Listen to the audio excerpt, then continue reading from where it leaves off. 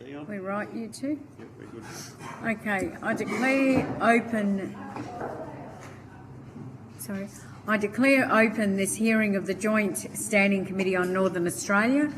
I begin by acknowledging the traditional custodians of the land on which we meet, the Yawuru country and Yawuru people, and pay my respects to their elders past and present. I extend that respect to all Aboriginal and Torres Strait Islander people here today. The committee will be conducting today's hearing in person.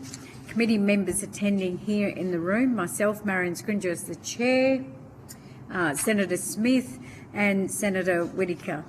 These are public proceedings being audio streamed live via the Parliament's website, and a Hansard transcript is being made.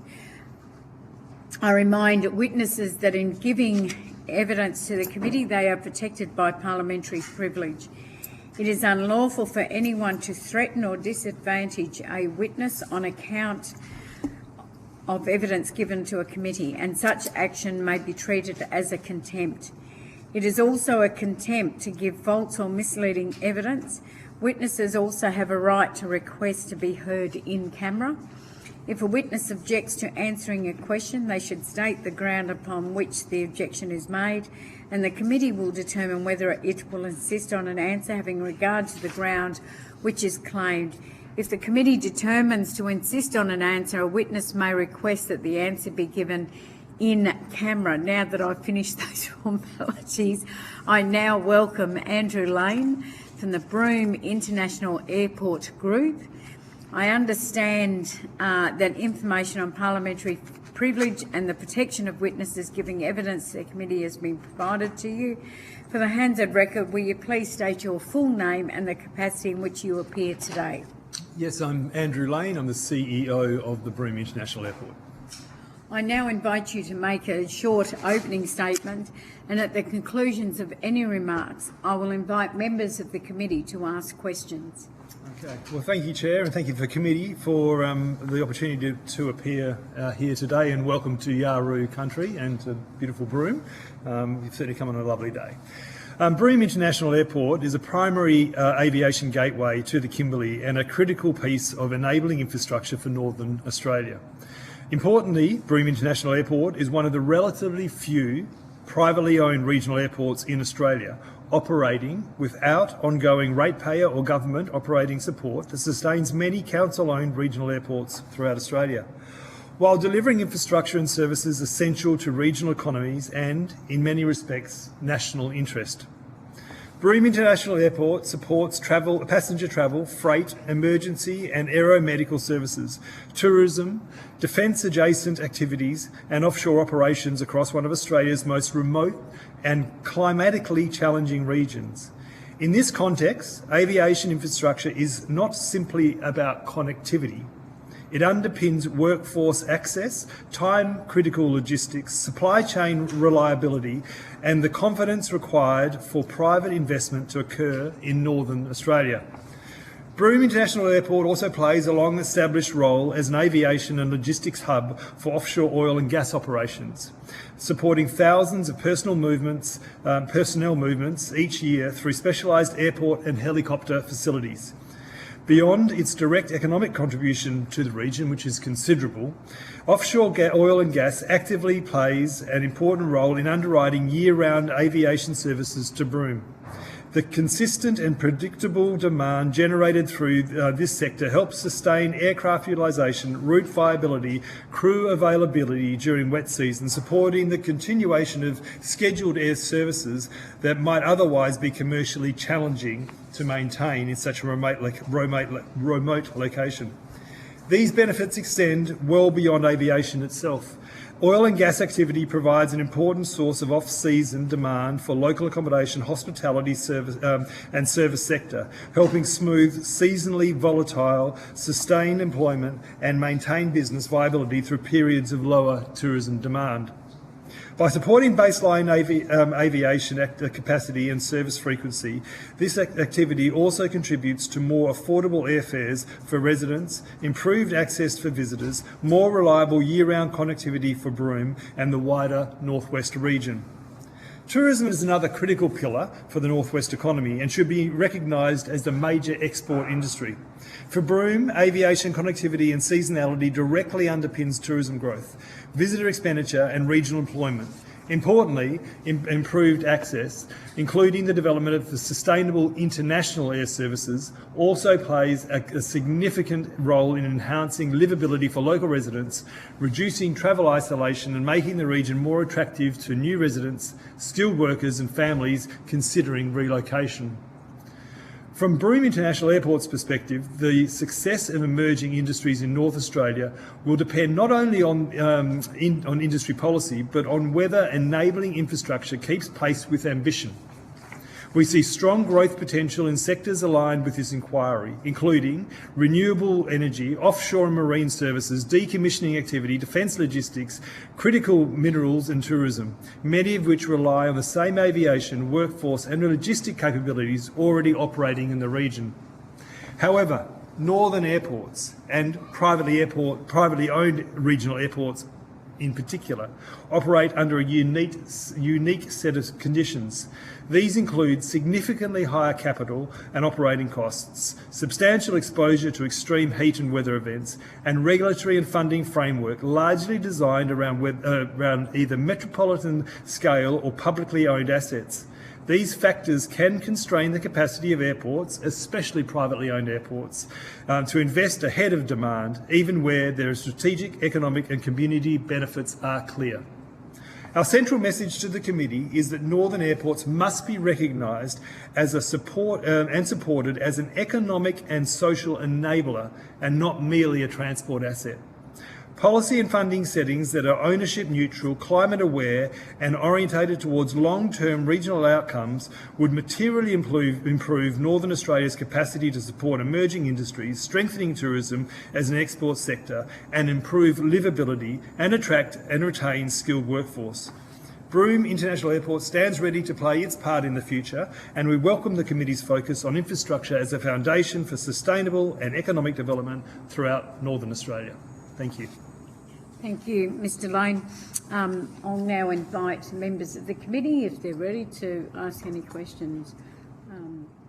Either Senator Smith or Senator Whittaker. Okay, Senator cool. Smith. Thank you very much for your evidence and participation today. Who are the owners of Broome International Airport Group?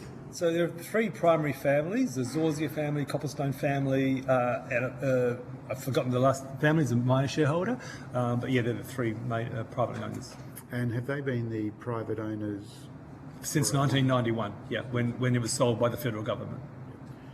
When we talk about aviation routes across Northern Australia, there's a lot of talk about underutilisation, which often refers to, how we can get more additional established carriers through regional airports, not just for passenger volumes, but also for freight.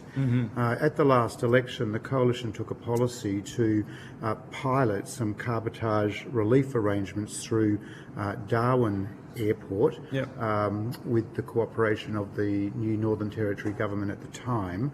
Of course, the Coalition was unsuccessful at the election, so the pilot wasn't piloted.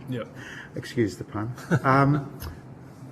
Do you have any attitudes around how we could better liberalise some of our aviation regulations to provide more throughput? And I'm not talking necessarily about the Etihards or the Singapore Airlines, but I am thinking about Scoot and others where the aircraft is smaller, frequency of routes might be more easier to establish out of Singapore, Denpasar, those sorts of places. It's something that gets talked a lot about in Northern Australia, but nothing transformative has yet emerged. What observations do you have? Look, I think a lot of it is about ensuring the right connectivity as well. Just a simple airline out of, for example, Singapore isn't necessarily the silver bullet that the region requires. If we are not a Southeast Asian destination by primary visitation, but what we are is European visitation. Specifically, German-speaking Europe love the Kimbley and want to fly directly into the Kimbley. sustainably. So if you're looking at airlines flying, for example, out of Singapore, and so certainly the commercial discussions that I've had with airlines, is you've got to make sure that you have seamless connectivity from the point of origin. So, for example, from Munich, someone getting onto a plane there, travelling down, their bags will go on at Munich and get off at Broome Airport, and through a seamless co-share type scenario. So, for example, if you were talking about Virgin Airlines as an example, that you could use their co-share relationship with Singapore and have direct flight access through there in a timely manner. So I'm thinking more of an airline travelling perhaps from Europe, but from Southeast Asia to Broome, then onward to Brisbane, Melbourne, Sydney, to provide more sort of flight options and connectivity.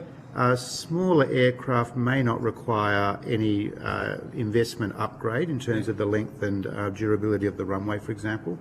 So I'm thinking, how do we sort of create some, let's characterise it as a sort of minor liberalisation of the arrangement so that we don't unnecessarily disrupt Qantas and Virgin, but recognise, of course, that they've got a market to protect as well. And that's why I'm thinking more in regards to sort of smaller type carriers like Scoot and the smaller aircraft, but providing those sort of onward journey links down into the southeast corner of the continent, but also perhaps links back into the... And of course, we often think about this through the lens of the passenger tourism experience, but actually freight's is very, very important. Very much so. Well, I mean, look, all airline, the general model is a mix of both leisure tourism, business and freight, right? If you get those three things working, then the airline route becomes more sustainable. I definitely think there is an opportunity, as you said, for those smaller type aircrafts to come in and hop through Broome and then down to places like Broome and Adelaide, and I think that would definitely work. So I think there is a commercial model behind that, for sure. Okay, excellent. Who are the competitors to Broome International Airport? Yeah, well, it's an interesting one. I don't think it is... Present or emerging? I don't think there is a competitor per se. I mean, there is healthy competitive tension with Pilbara airports like Port Hedland and Karratha, who are vying for the international, or the ability to have international flights come in and out of their airports. Having said that, we work pretty closely with them at the same time, so it's not particularly competitive. I mean, if you had to look sort of broader afield, you'd look at other sort of Southeast Asian destinations as more of a competitive thing, or destinations like Cairns. So anything that is sort of, I guess, from an Australian perspective, where people are trying to escape a winter to go north, then what makes it an affordable and easily accessible destination would probably be Broome's biggest competitors. We heard from, on Tuesday, we heard from, I'm going to get the acronym mixed up, MKN? Oh, Truscott. Yes, Truscott. Yes. Truscott. Yep. Everyone will understand that. Yep. Be able to visualise its location. We heard from them about their particular plans. What's the attitude of Broome International Airport to those propositions? Because Senator Still did draw to the committee's attention that they are supported by some quite significant players and operators and businesses up in the north. Yeah, look, well, Truscott is an active part of our ecosystem as well, and a lot of our sort of fixed-wing aircraft, Nexus Airlines flies from Broome into Truscott and then out onto further afield to the oil rigs. So from that perspective, it works well. I think if I sort of took a more macro view, and I mentioned it in my opening statement, the importance of the oil and gas industry to be hubbed in Perth from a hub and spoke type model is absolutely critical to Perth, to the Broome economy. As I said, it underpins Broome, especially in the wet season, in the off season when we're not getting the tourism. And there's been an economic study done by the Broome Chamber of Commerce on that, which is publicly available, which shows how important the oil and gas FIFO market is to to the economy in terms of capital injection, but also ensuring that there's a year-round RPT or regular passenger service of aircraft into Broome throughout the whole year, rather than seasonally adjusted. And so how would Truscott change that? Well, if the oil and gas flew over Broome and landed at any airport, and Truscott's not the only one who are sort of obviously vying for that particular piece of the pie, then you wouldn't get that FIFO or that resource capital injection into the town, and it would be crippling. Thank you. Thank you. Senator Whittaker. Thank you, Chair. Thanks for your time today. Pleasure. I'm interested in, could you give us an overview of the infrastructure that you've got at the airport and the condition of the infrastructure more broadly, so the runways and all of that? So the airport is mixed.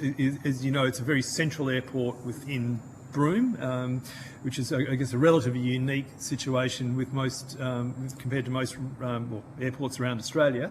It has a mix, so it has a very new departures lounge, check-in area and arrivals hall. The departures area is one we're working with the airlines on the moment in upgrading, but it has 4 bays for which RPT aircraft can arrive. It has a separate section through to the north, which is for the heliport infrastructure, so hangars that are leased out to Shell, Impex, PHI and alike, and a separate check-in and departures hall there for the FIFO workers. And then we have a whole separate wing for what they call GA or General Aviation, which are hangars leased out to small aircraft businesses that support the Broome economy in the northwest. And what's the volume of work that goes through the airport at any given time? Well, I mean, volume of flights, we have, I think there are 3 flights daily from both Virgin and Qantas that come into the airport basically year round. That seasonally adjusted because we get probably a few more Qantas flights from the East Coast, which are seasonally affected. And it's one of the things I'd love to discuss today as well, is the ability to make a significant economic impact to the region by pushing those seasons out for those East Coast bound flights. I think that one of the biggest factors affecting Broome specifically, and probably the northwest, is its seasonal limitation, and I think if it wouldn't take much to push that out by a couple of months on either side to make the economic model of investing, especially investing infrastructure in Broome, to be a very different economic model from a return on investment perspective. Then in terms of flow through volume for the airport, we do about 450,000 passengers a year through the airport, with a target of reaching within the next couple of years 500,000. Perhaps we can come back to your point about extending the seasonal peak, but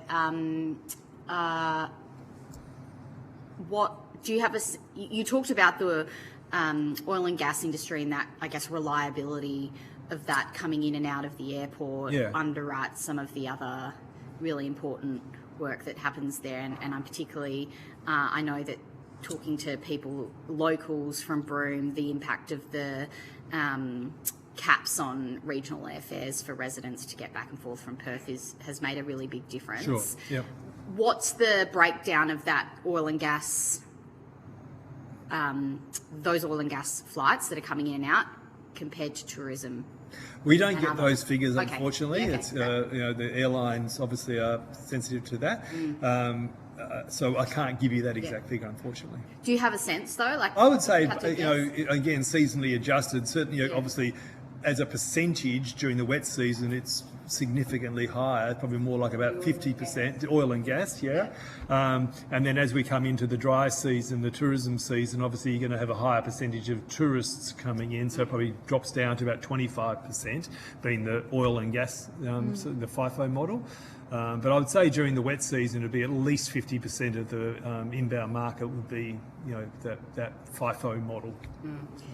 Do you worry then with most of those offshore rigs coming their end of life, about what the impact of that would be on the airport and I guess the broader Look, I think that economy. when you say end of life, and when a lot of the shell impacts, when we're talking to them, they've still got 30 years left sure. on them. So end of life is a broad term. 2 decades away, and I think that if we can then, during that time, be building up a strong leisure destination, then I think that the airport could be, or the region could be supported by more leisure and corporate. I know there's been talk about, for example, a convention centre being built here. I think that would be a massive and significant asset to the town to again extend those seasons and take a more corporate market to it. You've got the port infrastructure that's just been built and bringing the cruise ships in. Again, things that are looking at not just the peak season, and cruise ships do that, they push out those shoulder seasons. So yes, while obviously we would like the oil and gas to continue for a lot longer than 30 years, I think 30 years is a good runway, but to build up that infrastructure. Mm-hmm. Do you want to talk a little bit about what you mentioned in a couple of answers ago to me about extending that seasonal time frame? What would that look like? What would it take to do that? I think that, as I said, I'm relatively new to Broome. I've started in the role in November, so I guess I've had a strong tourism background. I used to work at Tourism Australia. I've been on the board of Tourism Western Australia. I've worked in sort of tourism all my life. I come to Broome in the northwest with a fresh set of eyes, and I can see the opportunities and the threats. And I think that if I had to sort of pick almost a silver bullet, and it's almost a silver bullet with what would really be a game changer for Broome, I could almost limit it down to 3 key things. And the primary one of that is seasonality. If we can push out the seasonality to make businesses, specifically hospitality, accommodation businesses, more of a year-round product rather than incredibly seasonally affected 3 or 4 months a year, then the ROI model on future investment becomes a lot more sustainable. If you're trying to do that return on investment model on 3 or 4 months a year, it just doesn't stack up, especially with the significantly more expensive cost of development up here. Then I think it's a real threat to the region more broadly. I think that as I said to you, that if we can get investment around and government support for things like convention centres up here, and I know there's a business model being done with that, if we can use funding, and there's opportunity to use state funding to encourage and underwrite air services to push their seasons out, so that more people can come to Broome in what is seen as the shoulder seasons, then I think it would make a massive impact to the region more broadly. It's not just Broome, but once people get to Broome, they travel further afield. And that's where I see the huge opportunity with international flights as well, is you have people who will come from other destinations who aren't so restricted or don't have the mindset of coming during that high season, where Broome is full, but can come in other areas. But they're also a lot more predisposed to regional dispersal, which is absolutely critical to the growth of the northwest. Mm-hmm. So when we think about origins of those particular types of travellers, are they Europeans? Yeah, primarily European. European is definitely the strongest growth, target international market for the Kimbley, for sure. And that's where that connectivity piece from the international perspective is just so important. I'm a firm believer that a singular route out of Southeast Asia is not a sustainable route for the northwest. We're not a Southeast Asian destination. If you look at Southeast Asia, what they want to do when they come to a country is generally a lot more that urban shopping and that sort of tick the 5 boxes for tourism attraction, not dismissing what they want to do with that. Whereas your German-speaking Europeans, for example, are a lot more predisposed to getting in a 4-wheel drive and heading out to the Great Outback, doing a lot more of the First Nation, the Indigenous tourism experiences and that sort of thing. And I think it's a huge opportunity. You talked in your opening statement about government should recognise tourism as a major export industry, and that's a theme in a number of the submissions we've received. Okay. Could you talk to us about what that means practically, like what would recognising it as such look like, and what would the impact be on the local tourism economy here? Yeah, and look, so I hope I'm not repeating myself with this, but I think that obviously the tourism is treated, or international tourism is treated as an export market because it's obviously foreign money coming in, being spent on businesses here. How we attract that is the key part. At the moment, if you looked at sort of tourism inbound figures from Western Australia, the local CBD is seeing a significant increase in international visitation, but the regional dispersal not so much. In fact, that's gone backwards since COVID. So what we need to see is how do we make it easier to get international tourists into these regions.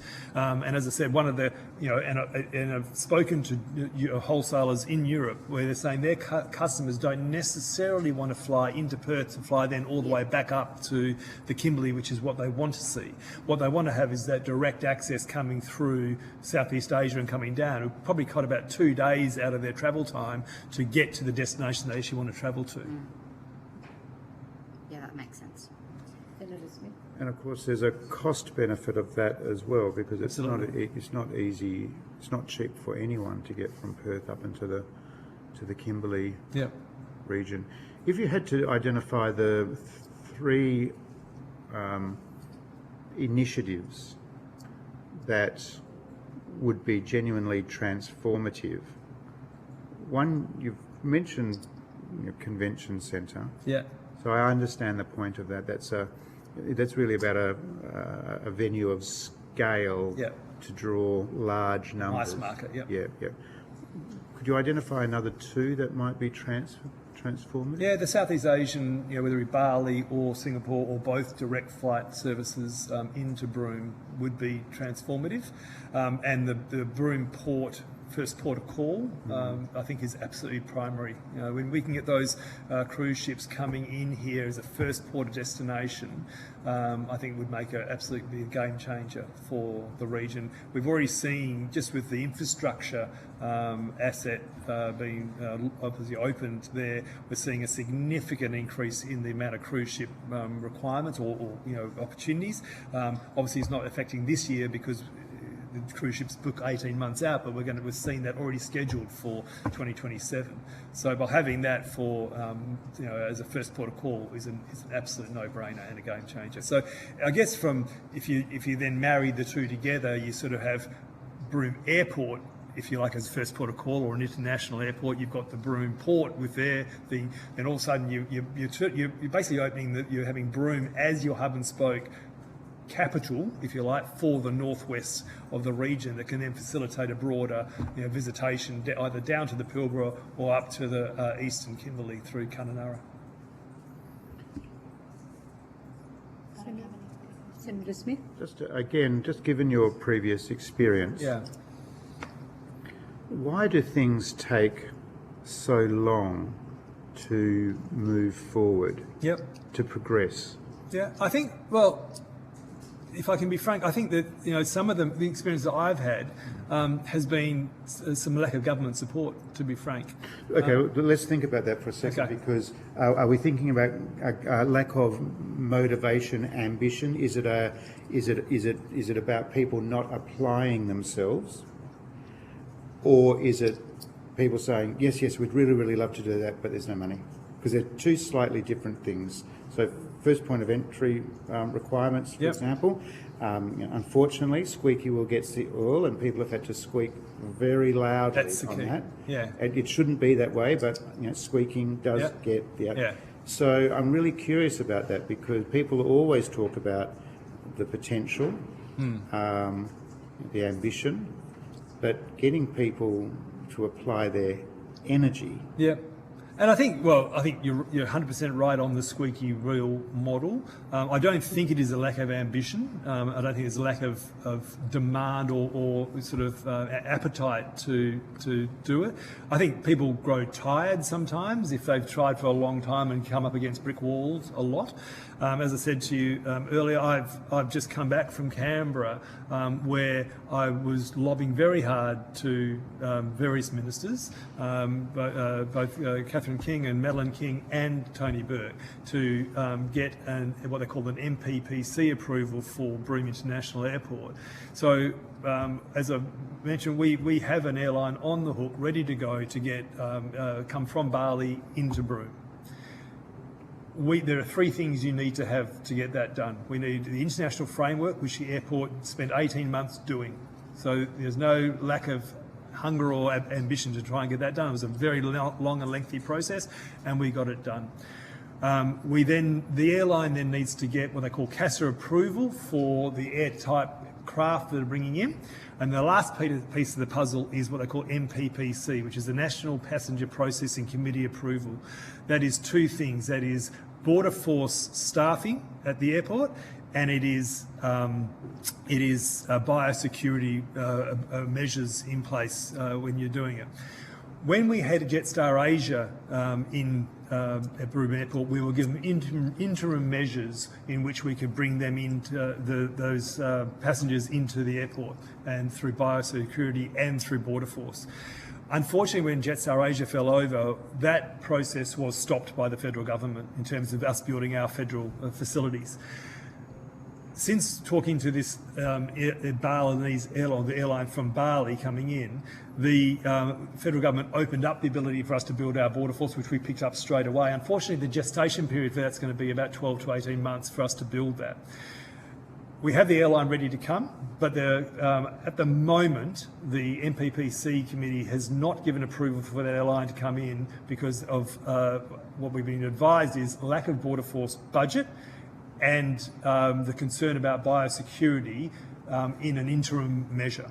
I've requested from the department an interim step-in to advise how we can mitigate the risk of any biosecurity concerns, noting and appreciating that the biosecurity risk out of Indonesia is probably higher or perceived higher than Singapore, but there must be factors in place that we can do to change and address those. Okay? If we got that tick of approval today, we could have direct flights from Broome into Bali and return by June this year. Guaranteed, contracted. Now that is a game changer for the region, right? And it's those first steps, if we can get that done, that's those first steps that we can put in place that would change Broome forever, I guarantee it. With that would then come Singapore flights. With that would come more seasonality. With that would come Germans, Europeans direct access into the Kimbley and the broader northwest. It's a game changer, and it's on our footstep, ready to change if we can get the right approvals in place. And Broome International Airport is not afraid to invest in it. We're prepared, to build that border force infrastructure permanency is going to cost about $6 million. At the moment, we're putting all that money up ourselves without any government funding.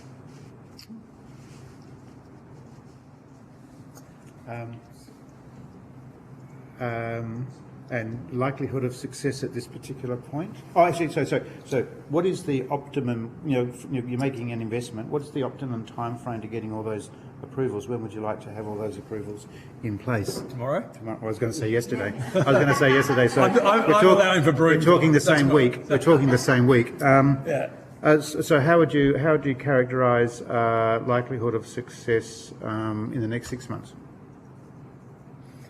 Look, if we can get the right people to apply the right pressure to the right people in Canberra, then I think we're probably about 90% there. As I said, we've got two of the three things that we needed to get that airline or to get international airlines in.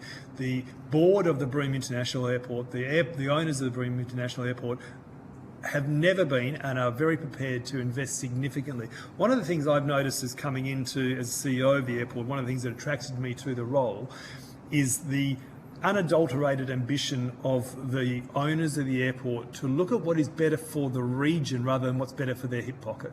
Right? So there is no return on investment model that stacks up about us spending $6 million of our own money to build an international airport, like an international facility, that's going to give the return on investment to the shareholders of the airport. Right? But what it will do is benefit the region. Okay? And the airport owners see themselves very much as the custodians of that airport, and therefore have the unique ability to benefit the broader region. And it is the first question I get asked anytime I put something to the board is, how will it benefit the region?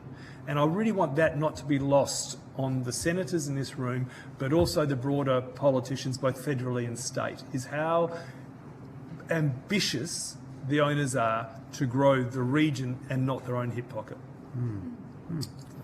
Well, we wish you every success. I'm very good at squeaking. Can you squeak? I'd appreciate it. I can squeak. Because it I've got a long record of successfully squeaking, so happy to help. Happy to help. I would really appreciate it, because as I said, I had meetings in Canberra with both Madeline King and Catherine King's offices, and the response was overwhelmingly supportive of what I'm trying to achieve. Right? And that costs them nothing. Correct. That costs them nothing. I understand. I would call that courtesy on their part. I understand, and I get that. Yep. Obviously, when I met with Minister Burke, who rightly so is more pragmatic because it's his portfolio and his budget. Correct. Right? But having said that, I can't underestimate the importance of this to the region and the significant impact that it would have to everything up here. When it talks about the livability, you talked about livability earlier.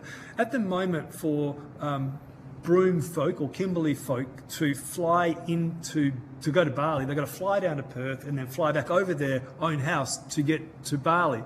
It costs them about 4 times more to go to a destination that's literally under 2 hours away. Right? And we can have a flight that's literally under 2 hours from Broome to Bali, and people can get that with, I think the sort of cost that we're talking about was around $200 each way. Right? So significantly cheaper. Now, that's really important for Broome livability, but then when you're looking at how do we attract the right workforce to the town and the broader region, when we can sort of show those type of initiatives and show that you can actually go to Bali for a weekend, then attracting the workforce to stay and retain in the town is very important. So. Right, I see. Okay, that's interesting. Okay. Makes sense. Yeah.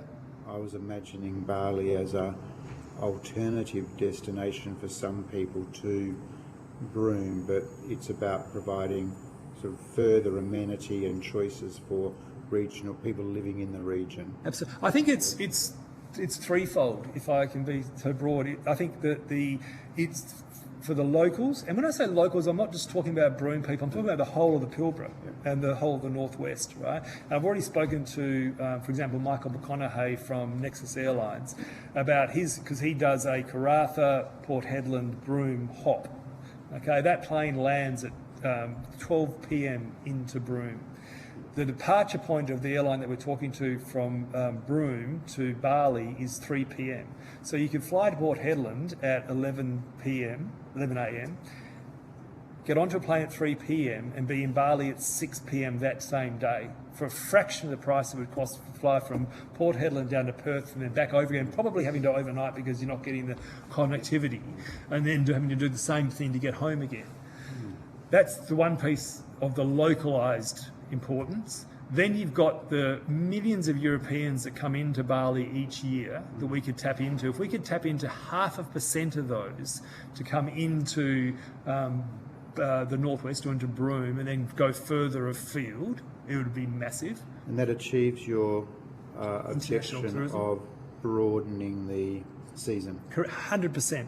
And the airline that we're talking to is wanting an all year round service. This is not a seasonally adjusted service. It's all year round. And the other part that it would attract is the youth market, because at the moment a lot of backpackers will go to Bali, and then if they want an Australian experience, they'll fly from Bali across to Cairns. right? If we could get them to come into the Kimbley, then it would do wonders both for the tourism economic outlook and create a path down to Perth or across the top, it doesn't really matter, but also a hugely sustainable workforce that comes in from on their working holiday visas. So that's the other part of the equation. More broadly, there's another part which is potentially attracting Balinese workforce into the Kimbley as well, but that's probably for another conversation down the track. But I see it as a huge opportunity as well. I'm convinced. Thank you, Chair. Senator Whittaker. I just wanted to ask Mr. Lane, when you have a look at, when you look at the region and the benefit to the region. Yeah. There's there's an external territory not far, it's about, I think, 14 to 20 hours from Christmas Island to Broome. But if you're talking about that Southeast Asian market, has there been, and with your tourism hat, how that would be, because I know that Christmas Island, there have been residents and people there wanting to increase the tourism and the traffic, to the north rather than to the south. Has there been any discussion with in terms of looking at how do you capture that market, but also provide connectivity? Residents and with that. It's really interesting you've raised it. No, it hasn't been looked at formally. It's actually a conversation that I had recently about how we actually could look at that as a model, and not just obviously Christmas Island, but Cocos Island as well. And I see there being a real opportunity. I mean, you could envisage a Southeast Asian sort of link through the Christmas Cocos Broome, route. Through that Asia Pacific. You'd want them to stay up this end rather than going down. Well, more importantly, to be honest with you, it's what the customer wants, right? So, as I said to you, I've spoken to European wholesalers who tell me that their customers don't necessarily want to fly into Perth to get on another plane to head up to Broome. What they want is to come to the destination that they want to travel to. And that's what we want to provide. Now, I'm sure if you had a commercial model that worked, that encompassed the Christmas and Cocos Islands as well, that it could be very sustainable. Oh, good. Okay. I might have a conversation with you quite separately, because that's it certainly gets raised with me, and I've had conversations with relevant ministers as well about looking at, because people were saying that live on Christmas and Cocos, that it'd be beneficial for them to go north, rather than all the way south, and not just culture but connection back up the north. So. And a person to talk to on that would be probably Michael McConaughey from Nexus Airlines, because he would be the obvious choice as someone who could do that. He's already flying that sort of, if you like, northern Michael McConaughey. So he's the owner of Nexus Airlines, which is a intra-state local airline. So he's an entrepreneur from Kununurra.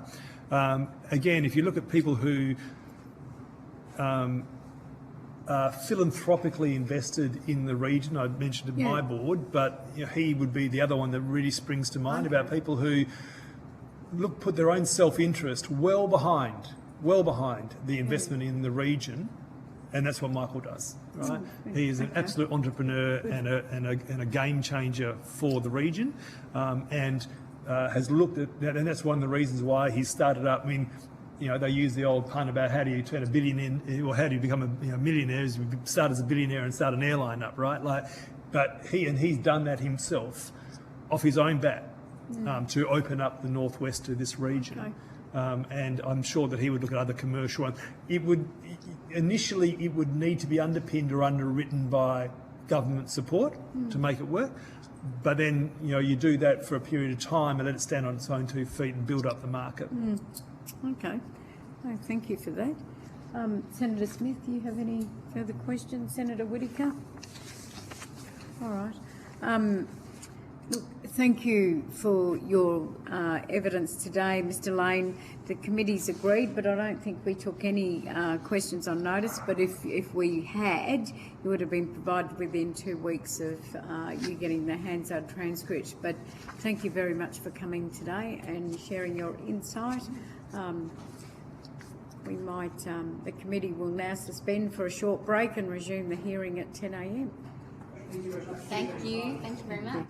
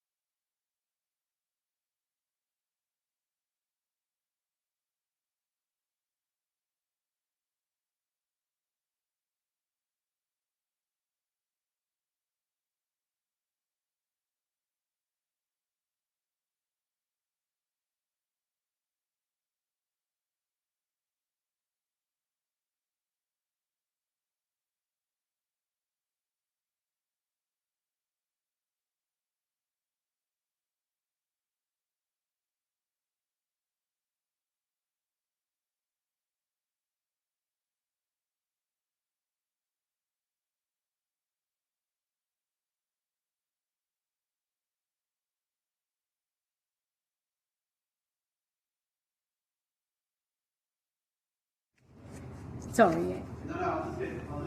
No, I've spoken to Senator Smith. He'll join us in and out. Yeah. Yeah,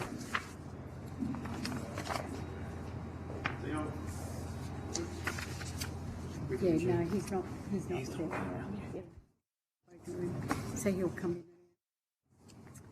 All right, we might start now, and I now welcome representatives of the Aquaculture Council of Western Australia, Tassal and Signet Bay Pearl Farm. I understand that information on parliamentary privilege and the protection of witnesses giving evidence to the committees has been provided to you. For the Hansard record, will you state your full name and the capacity which you appear today? My name is Justin Boulanger. I'm the CEO of the Aquaculture Council of Western Australia. My name is Jude Tyzak. I'm Manager of Growth and Regulatory Affairs at Tassal. My name is James Brown and I'm the Managing Director of Signet Bay Pearls. Thank you. I now invite you to make a short opening statement, and at the conclusion of any remarks, I will invite members of the committee to ask questions. But before you do that, Mr. Ballinger, I'd just let you know that Senator Smith will come in and out of the meeting. He will come in, but he's not yet. So, but Senator Whittaker and I will ask some questions once you finish your opening statement. That's great. Well, look, first I just wanted to thank the Standing Committee for the opportunity to present. We really always welcome the opportunity to talk about the opportunities of aquaculture, and this is a great setting within Western Australia, but Australia as a whole, to sort of explore emerging industries on a range of fronts, from a First Nations perspective, but also from a commercial perspective. So thank you very much for the opportunity to do that. So I think the opportunities we have for aquaculture to contribute to both economic growth, regional employment, and other societal benefits, particularly from the Kimbley, but from Western Australia as a whole, is really significant. We see that there are really significant expansion opportunities in areas like this.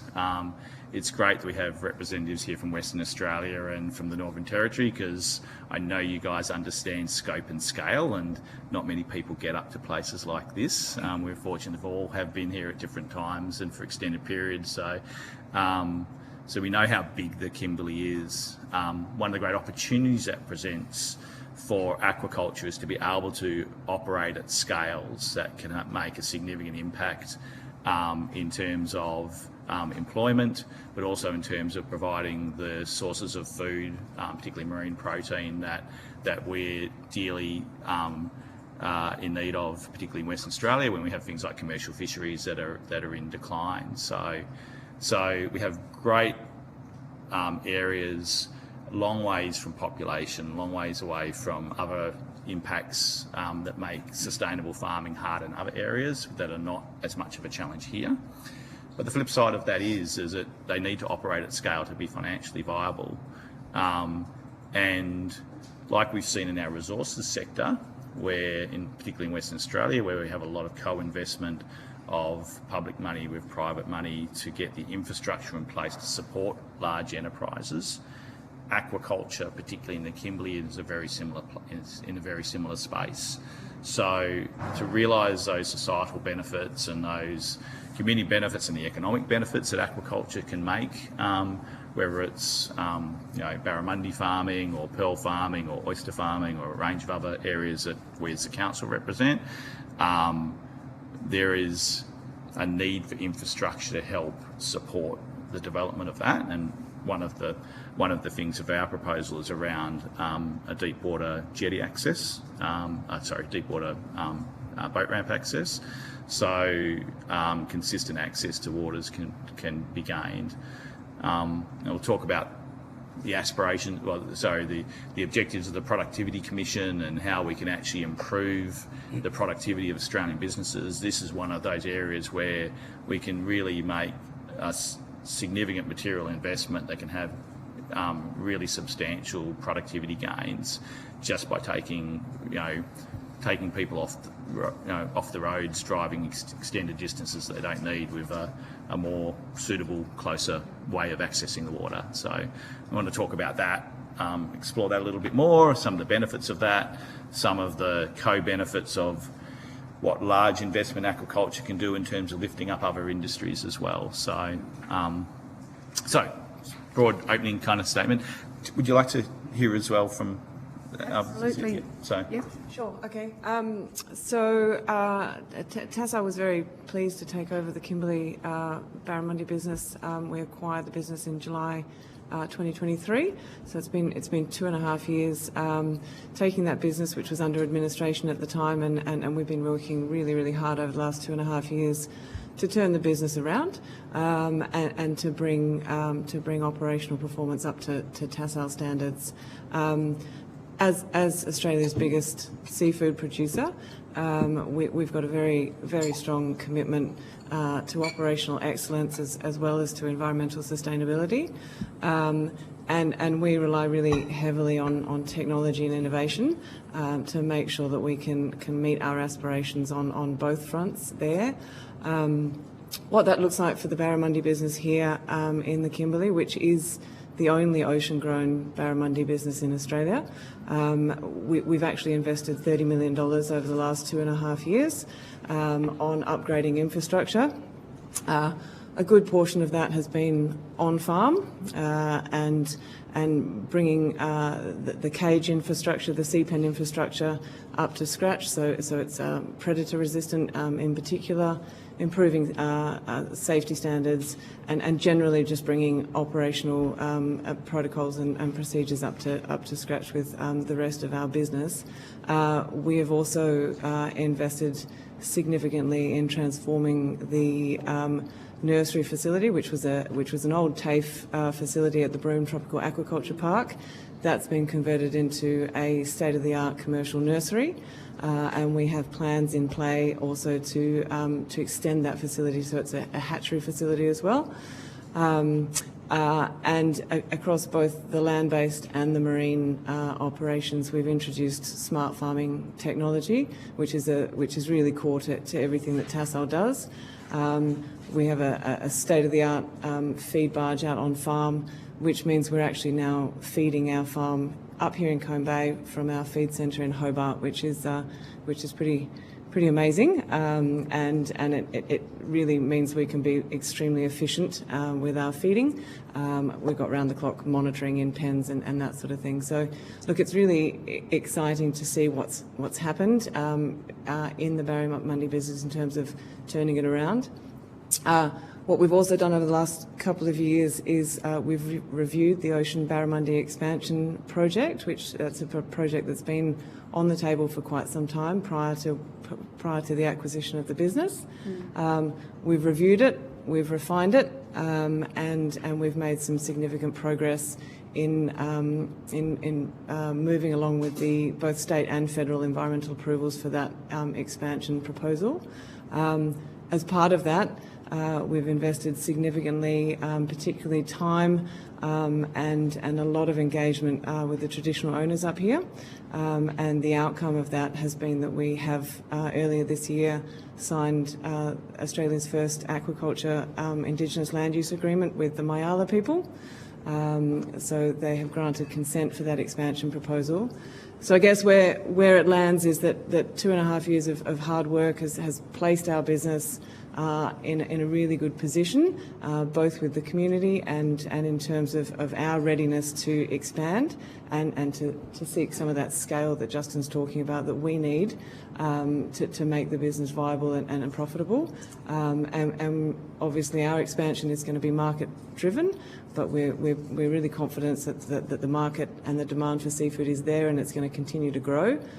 So we're very keen to get the other infrastructure in place that we need to make sure that we can meet that growth trajectory that we're hoping to achieve over the next 10 years. Yes. So to try and keep it brief, I guess just a bit of background. It is very, I think, opportunistic for this group to present, in unison like this, and probably represents the type of approach we've had to business in a region like the Kimbley. It's obviously got plenty of challenges, and I think we've got a track record of really trying to work as broadly as we possibly can. Because our family's history in the area has shown that you really do need to be able to work in the community, and you need to be able to try and bring as many people along for the ride. And I think economic development's the one thing that I would say that we really need to see more of in the Kimbley. We've had a lot of progress over the last few decades on a range of different things, but the regional economic development in remote areas is something that I think is still really challenging and very hard to compete with in other areas. I guess just a bit of background on our business. So my family's been working in the pearling industry this is our 80th year. So we've seen a range of different, phases of that industry. When we started, the industry was entirely based on the collection of wild shell for the value of the shell.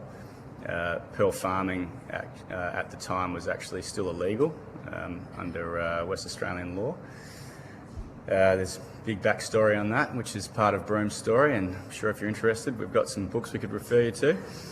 But we were one of only 3 companies that transitioned from the old shelling industry, of which there were hundreds, into the new pearl farming industry. And then my family was at the forefront of pioneering that at Cygnet Bay back in the 50s and 60s and 70s, and that industry boomed for many decades and was a major employer in the Kimbley. Over 2,000 people employed any given day in the most remote areas of the region as well. You can imagine it was very important to the population. And for that period of time, the pearling industry was in value terms, was Australia's most valuable aquaculture industry. It's suffered some issues about 15 to 20 years ago due to market issues and also environmental issues. We're seeing the onset of effect of warmer waters on a marine estate. I imagine you probably are aware of the extent of the marine coral bleaching that's occurring across the north of Australia. Pearling, thankfully, and other aquaculture species haven't been impacted by that, but I think it's just a visible reality that that we are facing a time of change in our marine estate, and we do need to be able to be diversified and I guess as responsive as possible. To that extent, our company has been through a major diversification over the last 15 years.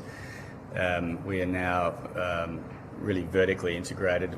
We take our products all the way through from production all the way through to retail, and we've integrated an educational piece on that as well to try and connect to consumers better, so we can actually tell our stories and hopefully improve the value of our products through the virtues, which are very difficult to retain through conventional wholesale supply chains. So a lot of that falls under what you'd consider to be tourism. So our farms are open to the public, and that's allowed us to also create Cygnet Bay as a multi-user hub in the region. We've always facilitated other businesses and other stakeholders' activities, but for the sake of this exercise, it's probably important for you to realise where it is, which is on the tip of the Dampier Peninsula, 200 kilometres north of here. It's 200 kilometres. 200 kilometres, very close to Adialun community, or Cape Levique, Coolgeman, Juddegen, Lombardina. So the bulk of the population on the Dampier Peninsula is close to the tip. That area is really the closest place by road to the Western Kimbley. So if you were to fly or drive across the Kimbley, like I'm sure you all have, between Broome and Kununurra, really apart from the Columborough Road, there's no other access. So, access to the Western Kimbley as our customs and our defence forces and so on know is really challenging. It's really challenging to know what's going on in these areas. It's also really challenging to operate in those areas. So it's been used as a hub for marine and aquaculture activities for more than 150 years, much longer than we have been there. And it's because of the natural assets of the area. So it has a natural harbour, which is protected to prevailing winds and cyclones and so on and so forth, and relatively good deep water for anchorages and such. So it's this today's discussion from us is really going to be an extension of what industry and everyone else has actually kind of sought out in the natural assets, and what we're looking to do really is to try and upgrade those to meet what you would consider to be normal in a modern environment, to give us the most opportunity to be competitive in a national and global framework. Okay. Is there anything further you want to add, Senator Whittaker? Thank you. So one of the things, Mr. Ballinger, that the Aquaculture Council, the key thing you advocate for in your submission is a multi-user boat ramp facility on the Dampier Peninsula. Could you just talk us through what you imagine that would look like, both in terms of the infrastructure that would be required, timeline, how much it would cost, those kinds of things? Yeah, absolutely. Yeah, so we think that the rationale for it is, as James is just referring to, is to be able to provide an all-weather and all-tide access point, which we don't have currently for nearly any vessels, but particularly larger vessels to access King Sound and the Western Kimberley, which is a critical areas we've just sort of James has just explained. We can talk a little bit more about that, because it's not just aquaculture, it's also defence, it's biosecurity, it's environmental management. There's a range of different user requirements that can be met out of there, which currently aren't. And so from a physical infrastructure perspective, we all know what boat ramps are, but it's to get that a boat ramp that is of a commercial scale, that can handle larger vessels and be able to be in a fairly unique area where you can, with the world's largest tides, where you can actually get boats in and out all the time. So there's not many areas that are suitable for that. James just explaining it, an area where we think that is. The supporting infrastructure that sits around that is obviously all-weather road access. That's obviously really important. The longer-term aspirations are to get somewhat of an industrial park associated with the boat ramp, so some additional activities around servicing sites, but also potentially processing offtake of aquaculture products could occur as well, providing some local employment opportunities. So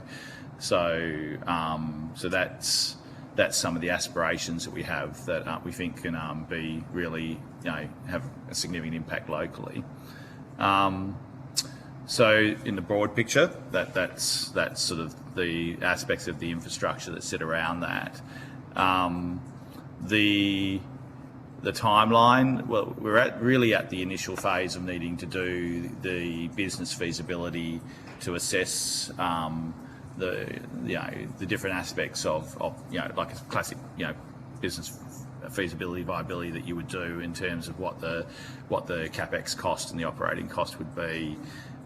There's a process to go around the governance about how that would work in terms of the management of the site, but also some discussion with the local First Nations groups in terms of there's private land owned by Cygnet Bay Pearl Farm, but then there's obviously an intertidal transition where there's native title before you get into the water. So there's some governance discussions around how those aspects would work and what sort of joint venture sort of type arrangement might come from that. So at this stage, we're at that phase of advocating, looking for the resources to do that. We think we may have some resources through the state government, yet to be confirmed, or part resources to undertake a feasibility, your standard sort of feasibility analysis.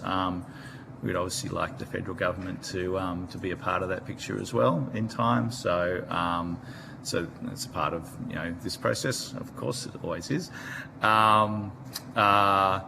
From a construction perspective, that would, all of the planning around the construction phase and the timeline for construction and commissioning and operation would form part of the feasibility plan. But from our perspective, from an aquaculture development perspective, we have a fantastic exemplar of sustainable finfish production. The only ocean-based Baramundi farm in Australia is operating in the Kimbley. Dassel are in the process of going through an expansion phase. I think it would be fair to say the sooner the better. Always is the answer. So we're really, our role as the peak body is to try and enable as much as we can for these things to work, as quickly as they can, but obviously in a sensible approach. So that's from the board's case. But. Sure. Look, I think as Justin said, the boat ramp infrastructure, it's quite simple infrastructure. It is a concrete boat ramp. Tassal uses these types of boat ramps extensively in our salmon business, and we do have quite a lot of experience constructing them and using them. They're big enough to allow tankers with our fingerlings in them to drive straight onto a barge. But it isn't kind of complicated infrastructure. Certainly in other parts of the world, it's reasonably cheap infrastructure. Obviously, up here in the Kimbley, everything is that much more expensive.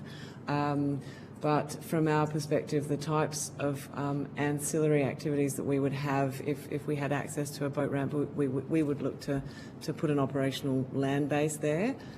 So we've got things like ice production, which we can do up there. At the moment, we are trucking our ice up from Broome. We would look to put processing. At the moment, our fish comes in from harvest. It goes straight on ice and gets trucked down to Perth, where it gets re-iced and then sent over east for processing. Now, from a supply chain perspective, that's kind of insane and is very, very costly because we then need to send the bins back up here. So we also think there's a massive opportunity, ocean-grown Kimberley Baramundi, in terms of having the product available up here on every restaurant menu, with all the cruise ships and everything. The provenance story is really, really strong. So we would look to look at putting some kind of processing facility up there. Staff accommodation is a thing. Also maintenance, both for vessels and for our farm infrastructure, so net servicing and that sort of thing. So there's a whole range of activities that we would look to put alongside that boat ramp facility. Obviously, with our ILUA, with the Myala people, we've made commitments for opportunities for employment and business opportunities. So with all that infrastructure there, as James mentioned, the Artialoon community, a lot of the population is up there in that area. That kind of hub there would allow us to offer local jobs. Obviously, most of the bulk of our jobs are out on the lease, which is out because it's a fair way out. So we do run in shifts. There would be potential for those kind of jobs to be there on site and permanent without needing people to go out onto the lease. So yeah, a huge range of possibilities. Also staff accommodation, did I mention that? Yeah, staff accommodation we could also put out there. James, have you got anything to add in terms of other multi-user kind of potential? Yeah, look, I think to expand on my introduction, we've obviously been working with Tassal for a long time, so they have been using Cygnet Bay to transfer staff from land to their water bases for many years now. Yeah. Oh, NPR prior to Tassal. Yeah. So. Anyway, so we're already facilitating a portion of their business activity, which I think's just indicative of the logic of the place to that. But in addition to that, and to try and highlight the strategic importance of the location, the relatively new marine parks, Kimbley Marine Parks, their entire marine fleet is based out of our farm, so they've got commercial moorings for all their motherships. They're on our leases, and they basically home port there.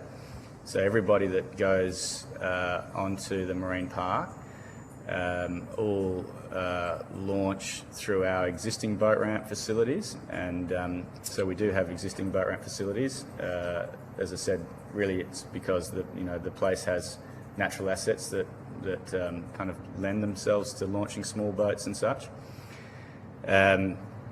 So they've been there for, I think, 4 years for the marine parks in terms of the fleet operations, and that's facilitated, I would suggest, hundreds, if not thousands of people that they've actually taken to and from the various West Kimbley areas. In addition to them, a lot of the Indigenous ranger programs now work alongside the marine parks in joint management. But even before that arrangement, the Baramundi rangers would operate their bigger vessels from our anchorage, again using either our commercial mooring or whatever it might be, and then launching to and from in smaller boats. And that's been going on really since the start of the Baramundi Ranger program, which I think must be coming up about 15 years. On top of those long-term local operations, other tourism industries, so other small boutique cruise boats, also choose to stop there rather than steaming all the way back to Broome. These are boats that have 12 to 24 people, that kind of really small boutique cruise boat. They generally cruise around quite slowly, 8 to 10 knots, and that saves them at least 2,000 litres of diesel each way, as well as not having to expose their boats to the western side of the Dampier Peninsula, which is obviously open ocean, whereas the rest of the Kimbley is a very irregular seascape with lots of bays and islands, and it's a very protected area for that fleet, which is one of the reasons why thousands of people pay to go on those boats. It's very picturesque. But the convenience of having a land-to-water interface on the tip of the peninsula gives them direct access from that relatively sheltered area straight onto land, and then they can just drive back now. And really the bitumising of the road over the last 10 years has probably, in my mind, solidified the rationale for why you would then add to that infrastructure piece. So that was a $90+ million project to complete the road. That was the last 80 kilometres or something, which was done during the middle of COVID, which has really helped the 2,000 odd people that live on the peninsula. You can imagine prior to that, anything from education, health, and obviously commercial activities with a dirt road makes it harder, whereas now we've got a bitumen road. It's much easier for everybody to actually get between Broome and there. In fact, I think it was 2 or was it 3 years ago when we had the Fitzroy River Bridge collapse. Is everyone familiar with that occurrence? When that happened, obviously a particularly large wet season event, but the only road that was actually open to Broome was the Dampier Peninsula Road. So Broome wasn't able to be accessed from the south, and similarly, the road between Broome and Derby was so badly damaged that they had to operate barges between Derby to Broome so that supplies were flown into Broome, put on a barge, and then steamed about 400 or plus kilometres around the peninsula to get there. You can imagine if we actually had a facility like this already on the tip of the peninsula, the barge has to go from Derby to Cygnet Bay, which is about I think about 90 or 100 kilometres, as opposed to the exposed ocean trip all the way around. So, just to highlight, I guess, the significance of the place, that was a lived experience that we can all remember. The other one, I guess, highlights it is just about every government agency that needs to access the water for various reasons does it as well up there. Some months ago, we hosted an emergency drill. I think it was run by DFAS, but it involved all of the, Norforce, DFAS, and all the other emergency services involved, including obviously the Indigenous ranger groups and every stakeholder that you can think of that gets involved in those types of marine rescue exercises. They all were based at Cygnet Bay and using it daily to launch and retrieve and conduct those exercises and come back. Again, that was done in the early wet season. Given the type of events we've had over the last 3 or 4 months with multiple cyclones tracking right over the top of the Dampier Peninsula, you can imagine that facilities that aren't bitumised and concreted, so to give you all weather, it's really up to chance whether or not you're actually going to be able to launch a boat off a typical beach type of thing in an emergency event. So that's where we've come from, and we see that an investment like this, given that the area already has natural assets that lend to it, should be relatively simple. This is not a hugely technical exercise like, for example, a floating jetty in Broome, which I would consider to be a massive technical exercise. Given the tidal regime around the entrance point and with huge currents and so on, I think anything around the Broome area is technically very, very challenging. The area we operate in is our oldest pearl farm lease because it is very sheltered. I guess the length of time that we've been there continuously farming pearls for, I don't know, I think it's 50-something years in that particular lease. Really sort of highlights the fact that this is a relatively sheltered area, technically easy. So that should relate to your question about technically cheap, given the fact that obviously until things are scoped out and all the rest of it, we don't have an exact number. But I would have thought this was low-hanging fruit in terms of what it would cost. And if we were to be able to get that done, in addition to the additional kinds of investments that Tassal explained, or Jude's explained that Tassal would like to put there, which would generate these local jobs on country very close to community. We also work with a number of local Indigenous entrepreneurs in the commercial marine space. These facilities not only would enhance what they're already doing, but it really should be a trigger for more of that type of opportunity. And so we see really great opportunities for growth of business growth within the local community in that commercial space. And I would point you to the 2 partners we've currently got up there, Rosanna Angus with her All-In Tours, and Willie Marr, who's just launched his own after being a Master 5 on one of the Kimbley cruise boats for the last 3 years. They're already pioneering that space, and we really do think that given better access to launching and retrieving vessels, you don't have to have such expensive vessels. The problem we've got right up there now is that if it's not small enough to easily launch off a beach or whatever it might be off the rocky kind of areas we've got, then you then have to have big tenders and you have to have bigger boats that can sit on anchors and so on and so forth. Whereas if you're in a normal area where you've got boat launching facility, you've got a greater range of vessels that can be put on and off trailers. It makes small and medium-sized business much more viable.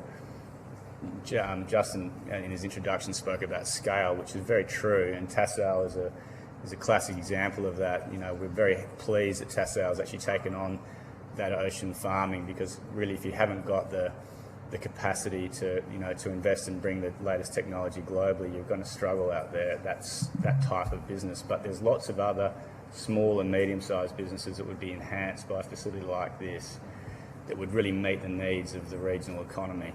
In addition to tourism, which is a really obvious one for our area, I know Justin's also been working in the tropical rock oyster space for a long time. So have I. In fact, we've got a family history. My grandfather and the Bardi people used to actually can wild oysters in the area. This is 60, 70 years ago, but it was a thing. Since then, our pearl farming enterprises has spread. We now have farms in New South Wales, and that's a different species, but we are there because we're supported by the DPI to help to diversify their aquaculture industry. They've obviously been the heartland of the Sydney rock industry for a long time. So in addition to growing pearl oysters and pearls in New South Wales, we also grow Sydney rock oysters and the Angazi local flat oyster and the Pacific oysters. So we've been doing that now for over 10 years. We've got a lot of real experience now, as well as, you know, I guess the lived experience of the rock oysters in the Kimbley. Got real experience in that market and that production system. It's only further enhanced my belief that the Kimbley's prime for a tropical rock oyster industry. There was a report done some 20 plus years ago that looked at it and already found it to be a very likely industry that suits the area. The main concerns at the time were access to market and infrastructure. As we said before, the road now being sealed really, you know, takes up that first barrier, and even some latent infrastructure such as leveraging off some of the pearling infrastructure. Artie Loon's got a Trocus hatchery up there that's been operating in a range of forms for 30 plus years. You know, so there's a lot of infrastructure and now access to market that really should make that work. And we've had Northern Australian CRC working with Northern Territory First Nations people for at least, I think, 10 years on developing the blacklit rock oyster opportunity up there, which should translate right down the coast. So I look at that and, you know, this is the type of infrastructure that would make the development of that really possible for the people of the Dampier Peninsula. Did you have a follow-up question, Senator Whittaker? Well, lots of my follow-up questions have been answered. That's all right. That's okay. But that, which is great. But, you know, I was interested in your engagement with the state government, and so it sounds like you're having productive conversations. But yeah, I could just expand that really on that quickly. Yeah, so the state government and the Aquaculture Council have gone through a process of developing a range of industry growth plans. So they identify the priority actions that both industry and government have collaboratively prioritised. And so there are 5 of those. One of those is specifically on finfish, marine finfish, and one of the priority actions out of that is to do the feasibility and the the work around establishing this deep water access point. So I think that's a common aspiration shared across government, scientists, policymakers and industry all identifying the same high priorities. So that's fantastic. Not surprisingly, in our own research, development and extension strategy, it's come up as well. So it's not a new thing. It's a proposal that's been around for some time. So there's there's absolute consistency across a range of stakeholders at a state government level, we're advocating for some resources at a state level to co-invest at least in the feasibility. But as I said before, I think the West Australian government and the federal and a range of federal government have got a great track record of co-investing in large-scale infrastructure, particularly in support of the resources sector. We see this as the equivalent, and rather than investing in rocks and dirt, we're now wanting to invest in food, which is what everyone in the state needs. So, so I think it's it's an obvious sort of decision, I think. So, yeah. Who else operates out of the Derby Wharf at the moment? That's a very good question. You could perhaps take it on notice. We could probably take it on notice. I know that there are servicing barges. You could probably better answer that question. Yeah. So the iron ore islands of Cockatoo and Coolin have been long running. Yeah. And the Derby port really has been the main facilitate and port for those barges. That's 70 years, I think. Outside of that, there's a very, very small number of tourism vessels. It's a challenging stretch of water, the southern part of the King Sound.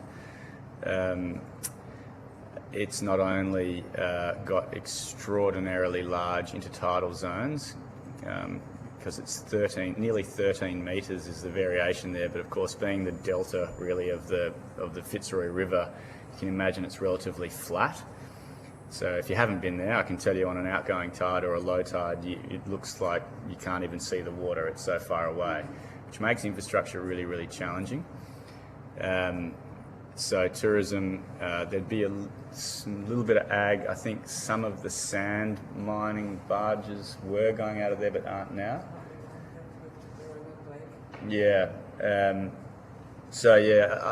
then the rest would have to be taken on notice to just get the stats from the port, but it's certainly never been like Broome, where there's at least 10 main industries that really heavily rely on the Broome port. Yeah.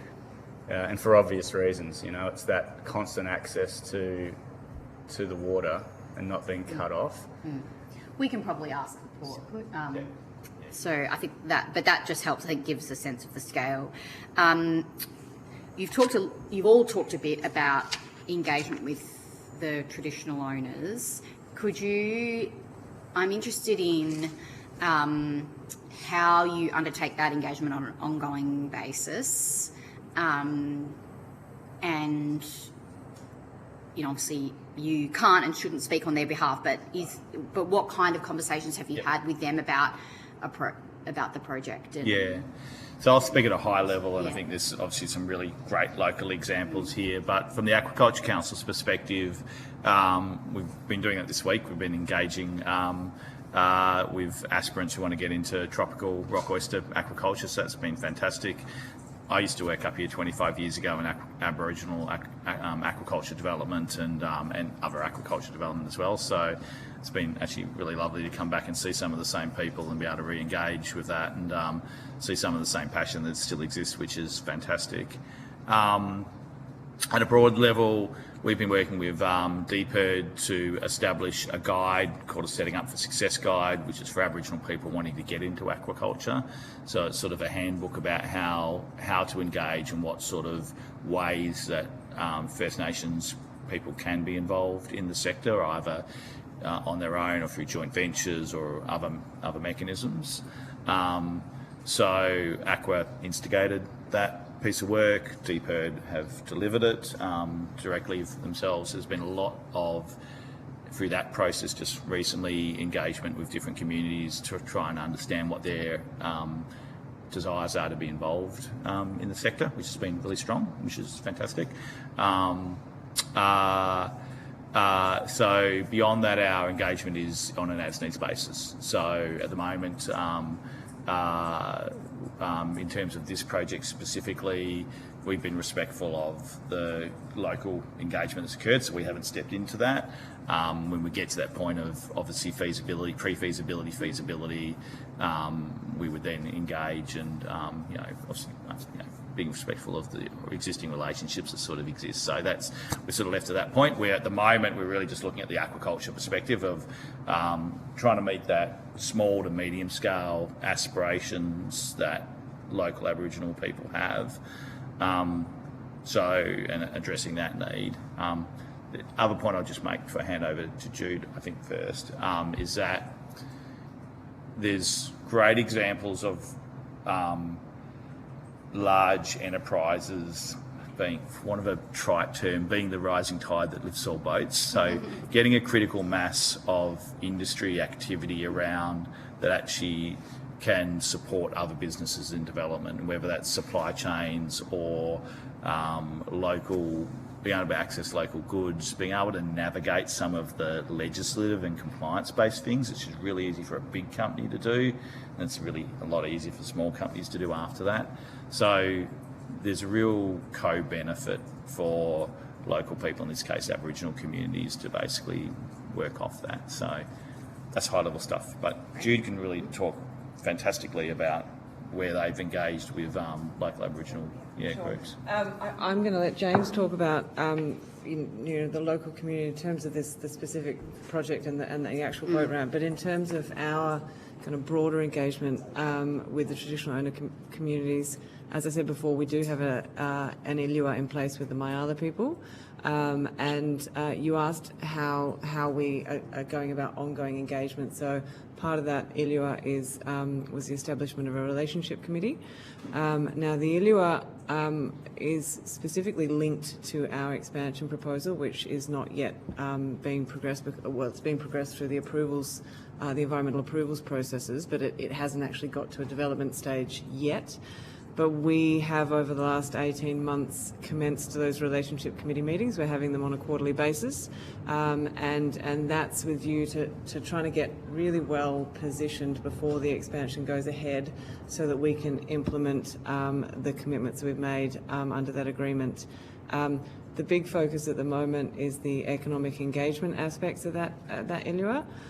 So jobs and training opportunities, business support opportunities, and one of the things that we think is particularly exciting and with a lot of potential is that we have made a commitment within 5 years to be able to involve and hand over our environmental monitoring work and contracts to Mayala people, or to a Mayala business or Mayala people. So this particular proposal, I think, is critical for that, because that would be an obvious thing to find those people in the community there that could potentially take on that work for us in partnership. So in terms of other traditional owner engagement, we are also engaging with the Dambi Mungari people, which is not so relevant over here, but we are talking to them on an ongoing basis about opportunities for collaboration, negotiating an MOU for the opportunities there with them as well. But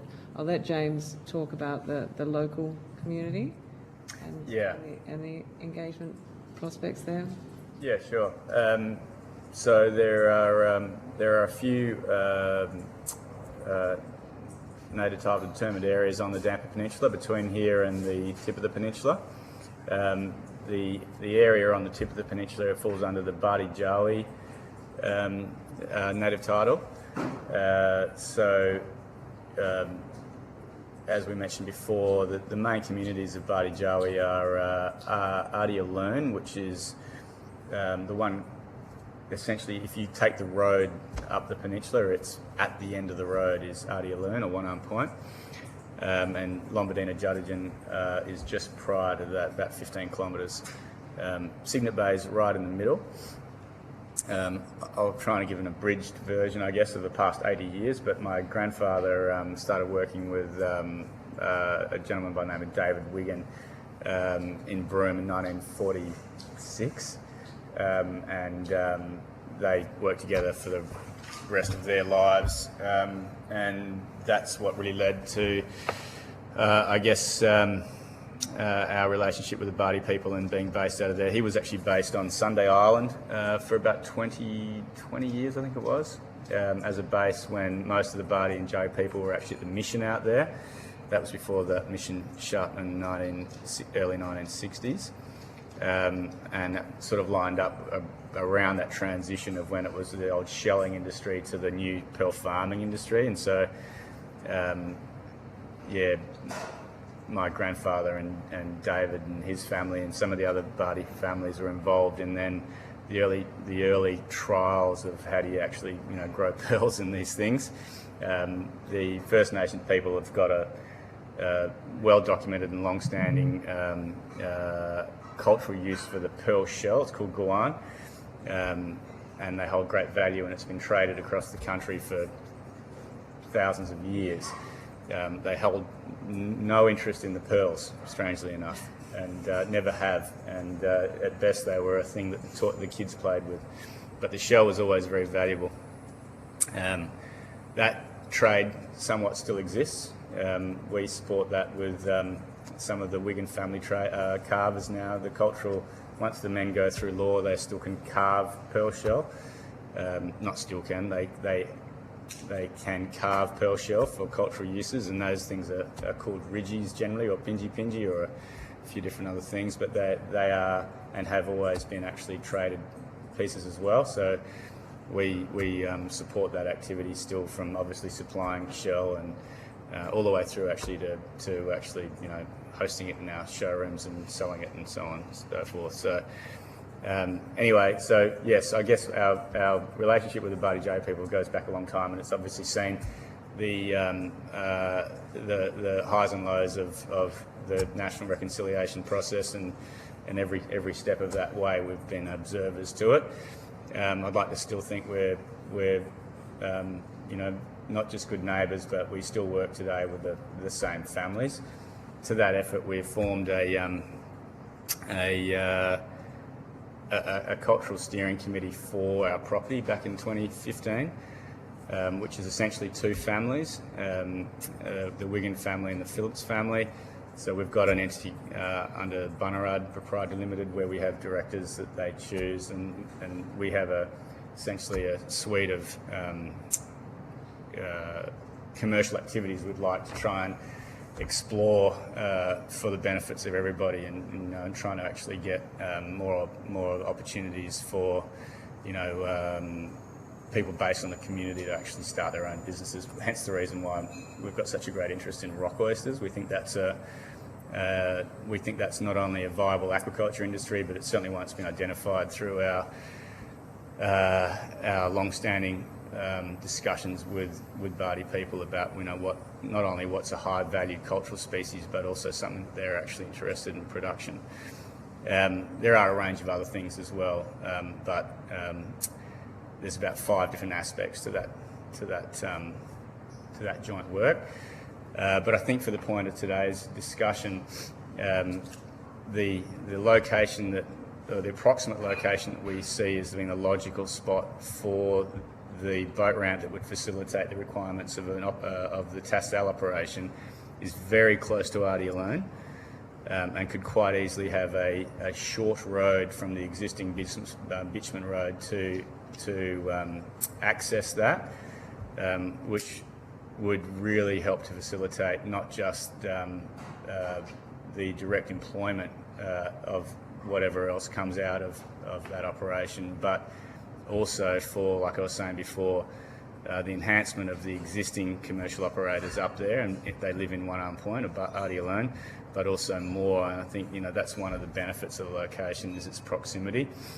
Obviously, there's there's the regulatory processes that Justin spoke to, and however the project solidifies from this point moving forward, we would want obviously not only the Ardialone Community Council, Juttagen, Lombardina communities, and obviously the PBC would need to be involved in that process. We would really think that if it was done in a holistic approach as a multi-years facility with the support of, you know, of a report such as this, and the support of a state and government backed, so that this isn't, you know, just kind of one stakeholder talking to another. It should really be a project that is got a regional view, that looks to, you know, how does it benefit every stakeholder as much as we possibly can. So, you know, I think that if we could take that type of approach to, you know, the next steps from here on in, however it was to work its way through, I think that would be great. The reality is that the location we're talking about, as I've said before, is already used by the Bardi-Jerry range. It's already used by Bardi-Jerry people, both for recreational and commercial use. So they're very familiar with it. This isn't something new. Yeah. They're already launching, retrieving boats there. They're already going to work there. They're already, you know, this is just part of our collective backyard, so to speak. So, you know, I think that there's always challenges bringing the entire kind of community, I'm talking nationally, along for a ride on any project. I think if we were to make sure that we approach this right, it should be something that the community would support if they, you know, can see opportunities that come out of it. Any other questions? Senator Whittaker. I might just ask some of my questions, and I'll start with is it Tyzac? Tyzac, yeah. Tyzac. Yes. Yeah, because I come from the Tiwi Islands in the top part of the Northern Territory, and my people for a long time have been, there's been a real interest in terms of aquaculture, and they did try. They had the sea cages in the water, and so that was trialled, and then, but I think the area where it was a cyclone went through and destroyed that. But this is very impressive. So you're saying, so Tassal, the $65 million investment into the region. Yep. With that, how much of that, and when I have a look at, so you're saying potential 150 jobs in the Kimbley region, how many of those jobs would be jobs of people that you would need to bring in, or how many of those jobs, what's the capacity for training and development? Yep. In this region with local people? Sure. Look, I think there's huge capacity for training and development in the region, and obviously it's much better for us if we are employing local people rather than having to bring them in. We have, in an aquaculture operation, we have a real range of jobs.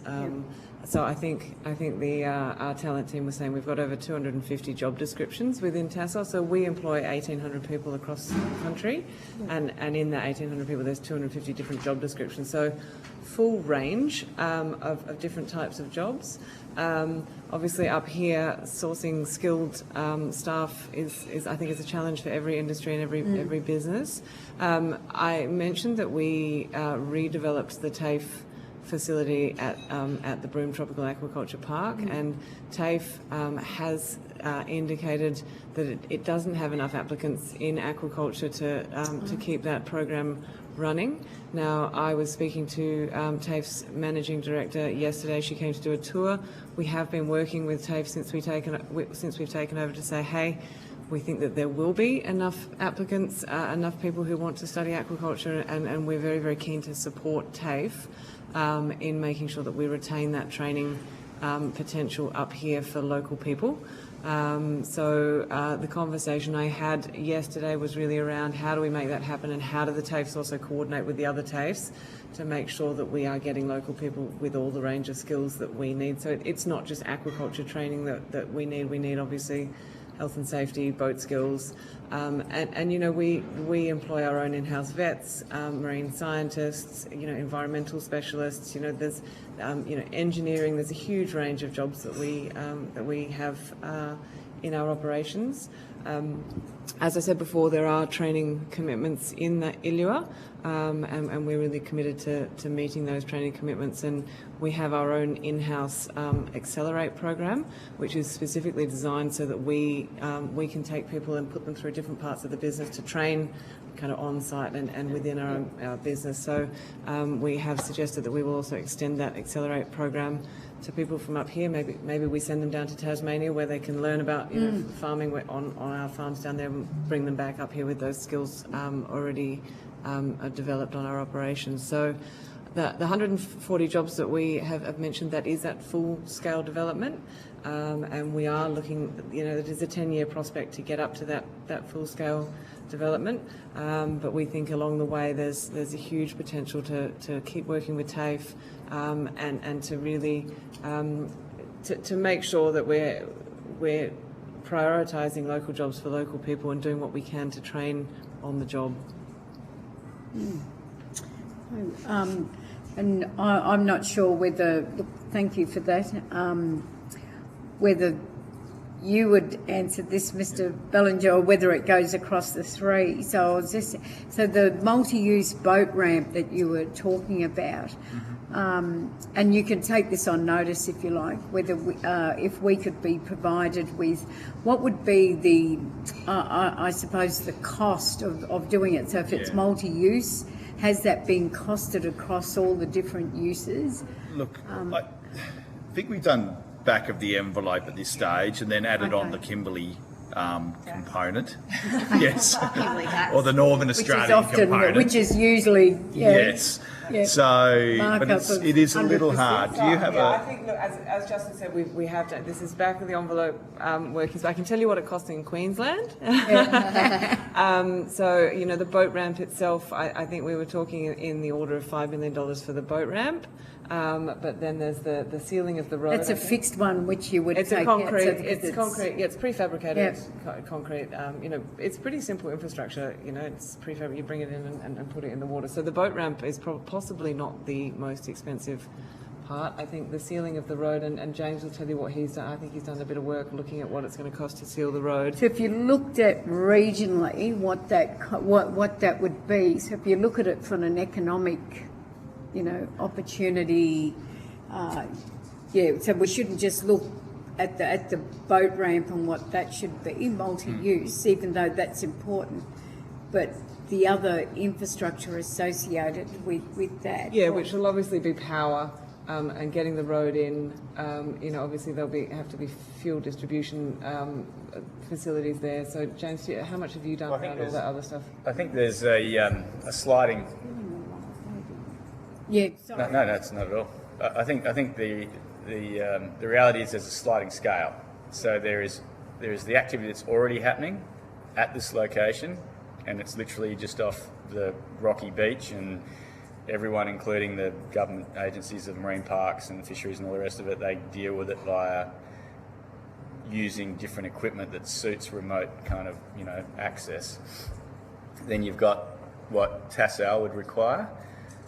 Which from the preliminary work we've done really is just a suitable concrete ramp that a barge can push up to. You're probably familiar with them back home.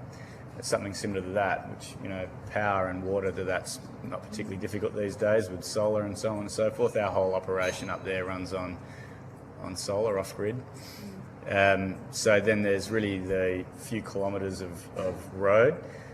We maintain all the internal roads because they sit on the property with just, you know, local bitumen and gravel. But again, you know, if it's got to be You say you covered that cost. we do that. Jane, Yeah, we do that, and we've upgraded it. I mean, again, from hurling perspective, we used to just drive 4-wheel drives out of, you know, across sandy dirt roads and be okay with that. Now it's multi-user. We've upgraded the roads with gravel so that, you know, you can get out there with a 2-wheel drive, and if people are taking a mini bus or a whatever it might be that they need to get out there, they can get out there. So I think there's a sliding scale. To answer your question about how does it work for the rest of the region and the rest of the opportunity to spin off this, I'd say that'd be part of the feasibility, is to sort of look at what different components of the industry, of the economy, that we could actually enhance. What would they require? I would suggest that the tourism, like the small boating tourism stuff, doesn't require much. You know, really the concrete boat ramp itself would probably be enough. Again, Tassal can be very explicit about exactly what they require, so that could be worked through in terms of dollars and cents. And then the rest of it, I'd say, would be looking at each different component that you think you'd be trying to target. And I'd be really excited by that piece of work, personally. I think just really quickly, So I think that just following from James said, the really interesting piece is what the multiplier effect is, or the return on investment effect is, whether it's just reducing the time of trucks on road currently between Broome and Derby and the carbon footprint of that, or whether it's stimulating the economy, local economies up there. Again, back of the envelope, sort of at a really qualitative level rather than quantitative level, but the opportunities that looks like that can generate look really significant, which is an exciting bit. So has the Aquaculture Council of WA looked at, you know, so if we look at a feasibility study. So you've done you've got the terms of, so you know what needs to be, and you've had the conversation with the different stakeholders. Yeah, we've got the broad sort of terms of reference for a feasibility study in mind and documented. So that's obviously requires a little bit more work to go to a tender and for those remaining steps. There's still some discussion to be had about, with other users in terms of precisely what their needs would be, but we know from experience that there is a demand and a need for this, whether it's, as I said before, just saving steaming time from Broome up to that point of, point of the Kimbley rather than, driving up the road. So we think there's a reasonably good foundation for other users to have, to see the benefit in it. Again, that would form part of that, pre-feasibility, feasibility sort of assessment. Can I ask that just be taken on notice, just as a follow-up for Sure. us at the committee, was how much would this cost? Yep. In terms of the multi-use boat ramp, across all of these sectors, what the Indigenous employment numbers would be, and that would include, the various projects, the employment and training for the region, not just Aboriginal employment, but if you want to grow the region, what's those opportunity costs, and the ranger program. I know, Mr. Brown, you talked about one ranger group, but is there a number of ranger groups that operate within? And Myala, which is the next saltwater group, is about 10 nautical miles. Anyway, it's essentially where the Combe Bay, the Tassal leases area is. So that's probably one of the newest native title determinations, and they've got their ranger program, I think, probably Starting in a moment, if not already starting now. Yeah. So there's more there, and like I say, everyone that goes onto the joint managed marine park vessels, regardless of which park or which joint managed group that they're working with, essentially start the process at Baramundi country and steam off from there. So it has a multiplier across, I would suggest, the entire West Kimbley. And potentially even further afield. I mean, I'd say most of their operations in the Clumbaroo area, probably don't have quite as much, but really between here and there, absolutely. And I think that's highlighted by the road as well. So I think what you'd find with this is that you'd be able to do more. Sometimes when we look at infrastructure, we think of boat, but I think we need to also look at roads as a key part of that infrastructure. Yeah, and again, the road between here and there, it's been around for maybe 5 to 10 years in its current form, but it's really about now the small bits that you can add to that at the tip that really enhance the economic opportunity, right? I think it's done a lot, like for operating up there on the peninsula. That road has significantly improved the reality of operating a business on the peninsula, right? And then joining that land-sea interface is the key to then really enhancing marine opportunities. Okay. So the next part of, so it was interesting, Mr. Bellinger, when you said that, I think it might have been you, Judy, said that there wasn't enough interest in the aquaculture training or interest in this. Look, I think obviously, as I said, when we acquired the business, MPA was under administration, and look, I'm not sure what the reasons are behind there not being as much interest in that training, but we are definitely certain that there will be, as we start to expand and grow. Yep. And as I said, we have indicated to TAFE that we will assist with offering facilities at the Broome Tropical Aquaculture Park. Where we've occupied the TAFE, the previous TAFE facilities, there's scope for us to say, put in a classroom there and help them retain that training, and outsource it, work with the other TAFEs as well where we can, to make sure that we're still offering aquaculture training for local people here. It's critical for us, so we're pursuing that. There's always Chair. There's always a timing issue with capacity and training and industry development. Trying to egg stuff. Absolutely, yeah. But I think the thing that gives us some encouragement is that we were at Lombardina community yesterday. We had 8 community members there interested in tropical oysters as smaller businesses. Another young Aboriginal lady who just blew us away in terms of her passion for getting into the same area. So I think that I'd love to see Broome and the Kimbley become our northern equivalent of Port Lincoln, which has got a number of different aquaculture enterprises at full scale and full capacity, with all of the training and peripheral industries that sit behind that. I think we can do that here. We've got such a long history in pearl aquaculture. We've got great examples in terms of Baramundi aquaculture and a lot of aspirants who want to do other things coming through. So I think the fundamentals are really sound and the timing's fantastic for that. So it gives me a lot of confidence that that the chicken and egg bit can start to work together a little bit better. So yeah.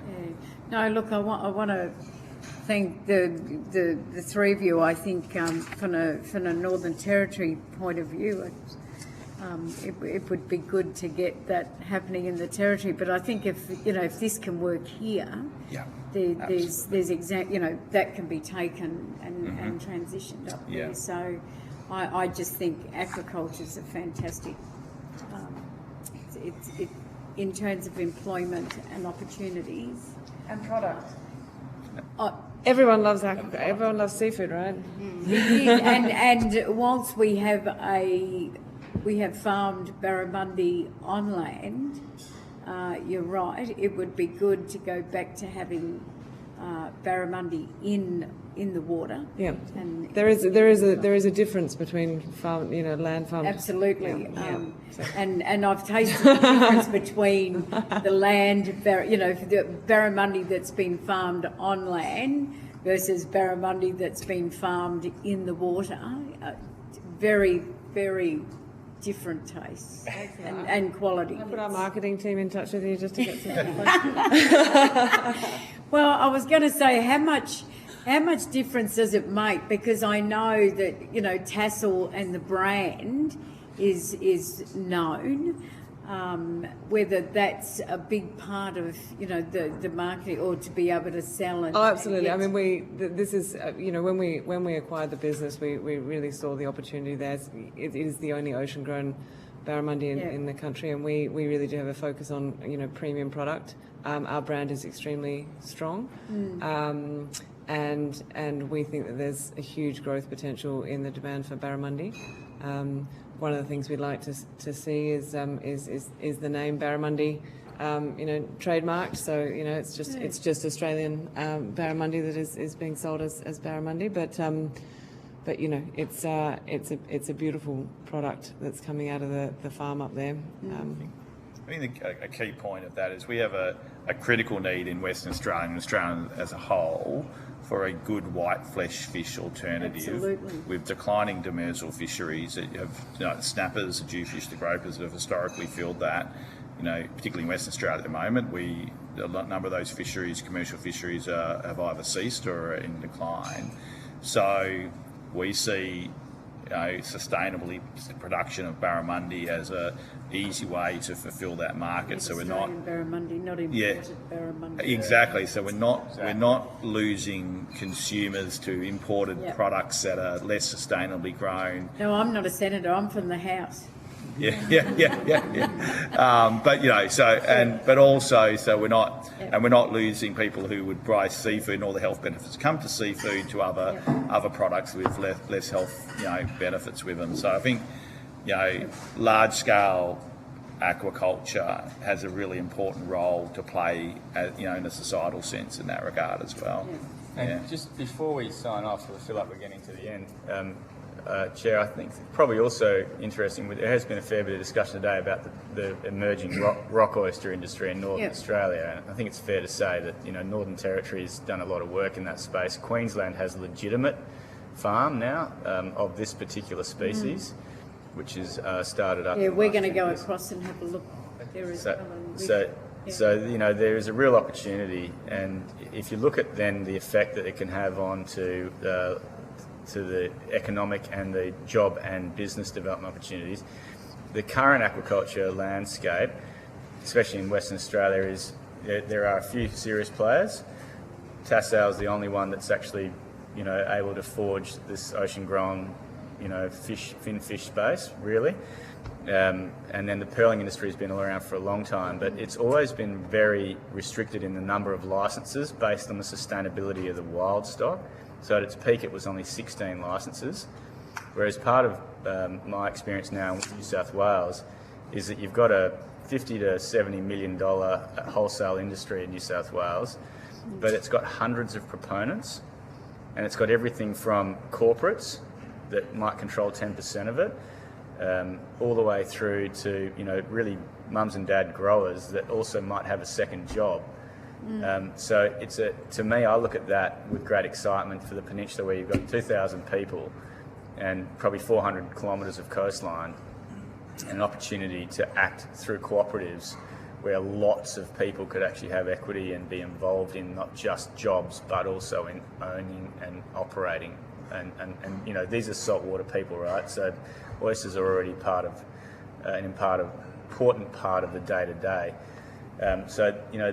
I really do feel like the stars are aligning, particularly with the fact that over the last 10 years or more now, the West Australian state government's been focused on the development of the southern rock oyster industry down in Albany. It's got its own hatchery down there now. That hatchery has already produced this species, the black rock oyster species. Which is what you're doing here. Yes, Yeah. and it's supplied them already to trials for our research and development into Cone Bay, which is essentially where the Tassal Group farms. So, we've kind of got the bits of the puzzle.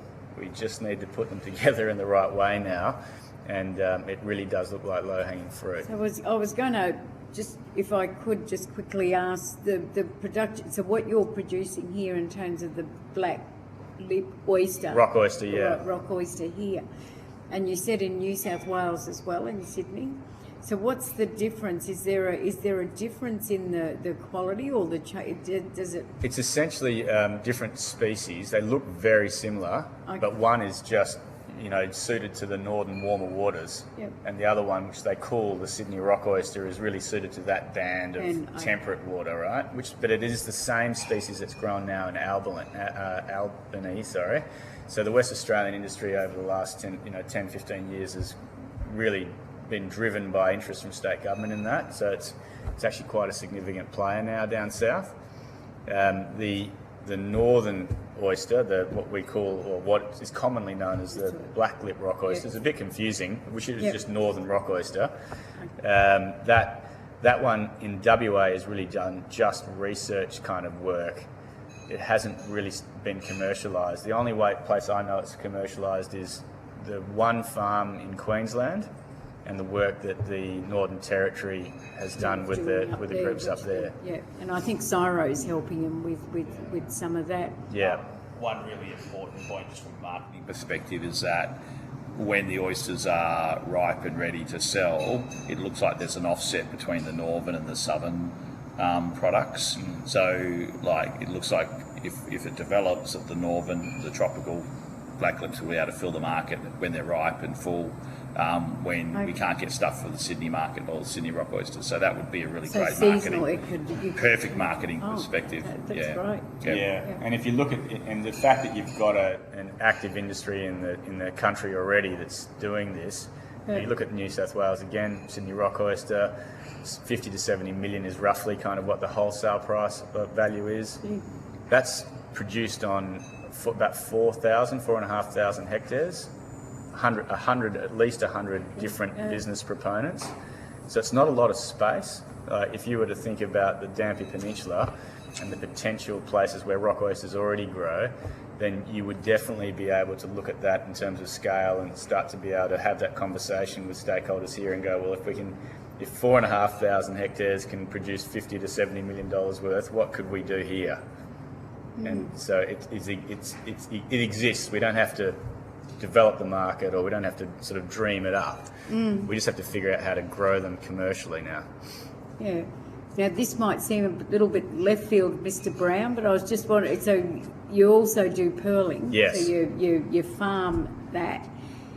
The meat, so once you harvest that, what happens in terms of production and retail with, I get the pearl is a commodity and it's an asset and that's what you sell.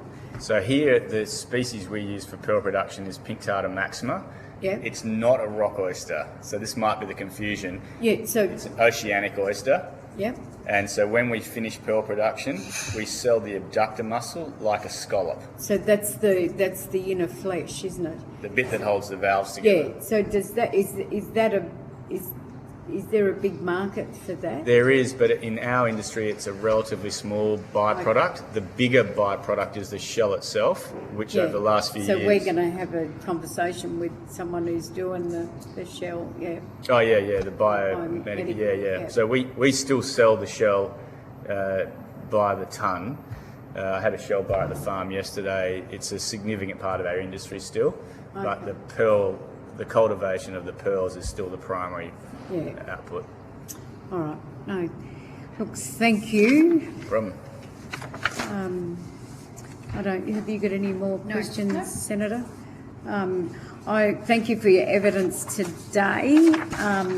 We will get those questions and we'll just refine those questions. And Mr. Bellinger, if the three of you are happy to receive those questions on notice, there's a 2-week turnaround in which we'll require your responses back. So if we could get that would help with the committee's deliberations. So it'll be high level at this stage with the information it'd only be for the purposes of the committee. So you could make that, and we could make that clear that we wouldn't use it. So if you didn't want us to use that, if there's commercial in confidence or there's sensitivities in that,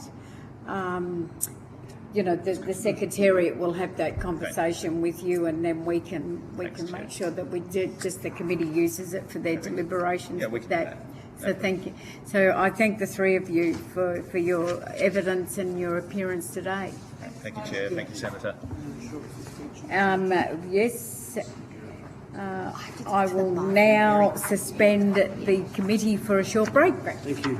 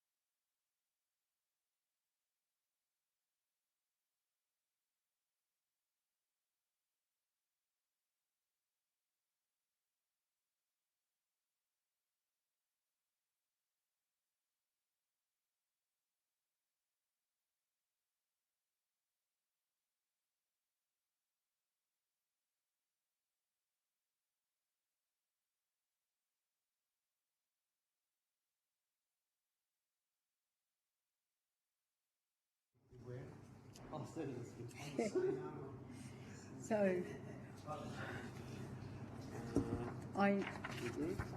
we're good.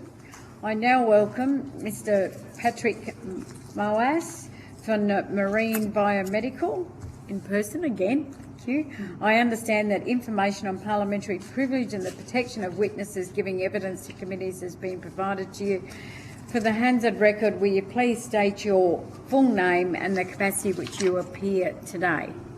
Patrick Bernard Mose, in the capacity of co-founder and chief operating officer for Marine Biomedical. I now invite you to make a short opening statement, and at the conclusion of any remarks, I'll invite members of the committee to ask questions. Thank you. Marine Biomedical welcomes the committee's focus on enabling emerging industries in Northern Australia. As the first medtech company operating in Northern Australia, we demonstrate that high-value, global relevant, sovereign manufacturing can exist in the regions, but only when policy settings reflect the realities of operating here. We sit at the intersection of marine science, medtech, regional health and biosecurity. Marine Biomedical converts marine biomaterials sourced in Northern Australia and translates them into regulated biomedical products with global application. This represents a new industry for the Kimbley, one that contributes to sovereign capability, regional economic diversification, and a pathway for advanced manufacturing in the north. However, pioneering a regulated, export-focused industry in a remote region presents structural challenges that individual companies cannot address alone. Our first product, our premier product, Pearlbone, is currently under review with the United States FDA, with an outcome expected in early May.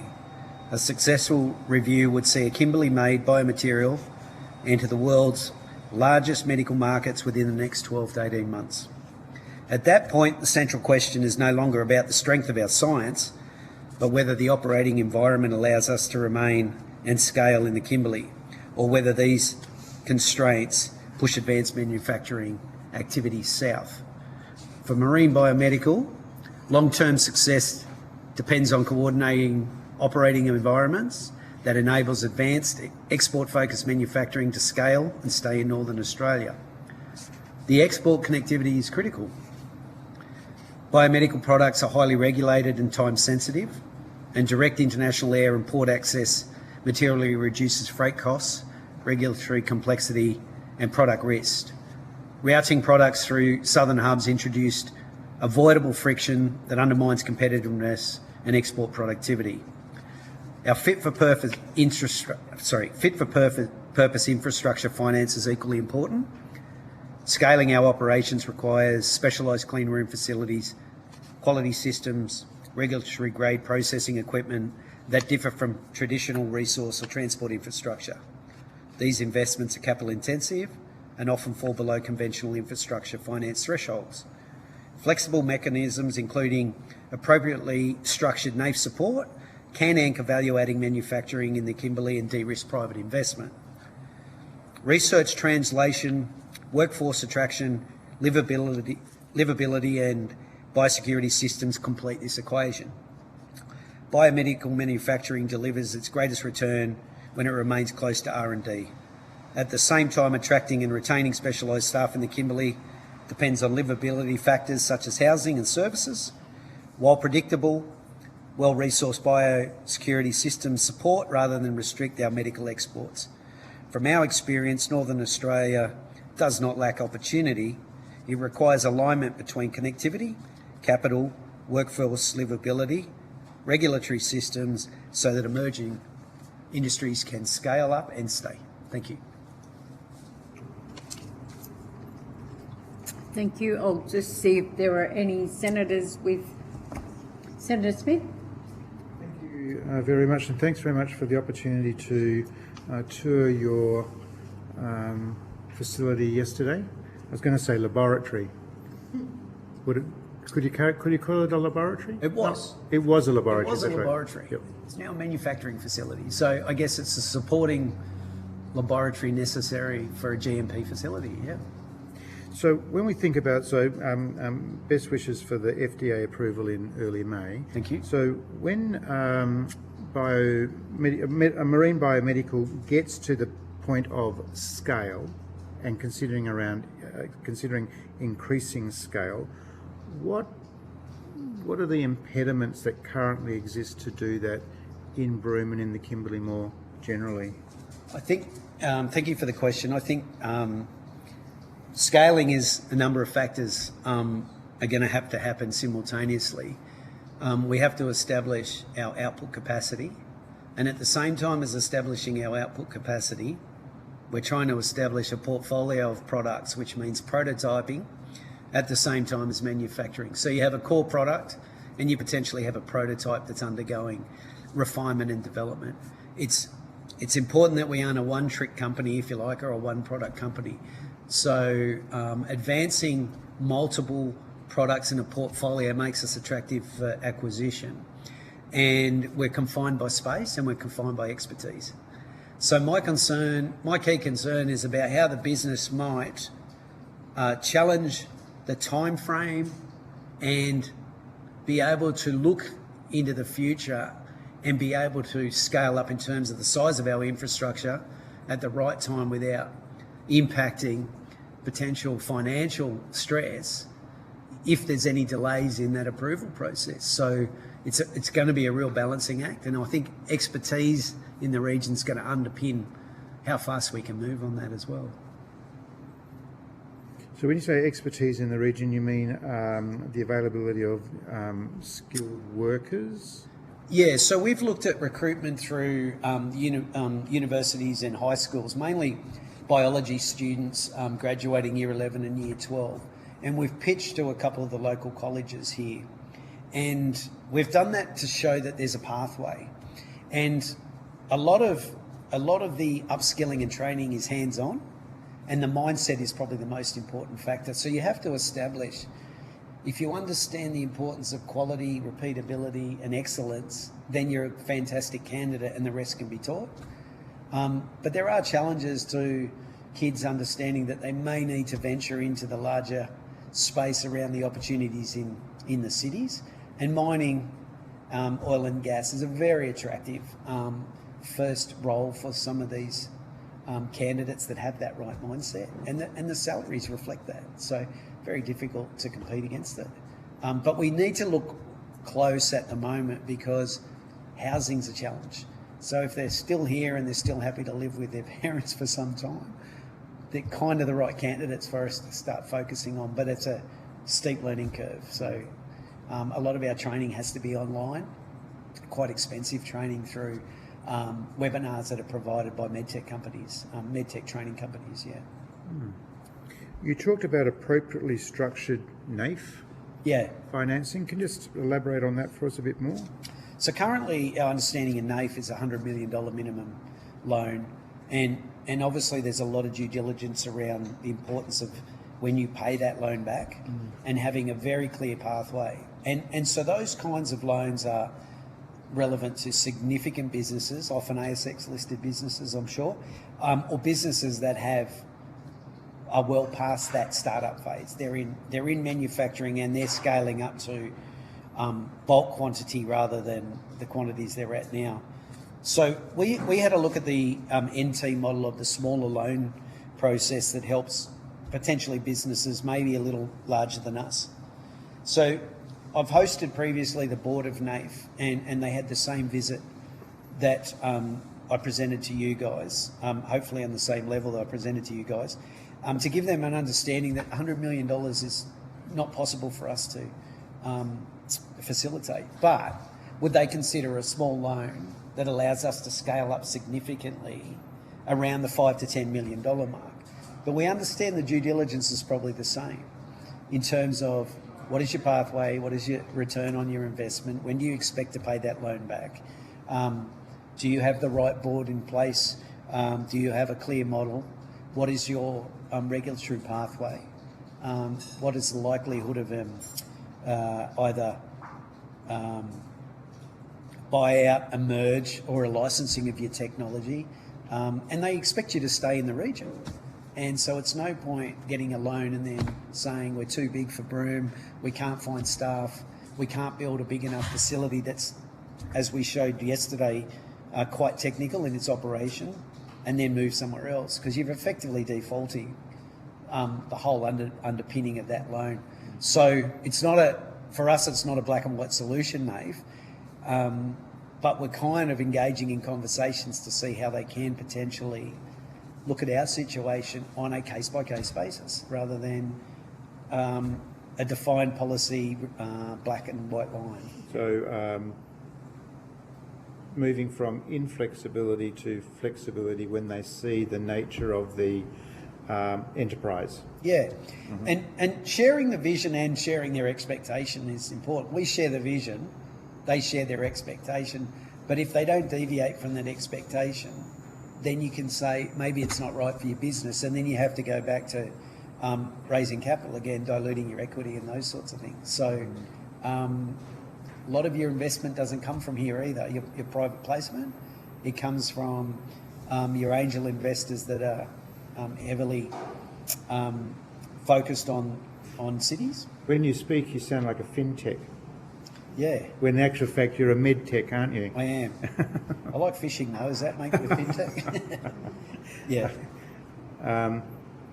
So, and did you get a sense that the NAIF understood the dilemma, or what my feedback from NAIF was particularly the board, and one of the board members was from here, and he was absolutely fascinated by the fact that we are taking a byproduct.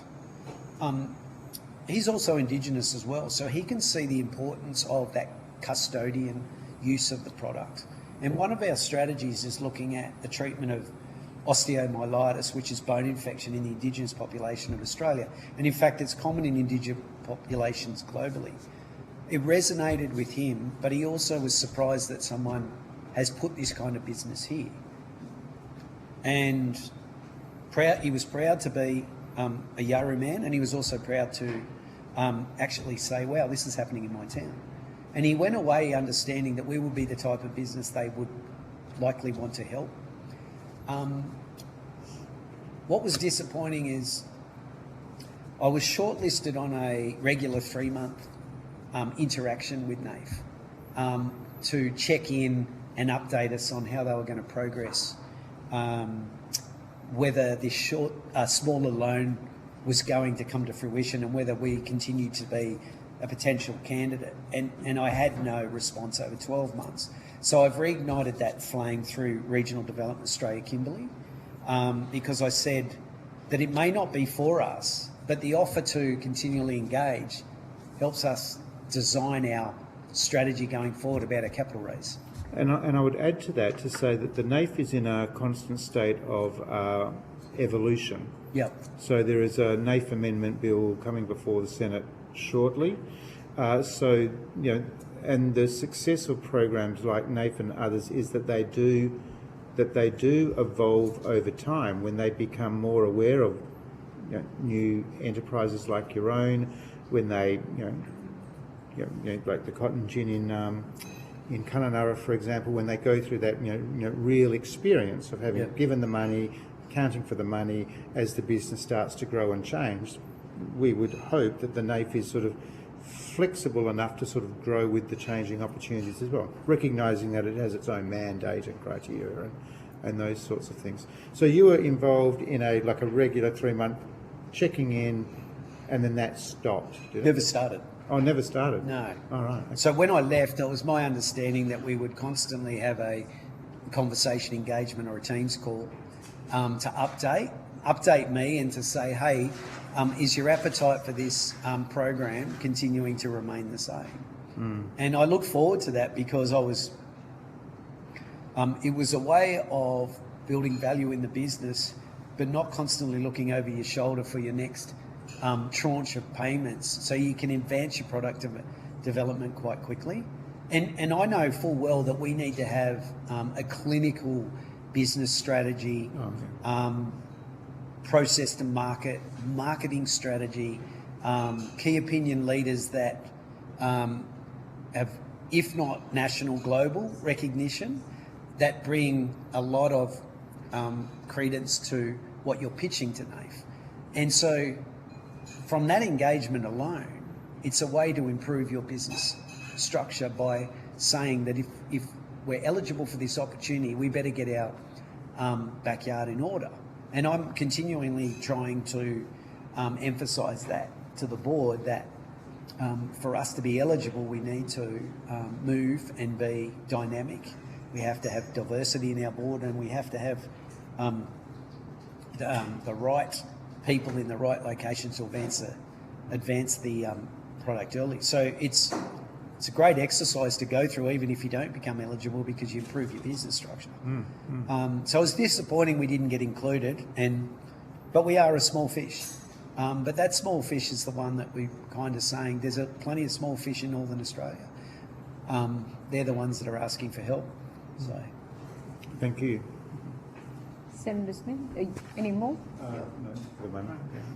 Senator Whittaker.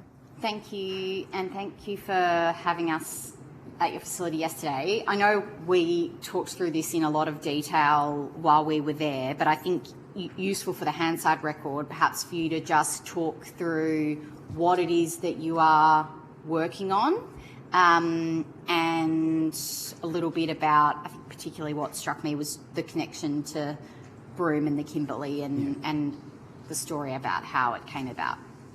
yeah, thank you, Senator. I'm happy to do that. So Marine Biomedical is focusing on developing platform technology by harnessing biomaterials from the marine environment, and typically sourced from sustainably certified fisheries and byproducts of those fisheries that typically would be low-value commodities, and even to the point of some of them are discarded to landfill, and converting those into groundbreaking medical devices for global distribution. Our premier product, Pearlbone Putty, which has proven to be extremely successful in our preclinical studies, is a bone substitute designed for trauma medicine, and it uses the Pinctada maxima pearl oyster, which is synonymous to Broome and northern Western Australia, sourced from the 80 Mile Beach, and it's converted into a bioscaffold for trauma medicine, and it's typically used to treat osseous defects, either surgically created or through a trauma situation, and acts as a scaffold and is resorbed by the body and replaced with new bone.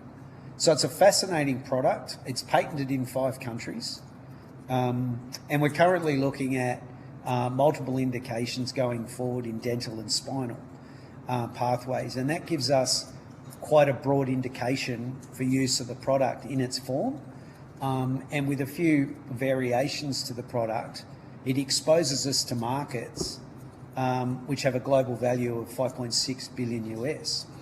And so we don't want a big chunk of that because we're not greedy, and we are a small player up here. But it gives you an understanding of the importance of being able to upscale to meet perceived demand. And because it's a natural product, there's no religious links to porcine or bovine, which are common in a lot of bone substitutes. And so it's quite attractive when you think of the markets that are available to have a small piece of that market, perhaps in India, in the Middle East, and Muslim and Hindu countries, not to mention those who have a preference to the use of natural rather than synthetic. It's obviously going to be extremely attractive, and we haven't marketed the product. And so we want to make a lot of noise when we get regulatory approval because we think the uptake's going to be great. But we have to be on the front foot to be able to manage that uptake. And so it's really important for us to have this business here because pearling industry is a luxury good industry. It has ebbs and flows. It's suffered from SARS, it's suffered from the global financial crisis and those sorts of things. Any time where a luxury good is no longer a priority in a person's day-to-day, I guess, financial importance, industries like that have a tendency to suffer. And pearls are obviously traded in yen typically, and so you have to look at the Japanese market in terms of the fluctuation. And the yen at 112 at the moment, no matter how good your pearls are, you're still hamstrung somewhat by trading in a foreign currency. And so for us, it's about shining a light on the pearling industry and providing also opportunities for science-related expertise, and they can be in, as I mentioned before, year 11 and 12 biology students or chemistry or physics students, to say there's an opportunity here for you. So it's an ambitious business, but it's backed by, as a co-founder myself and Professor Ming Hao Zhang, the other co-founder from UWA, it's backed by some solid science and it's backed by some solid support. We've recently signed a right of first refusal distribution document for a product, distribution agreement for a product that's not even approved. So there's faith in the market that this is attractive. What we need to do is get it out there. So that's really what Marine Biomedical's goal is to really advance medtech manufacturing here in Broome. You talked a bit about the additional barriers that exist for businesses like yours who are trying to get off the ground in Northern Australia. You know, and I understand that some of them are around TGA approvals, etc. But in terms of, I think you mentioned size and space. Were they the two that you mentioned in response to Senator Smith's questions? Like, in terms of the challenges around workforce, attracting the skills that you need. You talked about the, you know, some of the common skills that might exist in the mining industry, for example. Like, I assume that it's difficult for a company like yours. It would be difficult to match the salary of someone who's perhaps working in oil and gas or mining. And so, but what are the things that might attract a local workforce or attract people with those skills to come and work here in Broome? I think we need the housing available for them to be able to come. There's some regulations, local government regulations around caretaker residents on a property. We're working on a commercial property, and we would be expanding into a commercial property. If you had the opportunity to work in with local government and potentially change the local government regulations around caretaker accommodation on site, you may be able to offset people's salaries by providing reasonable accommodation within the boundaries of your larger facility. But that's not as simple as what we'd hoped. So there's some obvious grandfather clauses that exist in a lot of these local governments, but new clauses don't really permit you to be able to do that. So you've got to be really innovative. I think I mentioned yesterday about our employee share option plan as a strategy to for committed employees to take ownership of the performance and the success of the company, and that often offsets the salaries, the competitive component of the salary, but the cost of living is significantly greater. So you've got to be realistic that equity as options that sits in the background and aren't able to be accessed are intangible until you have a liquidity event. So you've and a lot of the age of the people that you attract, that sort of equity understanding doesn't really resonate with, oh, what's my long-term achievement here? It's cash is king at the moment. So that's quite a challenge. I don't think, in terms of space, I mean, there's a lot of commercial property that's underutilised here. But for us to build a extremely large clean room at different ISO standards, if our product changes to require different ISO standards, there's no expertise here to build that. And so what we're doing is importing, or if you like, relocating everything from the regional centres anyway. So cost may be beneficial by acquiring it in Perth, and then you have 2,500 kilometres to relocate all that infrastructure, and then the technology or the expertise to assemble it. And so that's a big challenge in itself, meaning they can't go home at night. They're here for 2, 3, 4, 5 weeks to build it. So your costs are significant that way. So one of the things really attractive for a business like ours is the R&D tax incentive. But one size does fit all in Australia with the R&D tax offset of 43.5 cents. And so my pitch to this committee would be, is there a way the government would look at those businesses that meet key set of criteria around made in Australia, manufacturing in regional Australia, set up in Northern Australia, access to a much more attractive R&D offset, not applicable to everyone else, no matter where they live. So 43.5 cents in Perth shouldn't be 43.5 cents in Broome or in regional. So, sorry, Senator, so meaning that, so the gateway would be that you still have to meet the R&D tax offset requirements. So if you have one and then are a regional location, that's how. Okay, yep. So as an additional benefit that may be available to you after you've been approved for the offset, if you meet these other three. Absolutely. Okay. Yep. Incentive to go north in your R&D tax offset, and as startups, it's really what improves your cash flow because it's a refund of indirect cash, and so we have a very stringent and a very good R&D tax offset. I've spent the last 20 years in R&D tax in relation to a lot of projects that I've worked on in the pearling industry, and particularly with and there is absolutely no problem with us justifying it. And in fact, those that are serious should be willing to be audited if there's an uplift in terms of saying, what about instead of being 43.5 cents in the dollar, it was 55 cents? That may trigger an audit to make sure you continue to remain legitimate.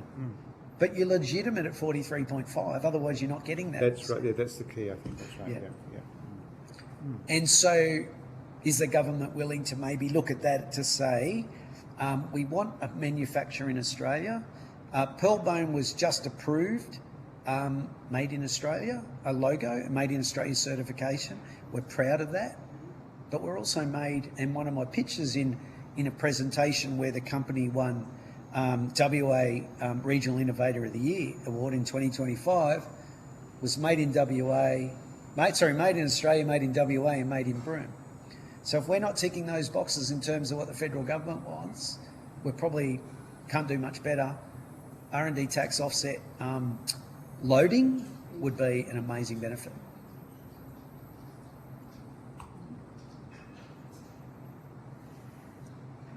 That's a good question to put to the committee, to put to government. Thought about that last night after realising how much R&D we do, but we're still treated like, even though our address might say... So what is that comparison at the moment? So in terms of the R&D, like the tax offsets, so if you're sitting in a regional area, so outside, not quite Northern Australia, but you've got other regional areas, what's that percentage at the moment? It's 43.5 cents. So 43, Yep, 43.5 cents. So when you were thinking about it last night, 43.5 cents dollar. So what were you thinking of? I mean, when you think about it, what would you, as an incentive for Northern Australia and for innovation and development to happen in places like that? Yeah, it dawned on me yesterday that medtech companies in Australia and WA's, and I'm familiar with WA's medtech, or becoming more familiar with WA's medtech industry. Our Minister Dawson, who lives in Broome, is the Minister for quite a complex portfolio, Minister for Regional Development, but also Minister in Medical Innovation. And I sit on a Medical Innovation Advisory Committee in terms of being the one person that's not based in central Perth, if you like, or in that southern part of the state. We're the one lone wolf, if you like, up here. And then a lot of those guys are all recipients and legitimately recipients of R&D tax offset. They all get exactly the same 43.5 cents. And most of them, if they're not profitable, will continue to benefit from the 43.5 cents. And then I thought about it and said, why are we suffering from the same return when we have a significantly different living environment? Yeah, environment, living standards, challenges about being in this space. Yeah, yep. And, you know, you have a look at the CPI up here versus CPI down there, and you kind of say to yourself, you're grouped as identical when you know you're not. And is there an opportunity for it to be looked at from you've taken the risk. And I think one of the definitions I had previously, which I removed from here, was the definition of pioneering is doing something that's never been done before. For us, the definition of pioneering is taking the risk that others didn't. And what's the reward for that? And you can have a fantastic recognition of the gamble that you've taken, but you're still an R&D company, if you like, and you're still a medtech company, and you're still within the confines of the great state of WA, but you're not the same. And so looking at that pound for pound, maybe there can be some visionary understanding of the guys that are working hard to be here and have a legitimate R&D tax offset should probably be looked at a little differently in terms of meeting some of the guidelines that are specific to being here.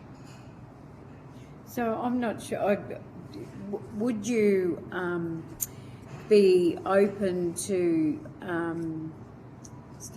I was taking a question on notice to have a look at, exploring that a bit more and putting a supplementary, I suppose, submission to the committee specifically on that area.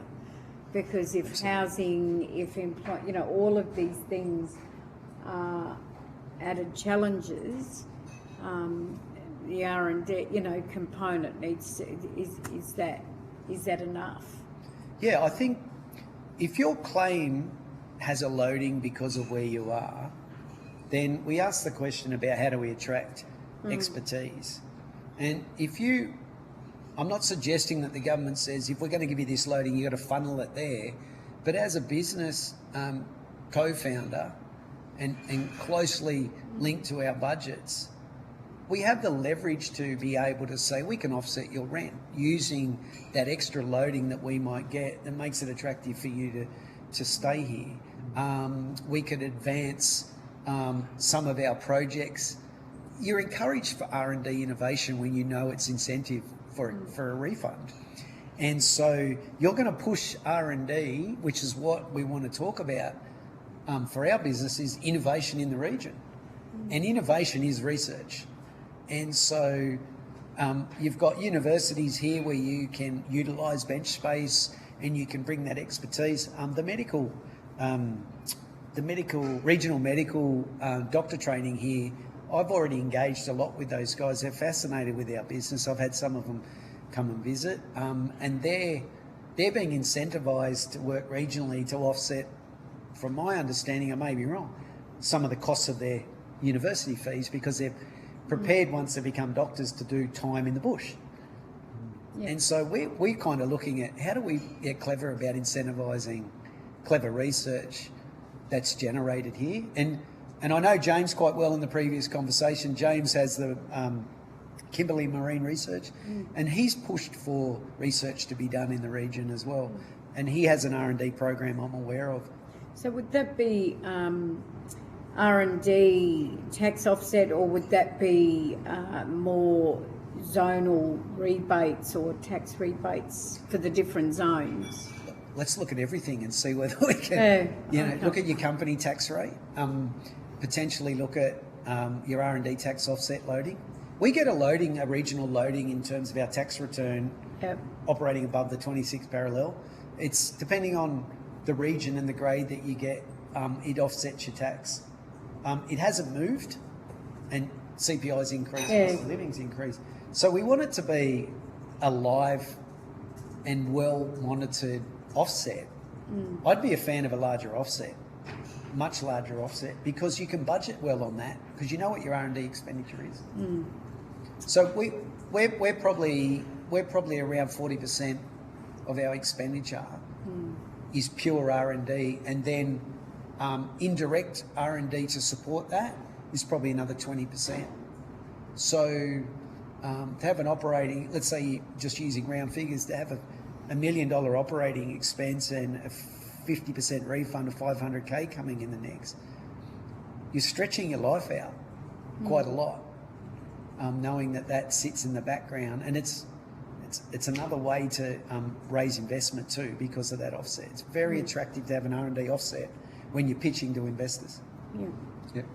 Senator Smith, have you got? Senator Whittaker. Can I just ask one more? Sorry. Just in terms of the training and look, it was, I think, thank you for that, you know, for making the time and showing us your facility yesterday. I don't think it was what I expected, but it was fantastic to see that.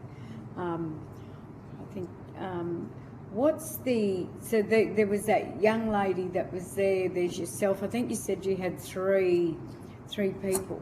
Yep. So I suppose in terms of if you got is it FDA tick off, and you then went the next step, what's that? Because there's not, so when we look at the medical and the sciences, what is that,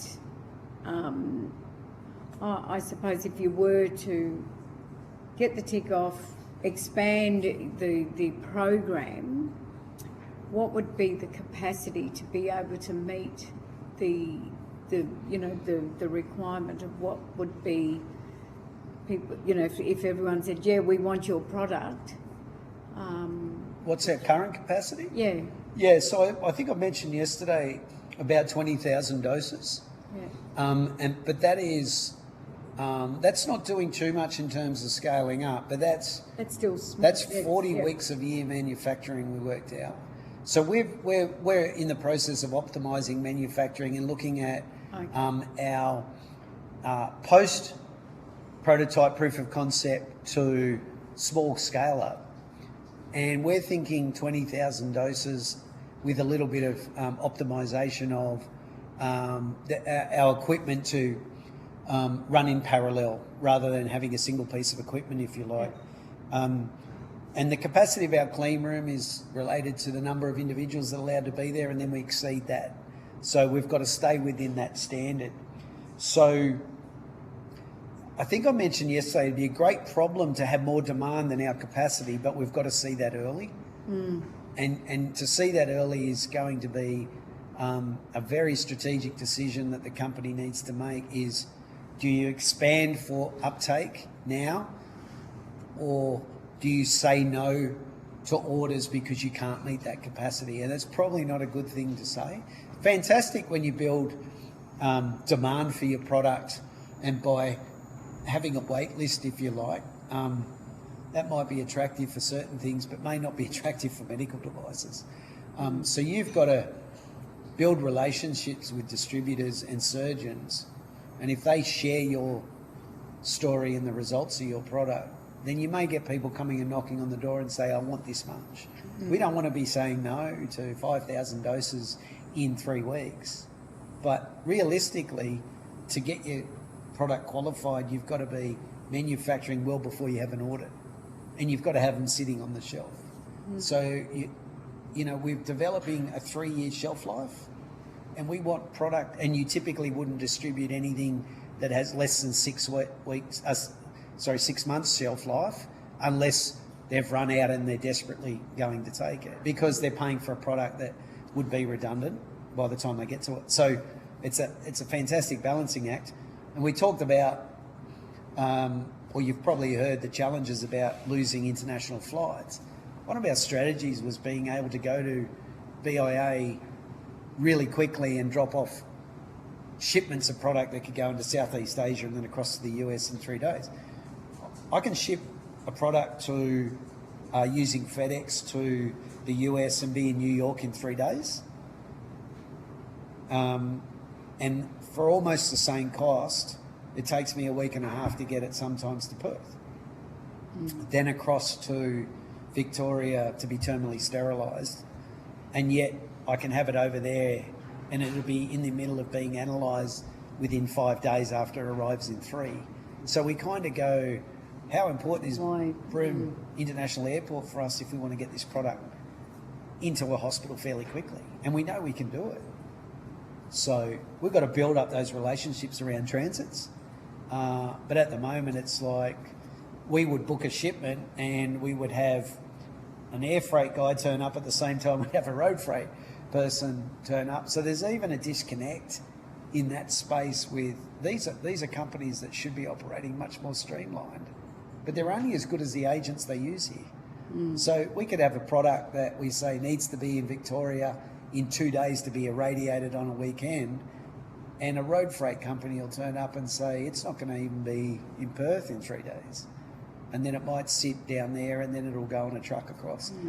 So frustrating, but that's the card we're dealt.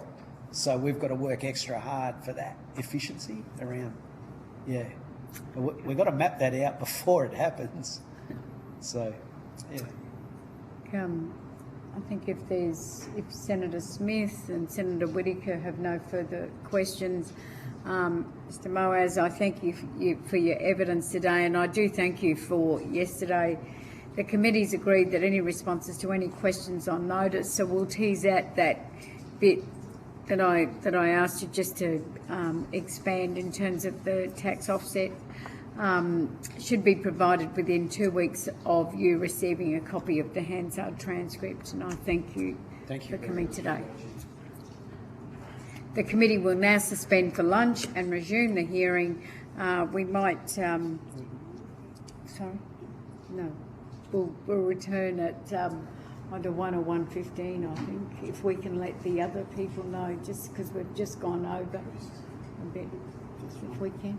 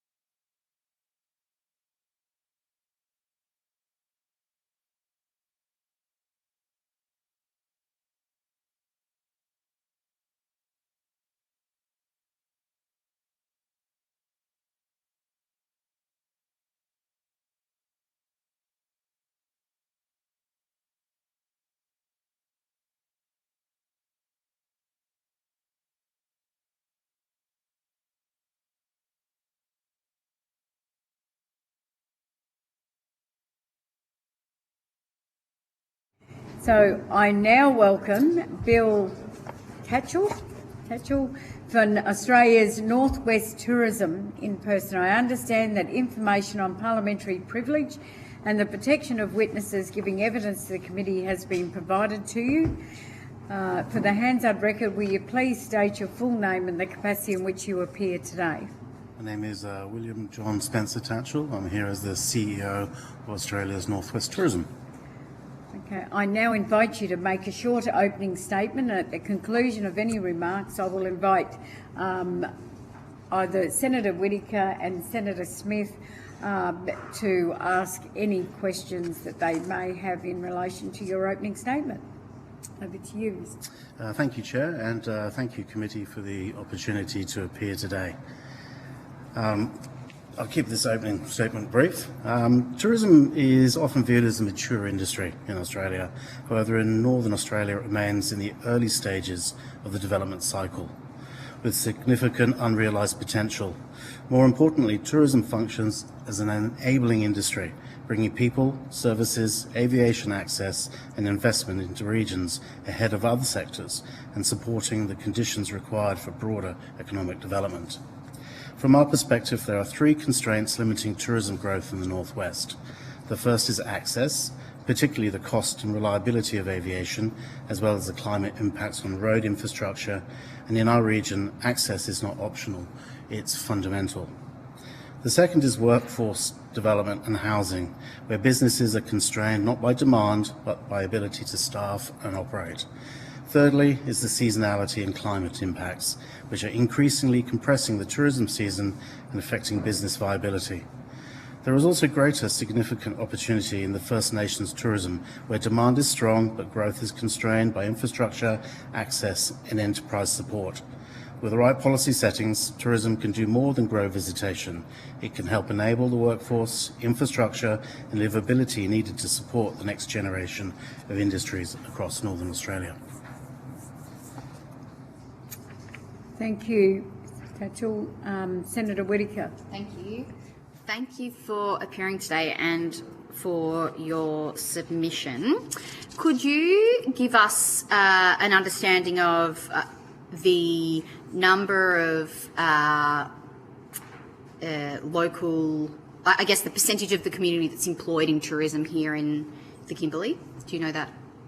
I roughly do. Yeah, great. The largest employer in Broome, Yep. and this is kind of reflected across, is healthcare services, Okay. followed by education, and then by tourism. Okay. Following that is mining and resources, which is significantly lower than the top three. Mm-hmm. So tourism floats around 12,000 people-ish, give or take. 12,000? Yes. Okay. And how much of that do you think is local compared to, I know you'd get a lot of, international tourists on holiday visas or perhaps from elsewhere in the country? Yeah, that's based on full-time employment across the region. Okay. What I think is really important to note here when we're talking about that is that the other two industry sectors that sit above tourism, it's a transient workforce. They're here for 1 year, 2 year, 3 year contracts, whether that be, hospital doctor, nurses. Tourism, we're really looking at people that live within a community. This is home. That makes sense. And you talked about that unrealised potential in tourism here in the Kimberley. One of the things that one of our previous witnesses talked about was the importance of recognising tourism as a major export industry and talked about the impact that might have. In your mind, what practically could government do to assist in unlocking that potential? Off the bat, the immediate one I go to is securing a Northern Australia aviation attraction and investment fund. Access is critical to growing tourism. If we don't have access, then, the tourists can't get here. So we are very limited in our modal transport options. Is air or is a long drive? We don't have train. We don't have buses, we don't have Uber, and we have limited taxis. So air exports, as I said before, it's fundamental. So any policy support, any mechanisms that can allow the northern part of Australia to hone in on that aviation security and attraction, that is a very, very positive output. We are competing with the southern parts of Australia where the bulk of the population and where let's put it this way, policy, you could say, is more centred towards arrivals into capital cities and then dispersing out from there. We need to combat that kind of narrative and thinking.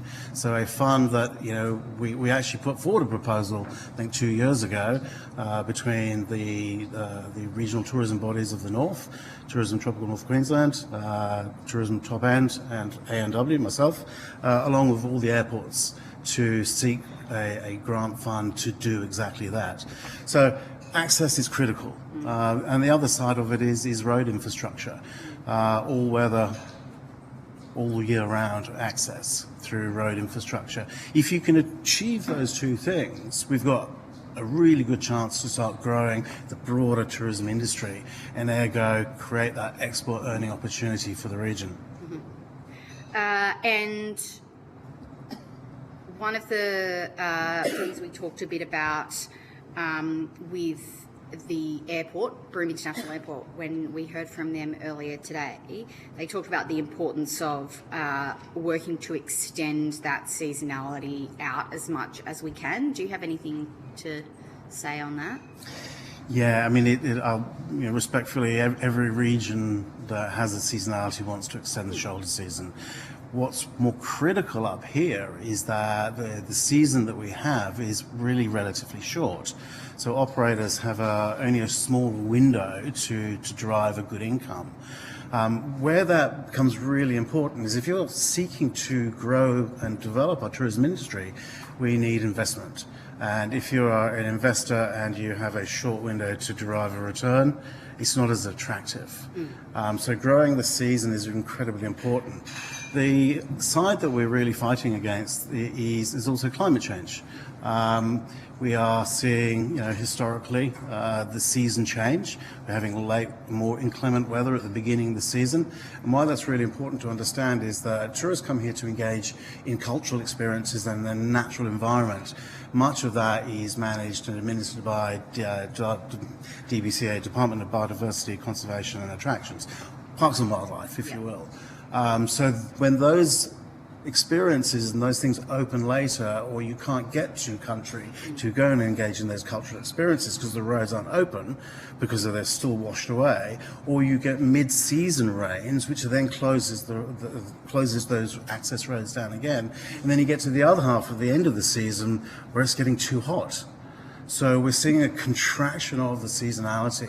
So extending it out through infrastructure investment that might be all weather, all purpose, would allow us to do that. So it's critical to our long-term, viability as an industry.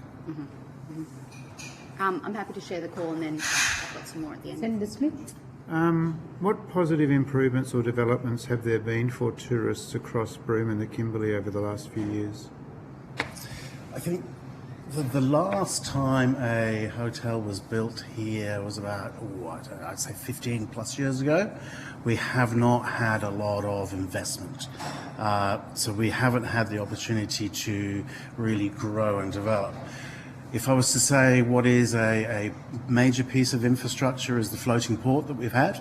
That's not directly a tourism, but tourism will benefit massively from that. And the reason is quite simple. We have massive tides up here. They're, sometimes 10.5 meters in length. The water will recede 200, 300, 400, 500, 600 meters. So when a cruise ship comes in, it's got a certain time that it could actually go up against a fixed dock, where the gangplank will actually be able to be, ingress and, disembark and embark. So the floating platform as an investment has allowed a cruise ship to be able to come in and stay overnight if it wants to, and guests to be able to get on and off as they please. So those kind of enabling pieces of infrastructure are fantastic, and that was a private piece of infrastructure. We don't. We need that investment. We need that, but it's got to be, you know, dual benefit to both community and to the tourism industry. That's what we've got to have, and without, you know, being kitsch, it's that quadruple bottom line. It really, really is important. Any tourism infrastructure investment up here needs to have a community benefit too, so it's both valued, loved, and maintained.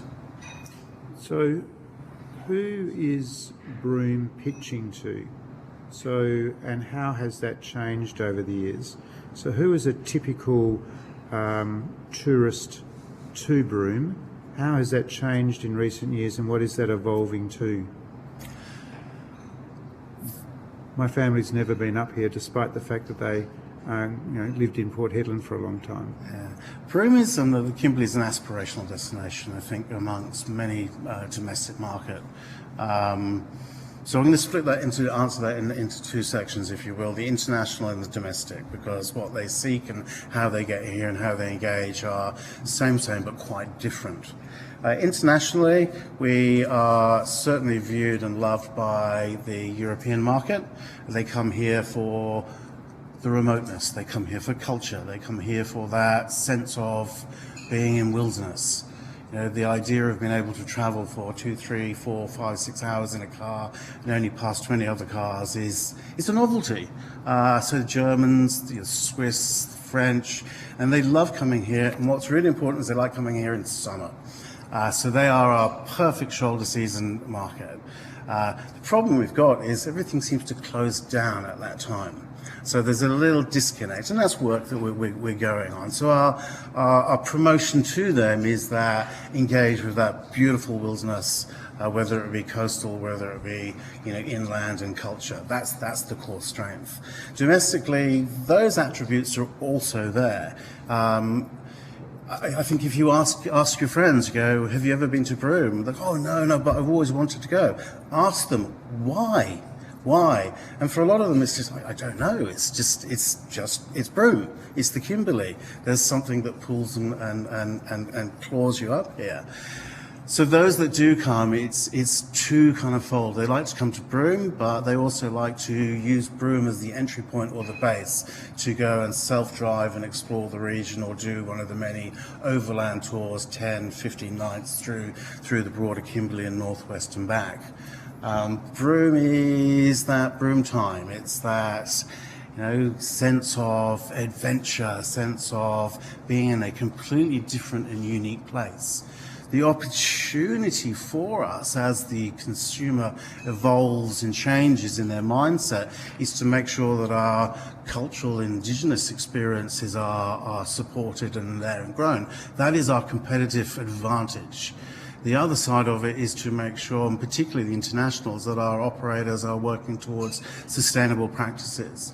You know, gone are the days where, you know, the European market will go, oh, we'll just go there. They look to businesses that are doing environmentally the right thing. So our messaging and how we position the destination to appeal to both those international market and that domestic market is always evolving and changing. So what we do today is not what we did 5, 6 years ago. And as we go through the fuel squeeze, again, that's changing. But fundamentally underpinning everything is that we are a safe, accessible destination. What did the industry learn from COVID, and how has it put those learnings into practice? I wasn't here for COVID. I was on the East Coast. I have a slightly an outsider and objective view to how the Northwest did. Which part of the East Coast were you in? I was literally on the border of Queensland and New South Wales, just north of Byron. Yeah. The Northwest did very well in COVID. It created boom times. You had a trapped population that was able to traverse and travel throughout the state. So it was a captured market, and it's a market that does like to go overseas to Asia and do those short trips because of proximity. So the notion of flying up to Broome and having a holiday was absolutely acceptable and on the cards. So visitation was at its absolute record. Businesses did incredibly well. Post-COVID, when the borders opened up and people could fly back overseas, we saw a decline. And over that those 2-year period after the borders opened, I would see you're seeing a normalisation. But certainly being contained within the state and allowed to travel within the state, you know, the tourism industry up here fared much better than their East Coast colleagues. Was there any improvement in the tourism product as a result of the boom times that tourist operators were able to experience? From my observations, not really. It was seen as a time to you know, maximise yield and return. Some businesses had reinvested based on, you know, the visitation and revenue levels at that time. Some of them have struggled because obviously numbers dropped off, and we've seen a correction is the wrong word, but a return to numbers that you would expect to see in a regional destination like Broome. One last question, if I may, Chair. Yes. Is Australia's Northwest organisation completely aligned with the views of Broome International Airport Group, or sometimes are there different perspectives on issues between yourself and Broome Airport? No, we're very separate but very aligned, and the simple reason is access. You know, we need the airport. We need the airport to flourish. We need more aircraft coming in. With more aircraft coming in, there's more availability, there's more seats, that's potentially more tourism. Our job is to get tourists on those seats. And it's a fundamental rule of tourism development, access. So we're very much aligned, and particularly in working with our domestic carriers, but also working with Broome International Airport to secure and chase, if you will, those international flights that do want to come to Broome. I've got an anecdote, but I might not share it while it's being recorded. Following on from Senator Whittaker. what Senator Smith was just asking, to those international flights, where do you think those opportunities exist in terms of where can we attract tourists from around the globe, and what benefit would having direct links, say, into Southeast Asia, what benefit would that bring? If you are a local, you want Bali, but that's an outbound market. So we're about inbound, and Singapore, absolutely Singapore. You want to center your access points into those that hub. So Singapore is a hub to Asia, a hub to Europe. KL, a hub to Asia and Europe, not as much as Singapore. That's where you really want to focus. The fuel squeeze that we're seeing, the geopolitics, Asian market are looking for, again, that short-haul safe destination. Australia as a whole represents a safe destination. Our opportunity is to tap into that. The northwest, Australia's northwest, WA side, we're missing out on that opportunity because we don't have a flight to the north, and that is Darwin's and Cairns' greatest opportunity at the moment. I've got some questions about training. So in terms of training to then enable people to enter the tourism industry or to upskill, what training is available locally? WA's, my observation of it in WA, it's kind of fragmented and not how I would expect to see it as done in other states. There's a level of change in that, and let me explain that. In a previous life as the Outback Queensland RTO manager, we worked incredibly closely with TAFE, Brisbane North Institute of TAFE, where we delivered a huge variety of training courses to upskill industry throughout Queensland's outback. And we channeled everything through there, and so did government, because that was the logical place. I've come to WA, and the TAFE up here has the most incredible facilities for hospitality. It's got the most incredible training kitchen, restaurant. I encourage you, if you ever get the chance, to go and have a look at it. It's many millions of dollars, and it relatively sits empty because state government through Tourism WA have funded the Chambers of Commerce to undertake different styles of tourism training. There's a course next week which is like frontline. This is a wine bottle, this is a wine glass, this is a champagne glass.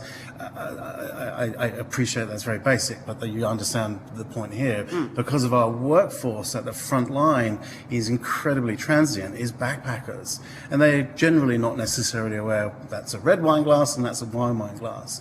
So training becomes really, really important. But up here, there are so many organisations playing in this training space, all competing for that same person to do the training, and it's quite congested, convoluted, and sometimes difficult.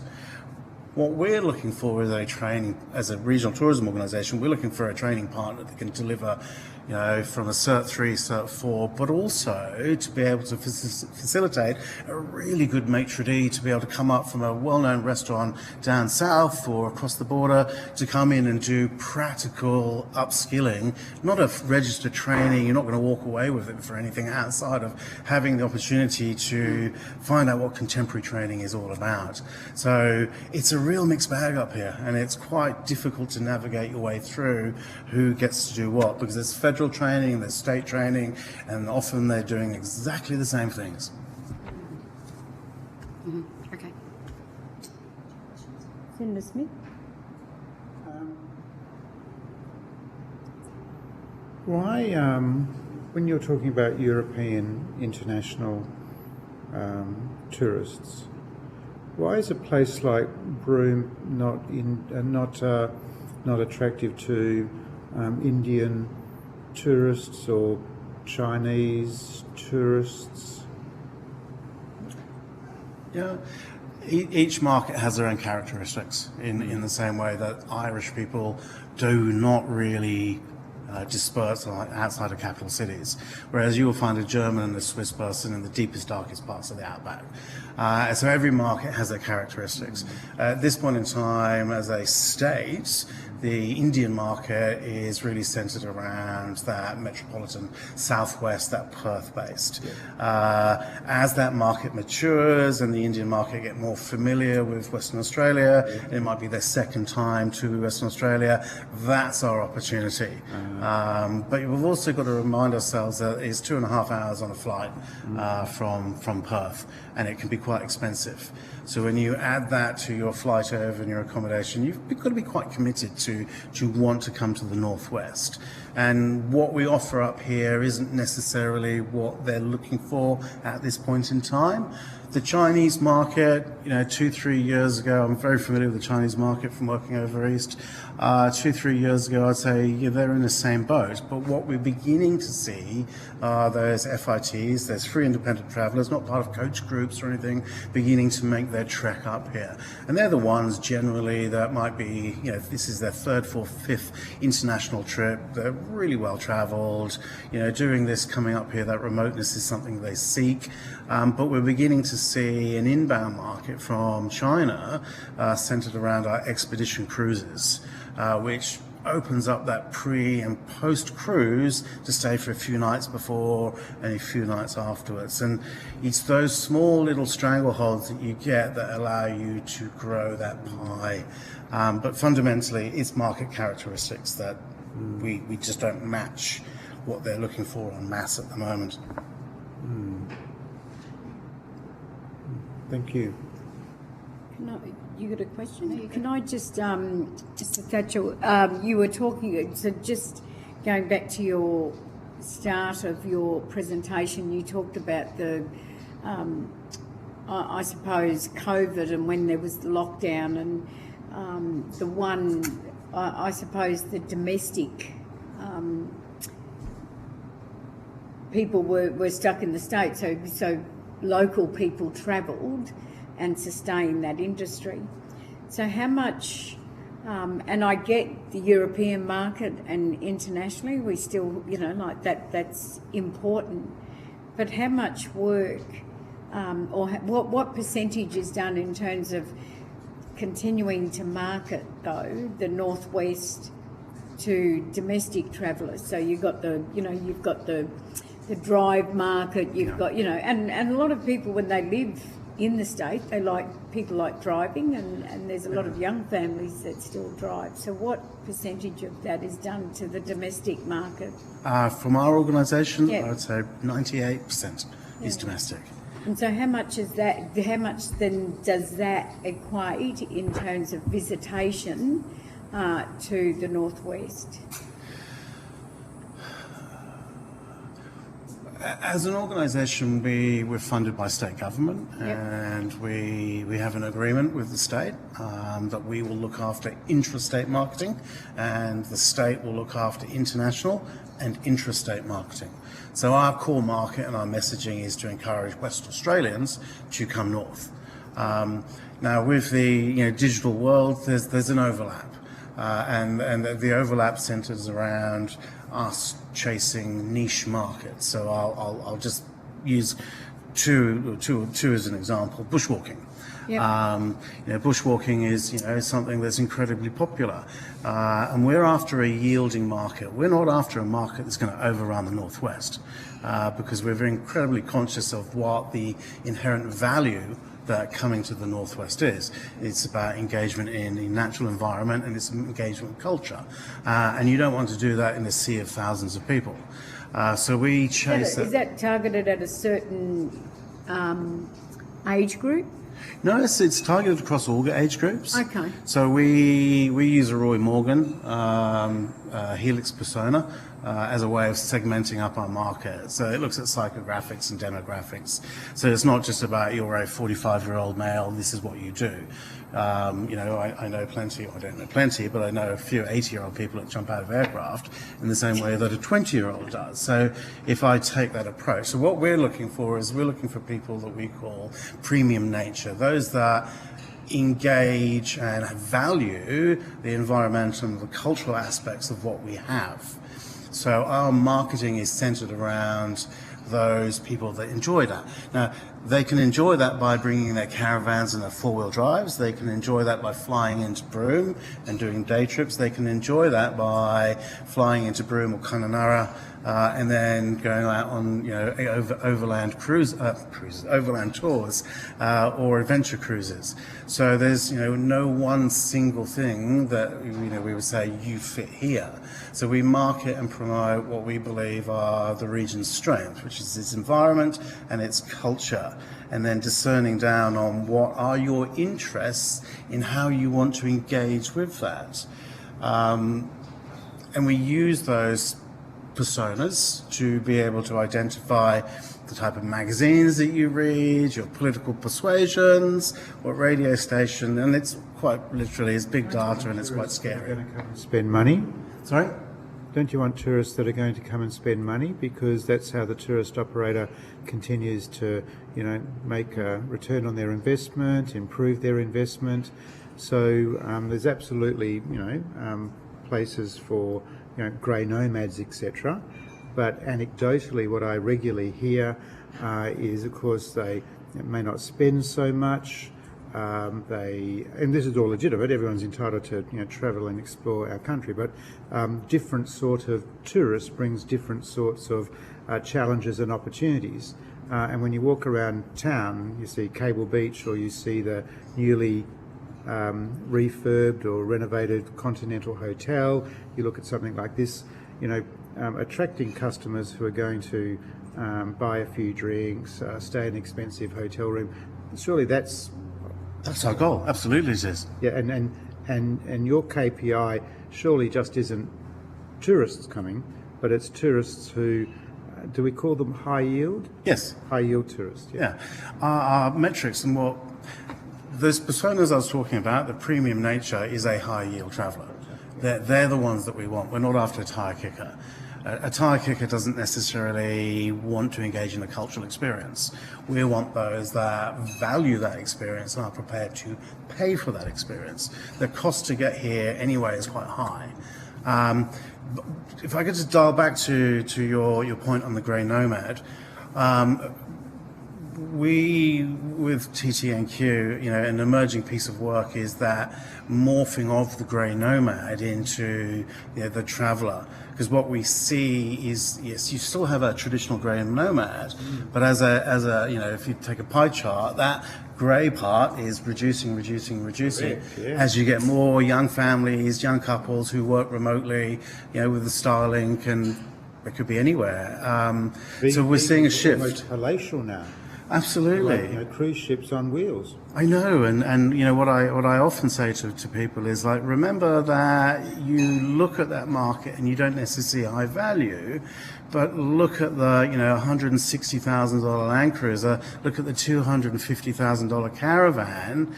Their choice is to travel that way, and they're the ones that go into Kununurra and they do the Heli Spirit, they do the Bungles tours, and they drop an enormous amount of money. And yeah, they also free camp. And yes, they also just go into the supermarket and buy bread and milk and a newspaper.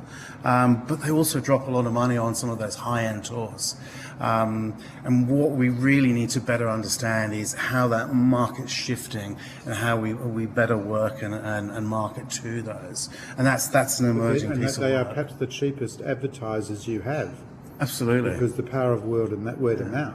Yeah. A number of times I've come across people in my travels who said, "Oh yes, we've been to the Kimbley, it was spectacular," which is all true. But yeah. But it's the challenge in all of this is to make sure that the visitor experience is consummate to the environment that they're in. And when I talked earlier about that cultural tourism, the opportunity is for us to make sure that we further develop and engage with our traditional owners to make sure that those experiences are authentic, relevant, and more importantly, ongoing. When I say ongoing, it's storytelling, which can be passed generation to generation. That's something that so many other countries and regions don't have.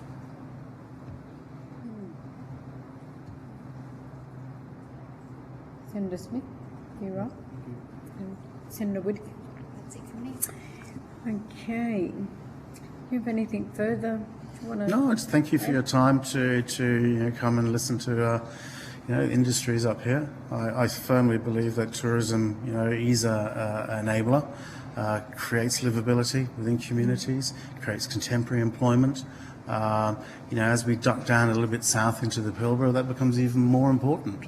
As we try and build communities with not so much fly in, fly out, you need contemporary jobs for children and wives to undertake, or husbands who don't work in the mines. And tourism provides that. Look, thank you for your evidence today, Mr. Tatchell. The committee has agreed that responses to any questions on notice should be provided within 2 weeks of you receiving a copy of the Hansard transcript. So thank you very much for your evidence. Thank you very much. I'll just have a short suspension while we change over.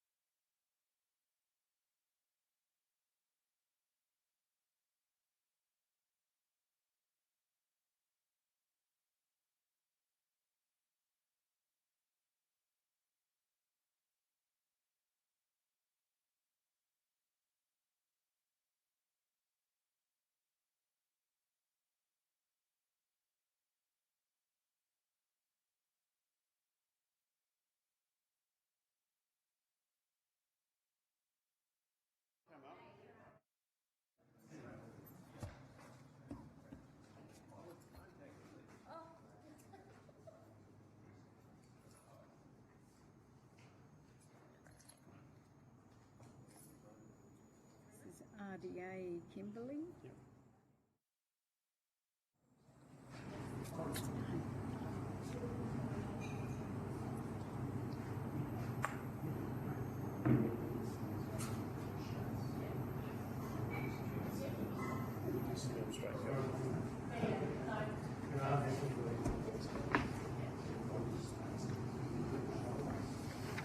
The distraction senator.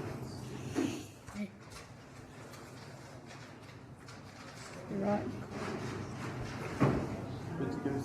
You're right. We ready? We're ready to go. I now welcome Tracy Deegan from RDA Kimbley in person and accompanied by Mr. Gary Waldron. Oh, it's on both sides. I know. I understand that information on parliamentary privilege and the protection of witnesses giving evidence to committees have been provided to you. For the Hansard record, will you state your full name and the capacity in which you appear today? Sure. Tracy Deegan, Acting Director, RDA Kimbley. Gary Waldron, Chair of the RDA Kimbley. Thank you. I now invite either of you to make an opening statement, and at the conclusion of any remark, I'll invite members of the committee to ask some questions. Thank you, Chair and committee members. Regional Development Australia Kimbley appreciates the opportunity to appear before you as part of this inquiry into emerging industries across Northern Australia. As you've seen, heard and experienced the last few days, the Kimbley operates at a scale across vast distances with dispersed population and a highly regionalised economy. The success of emerging industries comes down to how well enabling conditions are coordinated, if they are accessible, and importantly, if they can be designed for regional and remote operating environments. Our submission therefore focuses on 6 foundational enablers that are cut across your terms of reference and apply broadly to emerging industries. Taken together, these represent the minimum settings required to support scale, attract investment, and deliver lasting regional and economic outcomes. Those enablers are access to finance through a Northern Australia Infrastructure Facility Small Loans Program. Secondly, support for the Kimberley Designated Area Migration Agreement, the DARMA transition. Third, secure affordable insurance for residents and businesses. Fourth, continued investment in supply chain infrastructure and digital connectivity. Fifth, an increased focus on defence and biosecurity. And finally, targeting regional and remote areas through a discrete stream in the Housing Australia Future Fund. Today, we welcome the opportunity to expand on any of these and answer any questions you may have. Fantastic. Mr. Waldron, do you want to add anything as the chair? Not really, no, thank you. Okay. So I'll hand over to, I'll just see which senators are ready in terms of Senator Smith. For your participation this afternoon. Let's just focus on affordable insurance. So what is the RDA advocating for in regards to insurance reforms, and what has been the level of success so far around those insurance reforms? So with the ACCC review that was undertaken, there were 38 recommendations out of that. None of them were implemented. However, the cyclone reinsurance pool was established. So that's been in place. What started to emerge out of that was, even with that in place, there wasn't any rebalance or rectification in the market. So the market continued to be quite dysfunctional and in some places constitute market failure. And so this review was really about identifying what are the mechanisms that need to change. And that looks at a lot of the, I guess, policy change that potentially could help balance the market back out. I'm not sure how many of you have had a chance to read the glossy little review that we've got. I've got some copies. I think you got a copy on your desk already. Happy to share them around. But there were quite a number of recommendations that came out of that. Without government intervention, the market is highly unlikely to balance itself back out into a functional insurance space. And so those recommendations, I'm still new, so I'm having to go back to my notes a lot. I wrote them all down today. So we were looking for direct participation as a public provider to create a bit of a baseline level as last resort to address the market competition. 2, an expansion of the timeframes beyond what the current cyclone reinsurance pool does, which is only 48 hours. And most of the issues that we've been having around insurance and what that covers is actually flooding. So in the 2023 Kimbley floods, where we had all the flooding through Fitzroy Crossing, a lot of that damage was done outside that cyclone period, and so it wasn't able to be covered. So expansion of that that duration, or alternatively review the definition of that, so it not just be a cyclone period, it might be a disaster reinsurance pool period beyond that 48 hours. Also looking at some product standardisation, so similar to what the health insurance market's done, where now you can compare apples with apples, whereas before nobody could read the product disclaimers and work out what they were comparing. The insurance market is quite similar, where it's quite difficult to ascertain whether you're comparing a similar insurance policy or not, because the content is 300 pages long. So recommending that as an outcome as well. And then looking for some legislation against price walking and price optimisation. So they were the key. There's the whole raft of recommendations, but they were the key takeaways. And what success have you had so far in advocating around these particular reforms with government? So, as you're aware, both Gary and Janine headed to Canberra last year and knocked on some doors and visited some people. It's gone out as far and wide as we can get it. So it's gone to both state and federal level. It's gone to everyone that was involved in the writing of the review itself. It's gone to the ACCC. What list did it go to? I had a list. Far and wide. So you're really sorry, Gary.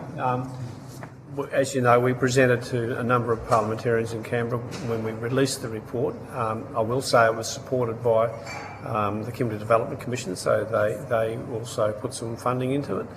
The report was, the full report is a much bigger document than the glossy that we've printed, but there's a couple of things that stand out in it for me, and that was that we had a willingness of local businesses to come forward with their private business information. And that really revealed that the insurance Kimbley is underinsured by a long way. And so I guess the challenge we have is to keep this document live, and so that there's no one body will provide the solution and the answers, but through this forum and others, we will continue to advocate for change and as best we can, because if we don't change, we will continue to be underinsured right across the region. And as you know, finance relies on insurance, and so it's not an option for many operators, and almost every business. It's not an option. You have to have it. You have to build it into your price structure. So, to answer the question, where are we taking? We're taking it everywhere. But the response is, well, it'll be a slow burn. I can't see these things being resolved quickly. Do you know who the predominant insurer is around town? No, off the top of my head, no. So out of the 960 quotes that went out, or requests for quotes that went out, there were 20 that came back as being insurable with provided insurance across the region.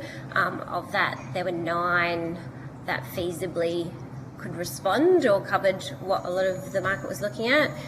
2 of those were over $8,000 per annum, and this is just for housing.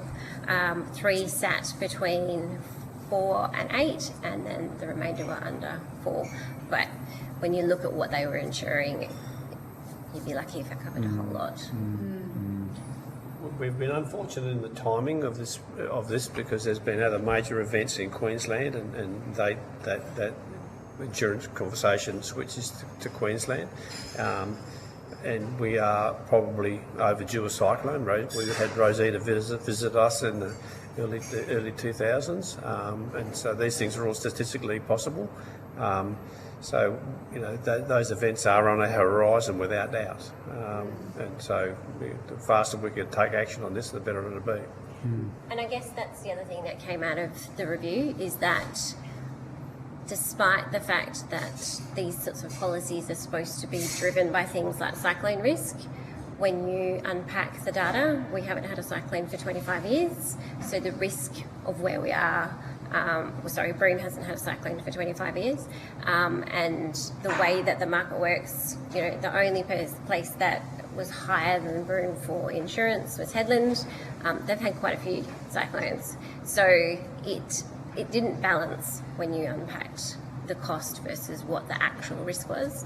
And as Gary referred to, we had some great case studies from businesses that talked about their insurance struggles, and places like Kimbley Accommodation Group, who have a number of properties across the region. They were expected to pay for the same insurance in somewhere like Halls Creek, similar to Broome. Halls Creek doesn't have cyclones because it's too far inland, but it's still classified under that same sort of risk. So the mechanisms that are behind the driving and the building of the policies don't necessarily match the actual environment itself. Thank you. Senator Whittaker. On one of another committee that I sit on, we're actually doing an inquiry into small business insurance and some of the challenges. So that might be another opportunity. Perhaps we can talk about that later. That would be great. Just think that's worth a broader conversation. Yeah. But I really enjoyed reading your submission because it's got some very clear recommendations. I want to talk a bit about the finance through the Northern Australia Infrastructure Facility.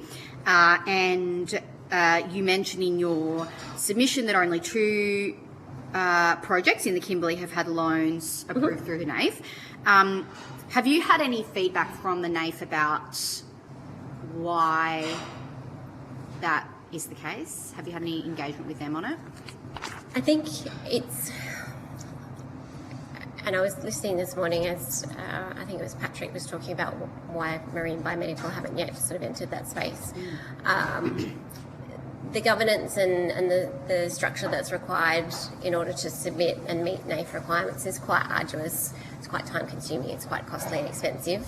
And so the greenfield nature of a lot of the emerging businesses within the region, very small, quite isolated, that is a lot more than they can put in. So if you look at the 2 proponents that have gotten NAIF loans so far, one is Kimbley Cotton Gin and the other one is Kimbley Mineral Sands, they've both got significant backing behind them. They've got existing markets of structure so that, they know it's achievable. Whereas when you look to something like what Marine Biomedical are doing, it's very bespoke, it's very new. And so that entry gap for what NAIF offers, you don't really want to be looking at it for anything less than 10 million in order to make it economically viable and to be able to put all of that work in. A lot of the businesses here aren't up for that. So there's we've got a big gap between what the Development Commission can offer, which is up to 250,000, to then the entry level point for NAIF. So it's that gap that we're looking to fill, and I know that the Territory Small Loans Program does and doesn't do things, and so it's received mixed feedback, and I haven't been specifically involved in it, but something like that which could fill that gap, that has an appropriate level of due diligence in it, but that is not too onerous, I think is how we start to fill that gap. And I'm sure that once you put in something that's, like I said, appropriately levelled, that enables them, organisations, to get smaller amounts of money to kickstart, you're going to get greater levels of engagement from industry, you're going to get more levels of success. Like, it becomes a stepping stone. I think it's that whole jump from the bottom step to the top step's too big at the minute. If we can find a couple of steps along the way, it's going to be really helpful.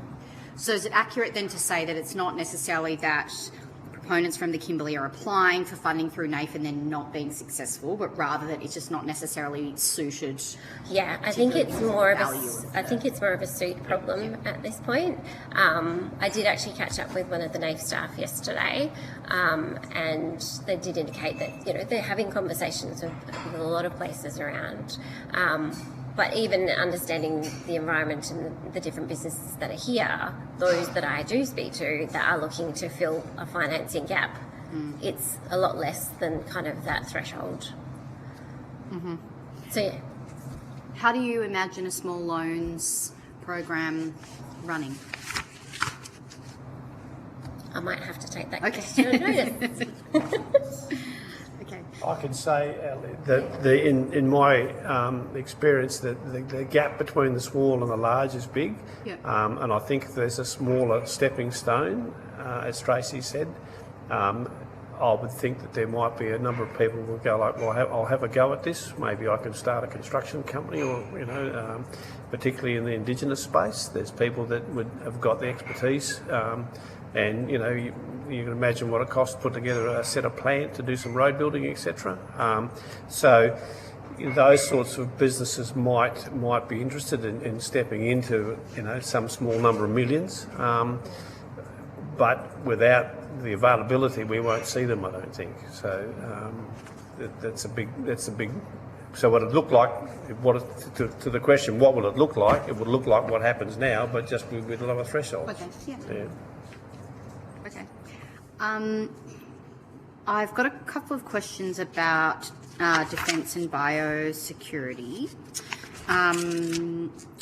Could you, I guess, give us an overview of what the biosecurity threats are in this region?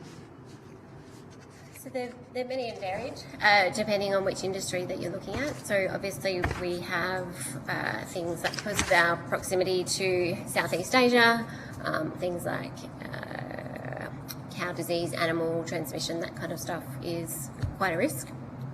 And then that's compounded by illegal boats coming in, what sorts of things that brings as well. So biosecurity wise, that's kind of, it's that proximity to Asia that's the biggest risk in that space. And because of the breadth of the coastline, it's quite difficult to man the whole thing all day, every day. And what kind of an impact do you think that has day to day?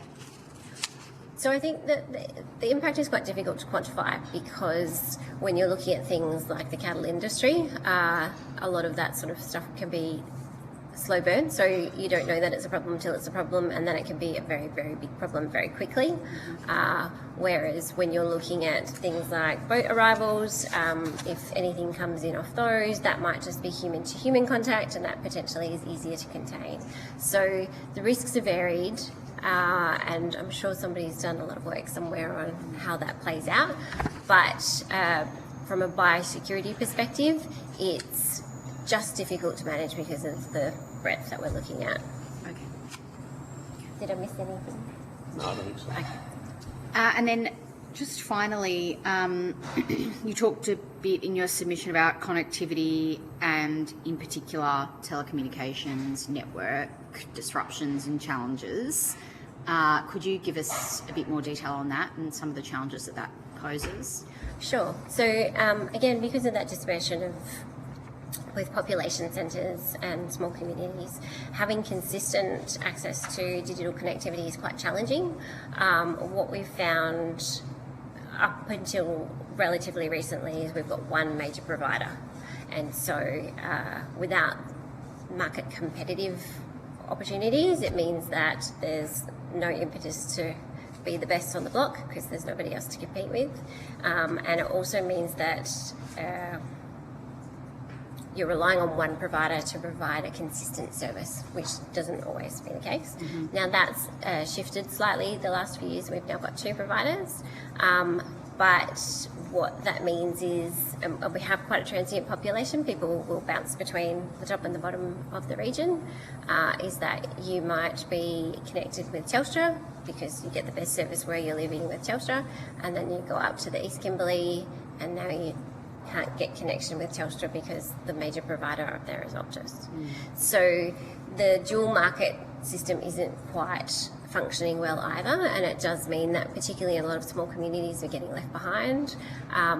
The low-lying satellite options becoming more and more popular because it tends to be a little bit more consistent, but that's quite costly and so is not necessarily a realistic option for a lot of remote areas. So again, it's sort of requiring a little bit of intervention in this space to make sure the market stays competitive and that the Kimbley doesn't fall behind, and that those that are using government facilities or government infrastructure to provide that service are utilising it in the best way for the region as opposed to the best way for themselves. Okay. Anything to add? Sure. Senator Smith, do you have any questions? Can I just, Mr. Egan, either if you haven't got any further questions, no. Senator, I just wanted to tease out with you. So Dharma, you mentioned Dharma. Oh, yeah. And the Dharma program as part of that. How critical is that in regions like that, with the RDA? Up here, it has been such a successful program. We have to give credit to the East Kimbley Chamber of Commerce for doing such a good job in how they've rolled that program out the last couple of years. Because it's got some real bespoke conditions to it. So it's got a wider age range, it's got a lower level of literacy as an entry level, and it's got a different set of occupations. The occupation list is slightly different. It's actually filled a very important gap, particularly in the care sector and the social services sector, in filling employment spaces, particularly in the East Kimbley, but certainly over here as well, where we have such high demand for a workforce and we just aren't able to get people to come in to do those roles. So I know communities are working really hard to upskill and train people who are within those spaces and are looking for work, but even with that, there's still gaps in the workforce. So the Dharma program has been really successful. I think on my notes, because I wrote some numbers down, so the number of businesses that were endorsed from 2022 through to 25, so they had 20 businesses in 2022, it's up to 116 in 2025. That's great. And the number of positions jumped from 90 in 2022 to 219 in 2025. So what's supposed to happen is that's obviously transitioning out at the end of 27 to a state model. Unfortunately, because it is going to a state model, it's possible that a lot of those conditions and those special adaptations are likely to be lost, which would be really detrimental up here. We need to try and retain those conditions as much as we can, and recognise that it's far more expensive to live and work in the Kimbley. It's difficult to find workers, it's difficult to find housing. So those customisations were put in place to help offset the challenges of getting workforce into the region. Because it's so expensive, it's difficult to find housing, all those sorts of things. Once you go to that state model, if you're looking, you don't have that level of challenge further down south, so those conditions are potentially at risk of disappearing. Look, thank you for that.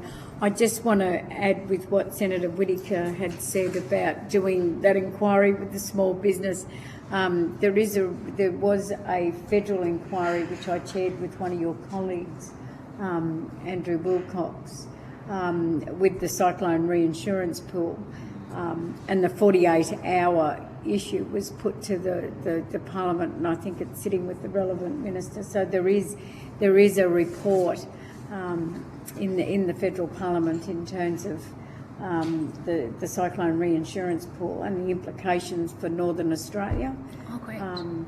So that's just to let you know. And the 48-hour, so maybe that's something that committee could look at again, Ellen, because that was through the Northern Australia Committee. Yep, and I'm happy to leave these here if you want to. No, I'd be interested in looking at what you've got there. That'd be very good. Mr. Walden.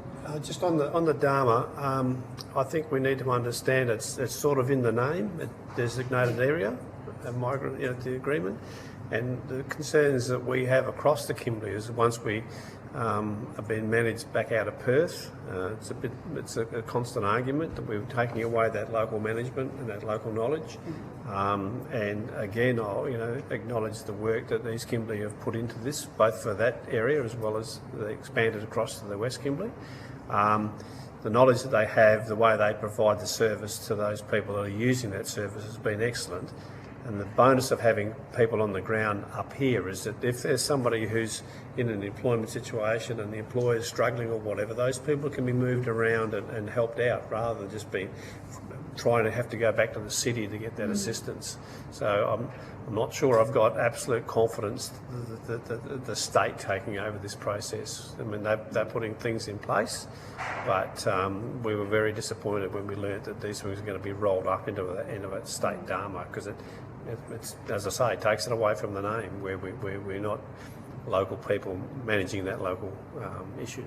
Yeah, no, thanks, Mr. Waldron. I think, and I'm just trying to think whether it was in Kununurra, but somebody else raised the issue of, and I know it was in this state because it was raised with us, that if it moves towards the state, it would take away the ability for the region to be able to manage that more appropriately. So we've Thank you. It was raised with us, earlier this week, so we'll take that up. Thank you. Senator Smith, sorry. So just to be clear, the risk in moving to a statewide Dharma that would be administered by the state government of Western Australia is that you lose the local knowledge, you lose the local flexibility. Part of that local knowledge that you might lose is the ability to check to make sure that people are actually using the Dharma legitimately. True. So why wouldn't, in a state as big as Western Australia, where there are a number of regions utilising Dharmas, Kalgoorlie Goldfields, for example, I think the Great Southern, why would the West Australian government want to give that away, all the local knowledge, local flexibility, local intelligence, and why would they want to take a risk doing something when this has been proven to be successful? I don't have the answer to that. Perhaps they're listening. The challenge is that they'll have to, they have to re-establish the business that's already happening in the Kimbley, and we don't need to reinvent the wheel. And so obviously then it comes down for them. If they can locate somebody in the Kimbley, it's housing, staffing, the whole. Whereas I guess it's a bespoke model possibly, because it's not dealing with lots of people. And the other thing too, of course, is that people who are looking to take up these agreements, they then have also got this massive area to choose from. So why would you come to the Kimbley? We probably lose a bit of our appeal when these things are opened out to everybody. It's a bit like, they're not coming to the Kimbley as the last gasp, but the people that I know that have a Dharma, they love being here. But if you open it right out, would have this been their first choice? I don't know, but that's one of the problems. We lose that uniqueness of that business attraction. Just to add to that too, one of the additional concessions is adjusted salary thresholds. So where in some occasions up here we're having to pay more than the minimum salary to be able to attract people to the region. If we lose that particular threshold and it drops back down, then they become ineligible as a region to be able to offer it, or you have to offer lower amounts, which might be equivalent to what they would earn, say, in the southwest or Perth, but the cost of living is higher up here. So it becomes, as Gary alluded to, less attractive for them to want to choose up here versus somewhere else as well. And is the RDA engaged in those discussions? Who is the primary liaison or negotiator with the state government around the Dharma? The state, I believe it's DTWD, so Department of Training Workforce Development, are working with East Kimberley Chamber of Commerce directly. We're one step back. Thank you. Thank you. Okay. Well, is there anything further you wanted to add, Ms. Deegan, or? Not off the top of my head. You all right? No, thank you very much. It's been- No, look, thank you for your evidence today, and I know that there was a question on notice, and we'll just get that. I think Senator Whittaker asked that question, and she can work with the Secretariat to get that and then provide that through to you. The committee's agreed that responses to any questions on notice will be provided within the 2 weeks of you receiving a copy of the Hansard transcript. We might get the committee to actually provide to you also that cyclone reinsurance because it touches on that 48-hour period. Thank you. Yeah. Thank you very much. Thank you. How many copies would you like? I'd love a copy.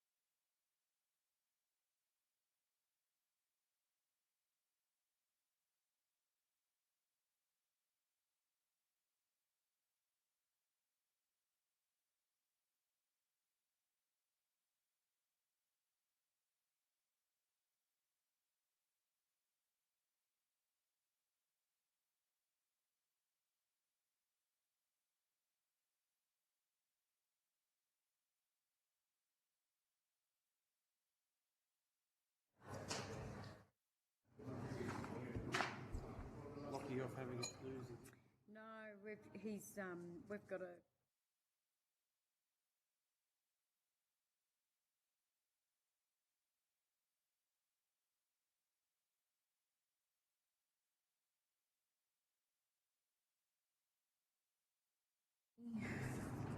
We ready?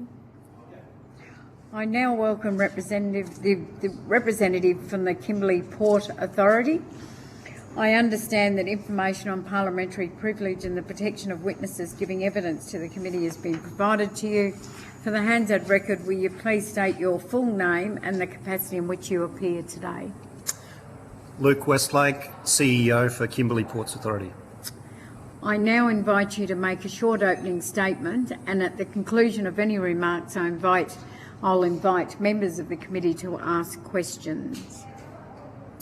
Thank you, Chair, and members of the committee for the opportunity to appear today on behalf of the Kimbley Ports Authority.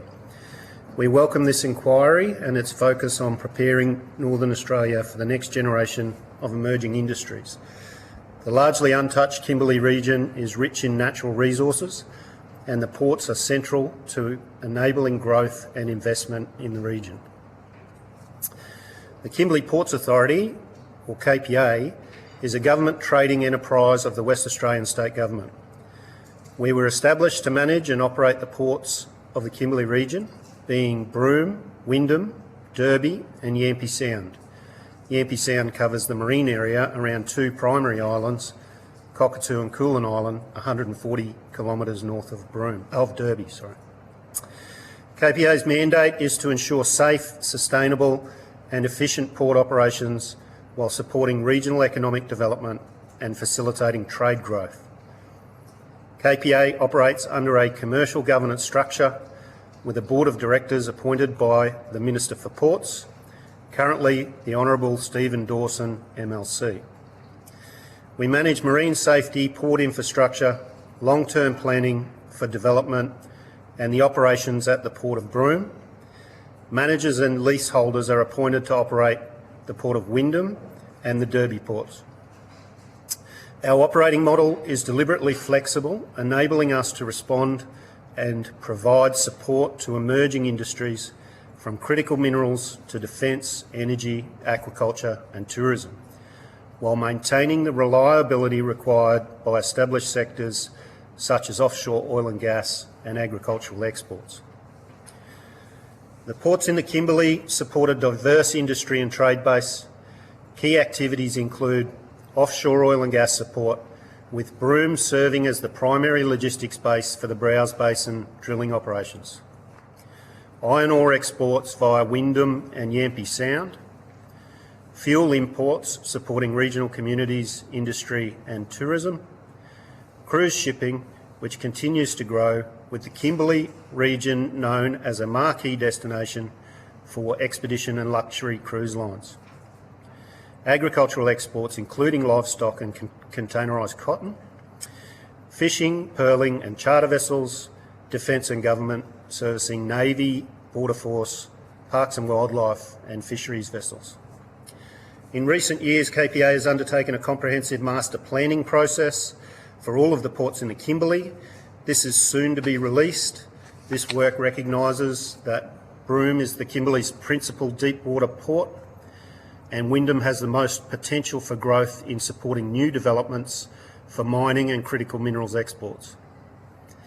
The master plan is designed to be adaptive. It recognises that Northern Australia's economic landscape is evolving, and the ports must be capable of responding to new opportunities without compromising safety or operational performance. The West Australian Government has been a strong supporter of port development in the Kimbley, with an aim to strengthen the port's capability and to facilitate trade. Examples of these are investing in a mobile harbour crane for Broome at a cost of $6 million to improve service provisions to the oil and gas industry, as well as making it possible for the export of bulk products via a rotating container loading system. This is currently used for mineral sands exports. Investing in Broome wharf facility upgrades at Terminal 1, totalling $15 million, to remove impediments and construct new areas to improve Terminal 1's operational capability. investing a total of $24.5 million in first point of entry infrastructure in Broome and Wyndham to enable direct international imports of general cargo and containers. Port of Wyndham has already been able to provide services to the new cotton trade in the East Kimberley because of this funding. Other funding has been provided for feasibility studies for a potential cruise passenger processing terminal in the Port of Broome and for an additional fuel terminal in the Port of Broome to introduce increased competition and assist in reducing retail prices of fuel in the region. KPA and the state government also support private investment in port infrastructure like the KMSB facility, which is the new second terminal in the Port of Broome. I was going to let them speak for themselves, however I understand they're not here today, so I'm happy to take questions following this. And the proposed CrestLink multi-user facility developing in Yampi Sound. These investments and KPA's delivery of projects reflect the state's recognition that the Kimberley ports are essential to unlocking economic opportunities across northwestern Australia. Chair, the Kimberley Ports Authority is committed to ensuring that the ports in the Kimberley are planned for, ready to support the next wave of emerging industries across northern Australia. We have a clear long-term vision, a strong record of delivery and a collaborative approach to working with government, industry, traditional owners and the community. With the right planning and investment, the ports in the Kimberley can continue to serve as critical enablers for regional development, national security and sustainable industry growth. Thank you for the opportunity to provide this opening statement. I welcome the committee's questions. Thank you, Mr Westlake, and I'll just see if Senator Smith, do you have some questions? Thank you very much for your participation and for the opportunity to visit the Port of Wyndham. Could you just give us an update on the status of the first point of entry negotiations with the Commonwealth? We probably started this process. The first point of entry determination came out of the Biosecurity Act 2015 with regulations that came, I think, 2016 or early 2017. Both Wyndham and Broome were designated as first point of entry ports for international vessels at that point in time. However, goods, the listed goods that were able to be imported were restricted to certain goods. For Broome, that was inorganic bulk material, which essentially is fuel, and Wyndham and crew baggage. Sorry, for Broome as well, and Wyndham was just for crew baggage at that point in time. So we made application through the new and redeveloping ports framework, which is led by Department of Agriculture, Fisheries and Forestry, but it's led by Department of Infrastructure, and I won't say the rest of their the rest of the areas they cover, but they then engage with Department of Agriculture, Fisheries and Forestry and with Australian Border Force, and I believe with Immigration, to assess what our proposal was for additional cargo types to add to that determination. So we've been through quite a lengthy process of seeking and obtaining support from Department of Infrastructure for redeveloping of those ports, expanding their determined goods. And we're now at a stage where we're just finalising the detailed design for both ports, actually. A little bit of a hold-up with Broome because it was a couple of years earlier than Wyndham, our application. But the initial area that we proposed in that business case to the federal government was not supported, and we had to change the location of where those goods could be stored when we import them into the port. So that just took a little longer because there was a legacy lease that we had to deal with to get access to the land area that was required.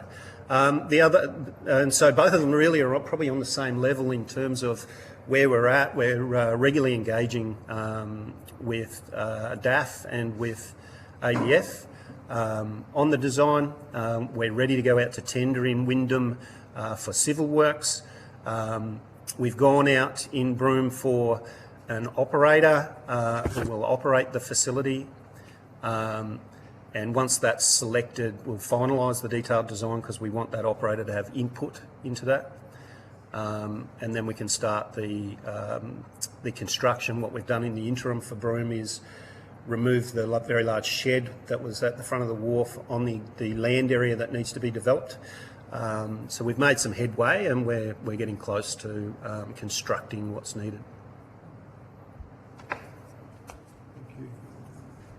Senator Whittaker. Thank you.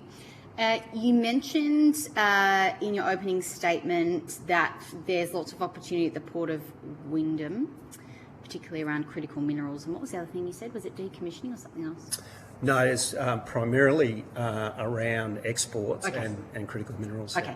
And so what would need to happen at the Port of Wyndham to make that possible? Nothing really. Yeah, and in terms of export, I mean, there's some minor approvals, licensing type approvals, but they're not really through the state that for the export of those particular products. But there's not a lot that would hold us up.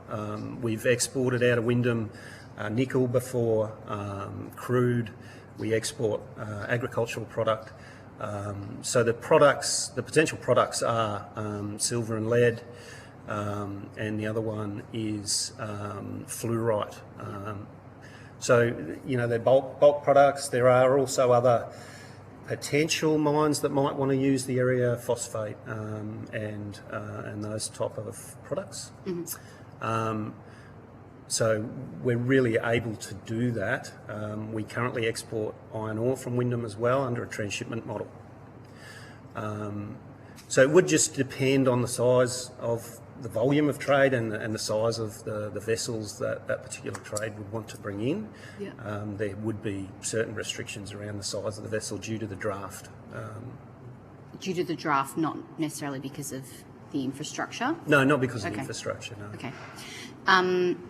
Can you give us, and this might be better taken on notice, but I'd be interested in exactly what's being imported and exported by category out of each of the Kimbley ports, if you're able to do that on notice.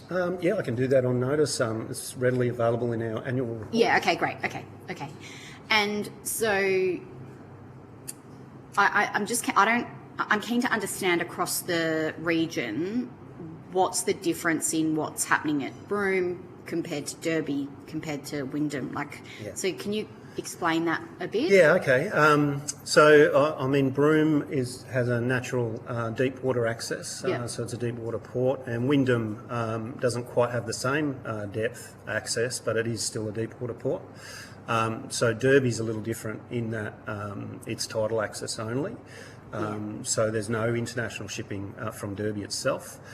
Derby does support the Yampi Sound iron ore export operations from the two islands I mentioned, Cockatoo Island and Coolin Island. So they're more landing crafts that get serviced there. It also services Aquaculture, which is the Combe Bay Baramundi, owned by Tassal. So Wyndham it is a different trade. There's a lot less vessels, but they're larger throughput. So iron ore, for instance, do close to 2 million tonnes per annum, and things like nickel that is no longer exporting out of there. It's about 120,000 tonne per annum. The likes of the agriculture, I mean, it's been mainly maize or corn that's exported out. We've done some scrap ships in Wyndham, scrap steel, like after the Argyle diamond mine was demolished, scrap steel vessels have come to take that scrap. And petroleum imports really are the only import. So we now have started. This is the first year, and it's been pretty exciting that we've been able to handle container vessels. Even with the restriction on being able to bring the empty containers in directly from international locations, We have been able to service 7 container vessels which have discharged the containers for inspection in Darwin and clearance, and then reload onto the international vessel, and then discharge those empty containers in Wyndham for the cotton trade. They then get loaded, and we've loaded the export 40-foot containers with cotton. Broome primarily has been a service port, so the majority of our vessels are actually small vessels, fishing, pearling, charter vessels. But we do the petroleum imports, we do livestock exports, and large cruise vessels. And now we have, in the last few years, been exporting mineral sands in bulk. So the total tonnage has increased significantly because primarily we were a service port for those smaller industries and the oil and gas drilling operations. And how susceptible are each of the ports to the impacts of climate change? Yeah, look, we are doing studies into climate change adaptation and coastal erosion and that sort of stuff. So we're really in a sort of a monitoring phase and setting up some planning around that. Yeah, it's something that we're aware of, and obviously we'll put that into that'll flow through into our development applications in terms of further assessments around those things. But I guess all ports are susceptible is the answer. Yeah. Do you have a sense of what needs to happen in terms of infrastructure over the next sort of decade or so? Yeah, look, the master planning process sought out potential developments in the region, and that's where I say there weren't a lot of potential new importers, exporters out of Broome. There was some, and so some growth, but the major growth seemed to be in Wyndham. And the type of products, I suppose, would be more critical minerals, which is why I sort of mentioned that.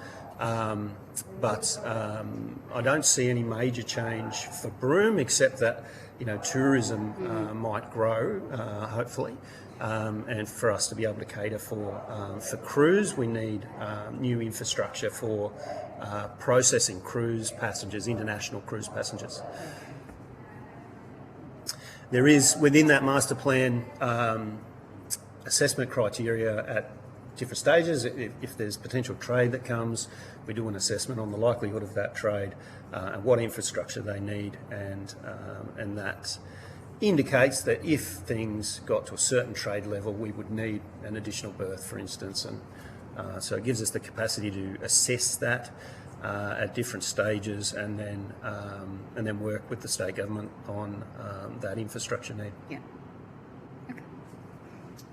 Senator Whittaker. Senator Smith? No, I'm fine, thank you. Senator Whittaker? Okay. I think there was one question. Thank you, Mr. Westlake, for your... did you have something further to add, did you? Or, no, nothing. So, yep. I might like to ask about decommissioning.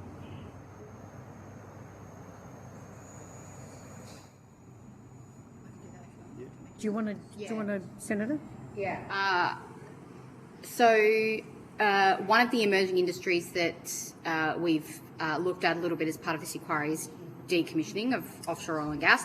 Of course, lots of that is that infrastructure exists off the coast of Western Australia and will come to the end of their lives over the next few decades. In your view, is there capacity, I'm thinking maybe Wyndham, but elsewhere, to undertake some of that work, do you think? Yeah, look, I think for some of the smaller projects, Broome could certainly play a part, and Yampi Sound could play a part, which would then come back onto the mainland through Derby. So there is with the new KMSB Terminal 2 the capacity to handle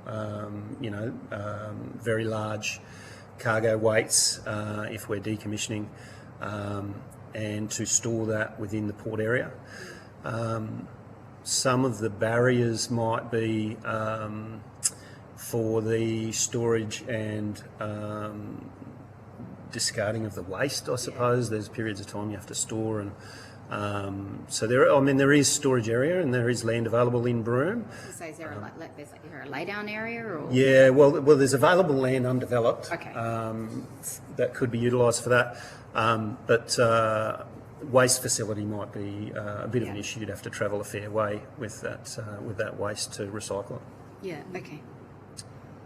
And Yampi Sound, the Crestlink development that I mentioned, they are planning for a marine supply base as well as an aeronautical base, and it too could play a part too. Yeah. Okay. Okay. Thanks. I might just. That's it. Okay. All right. Look, thank you, Mr. Westlake, for your evidence today. The committee's agreed that any responses to any questions, and I think Senator Whittaker had asked that question on notice, should be provided within 2 weeks of you receiving a copy of the Hansard transcript. But as I understand, we'll be visiting you tomorrow, so we might have, it'd be good to have a look at the report and think about that. Very good. Thank you. Thank you. The committee will now suspend for a short break and resume the hearing at 3:45.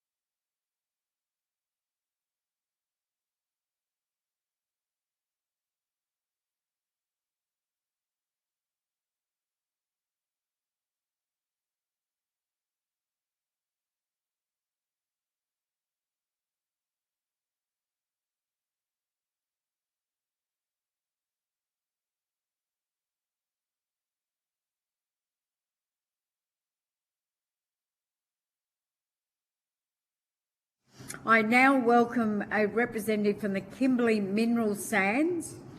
I understand that information on parliamentary privilege and the protection of witnesses giving evidence to the committee has been provided to you. And I do thank you for participating earlier than your allotted time. So for the Hansard record, will you please state your full name and the capacity in which you appear today?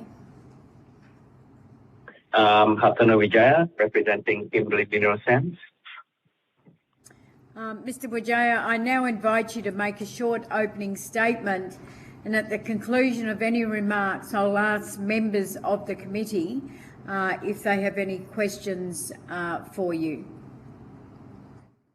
Yeah, sounds good. So a little bit of introduction on Kimbley Mineral Sands. So Kimbley Mineral Sands is a joint venture between Sheffield Resources and Yansteel, formed to develop the Thunderbird Mineral Sands project, based in the Kimbley region, and our head office is in Broome. So the Thunderbird mine is situated halfway between Broome and Derby on the Dampier Peninsula, and it's the first onshore mine in the area. The mine has a 36-year mine life, so it does have intergenerational opportunities, especially for the region. We do have two loan facilities that funded the construction.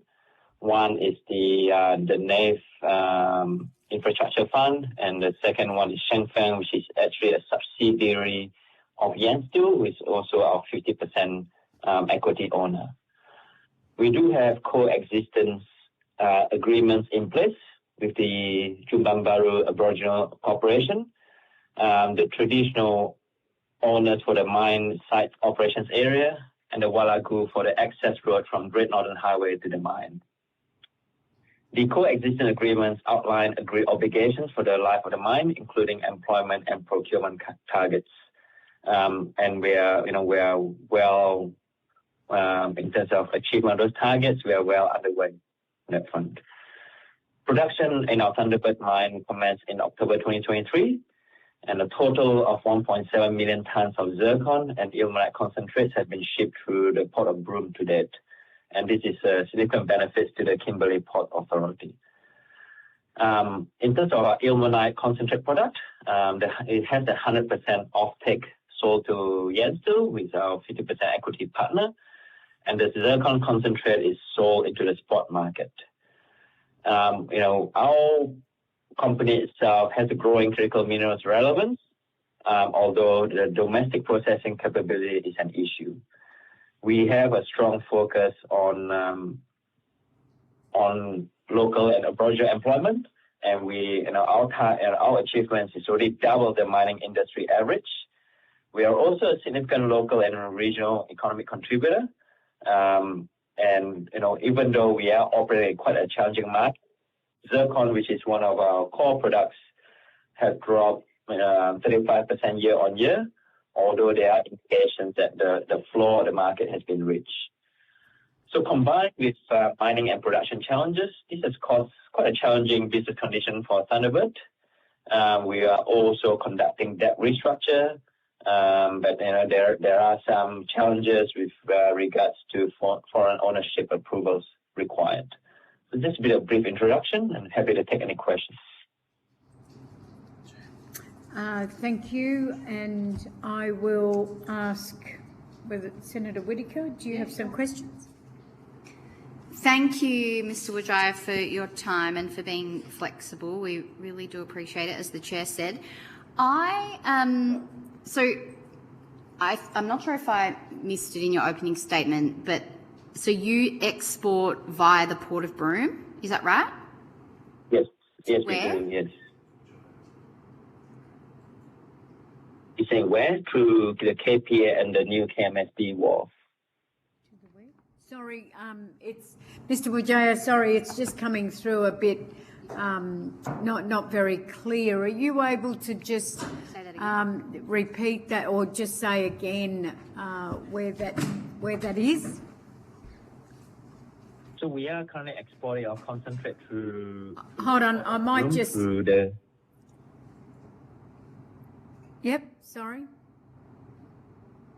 Yeah, so we are currently exporting through the Port of Broome, through the KPA wharf, and also the new KMSB wharf. So we do have 2 wharf that we are exporting a product in Port of Broome.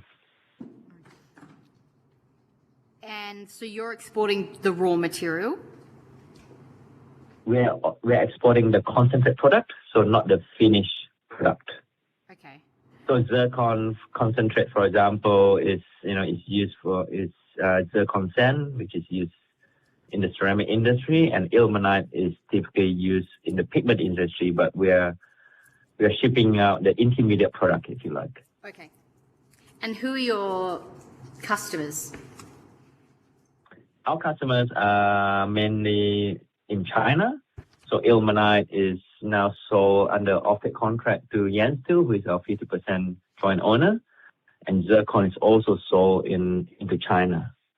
A bit of background on the zircon itself. Zircon concentrate is 95% of the global zircon concentrate trade is actually into China. Okay. Can you tell us a bit about the process you went through via the NAIF? I understand that you have had a loan through the NAIF. Yeah, so this is probably predate our time. So we do have a loan facility that funds the construction project itself.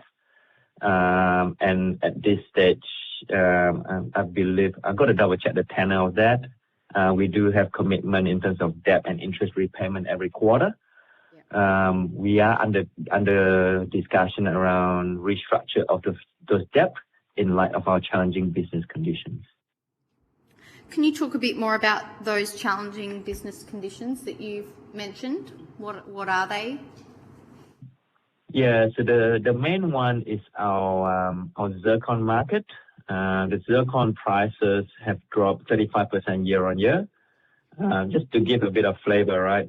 When the project was under its feasibility study, it was assuming zircon prices about $800 to $900 per metric ton. Last calendar year, the price of zircon dropped to mid $400. Right now, we have seen a bit of recovery, but the prices is still hovering around the $500 per metric ton. That's really, challenging us in terms of market. The other thing, as you can appreciate, we started production in October 2023. So we're still, working our way through in terms of stabilization of the operation. We have had some issues in production, so that has not helped our business as well. Mm-hmm. And what's the structure of the business? So we are 50% owned by Yansteel, that's the Chinese steel company, 50% owned by Sheffield Resources, which is an Australian-based ASX listed company.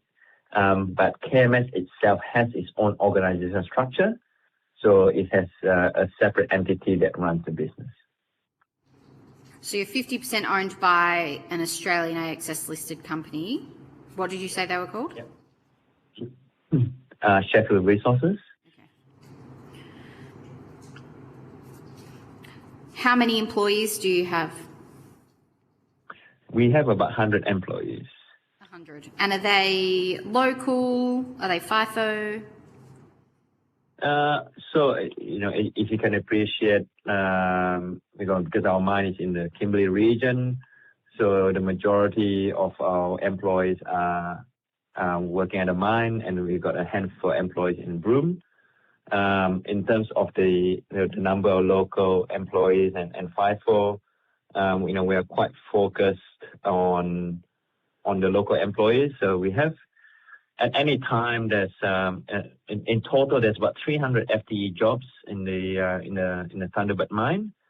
As of March 2026, 84% of the direct employees are West Kimbley based, and 26% are Aboriginal. So the combination of the primary contractor and the KMS direct is about 52% local, 16% Aboriginal, and obviously all these are are also figures that's reported through our coexistence agreements. I was also, when I was reading about the work that you do, I understand that you prioritise Aboriginal and local businesses through your supply chain. I'm just wondering if you could talk us through a bit what that supply chain looks like and how you're prioritising local and Aboriginal businesses in that. Yeah, so in our tendering process, we have made sure that there's a focus in Aboriginal and local employment. Our operation is quite contract heavy, if you like. You've got the various scopes, like the mining services scope, the waste mining and drill and blast. In each of those agreements, we do have a clause around local employment.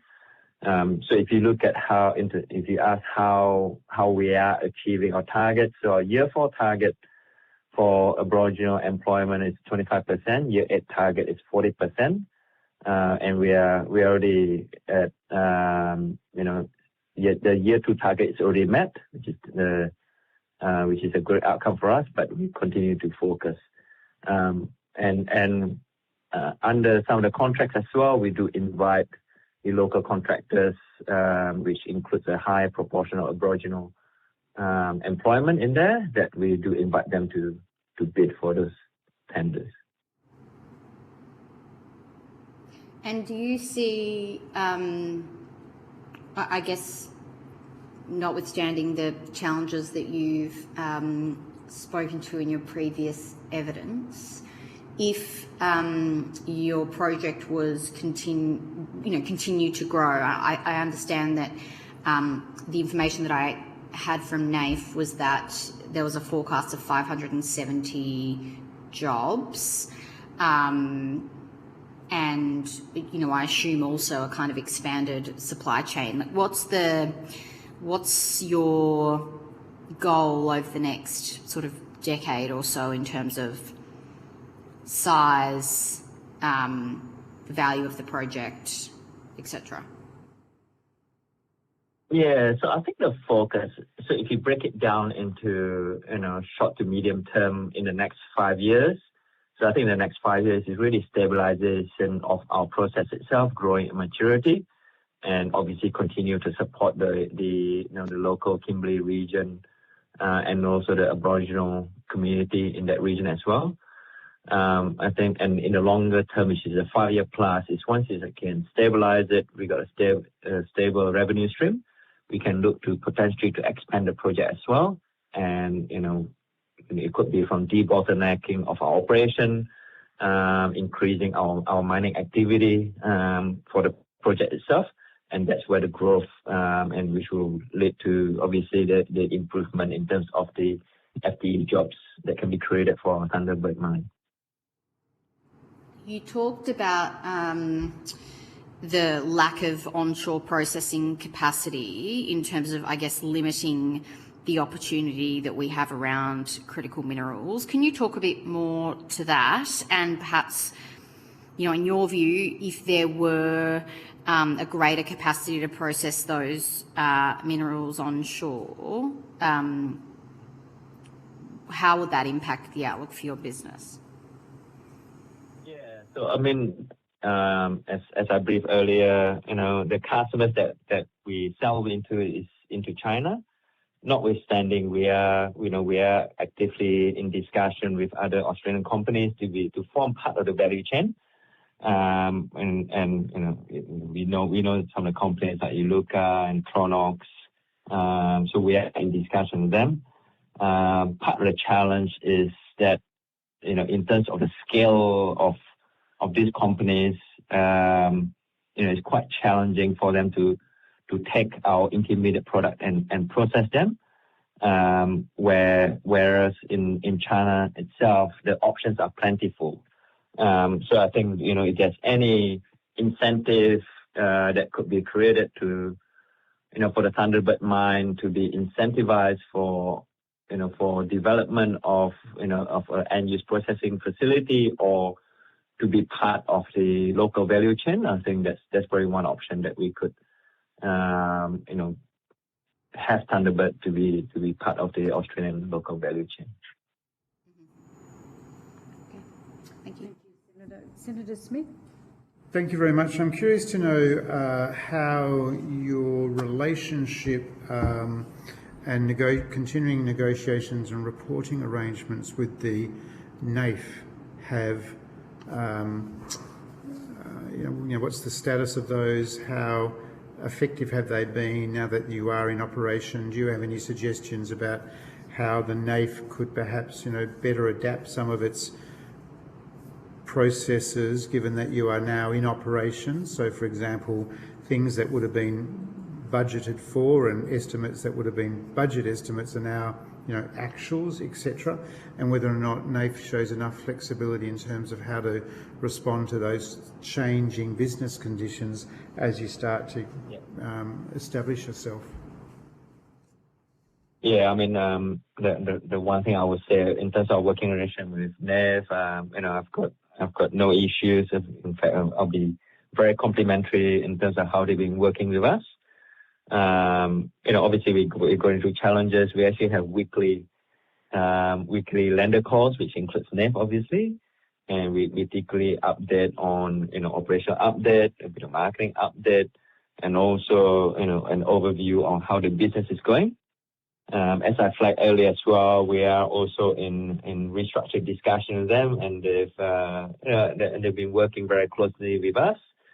Obviously there's always a process around seeking to understand the business, but they're definitely doing that and supporting us where possible. Some of you may have seen in the public ASX announcement, they've really helped us in terms of postponing some of the debt interest and principal repayments to help in terms of our managing cash flow. So yeah, I've got very positive things to say around how NAIF has been working with us and supporting us where possible.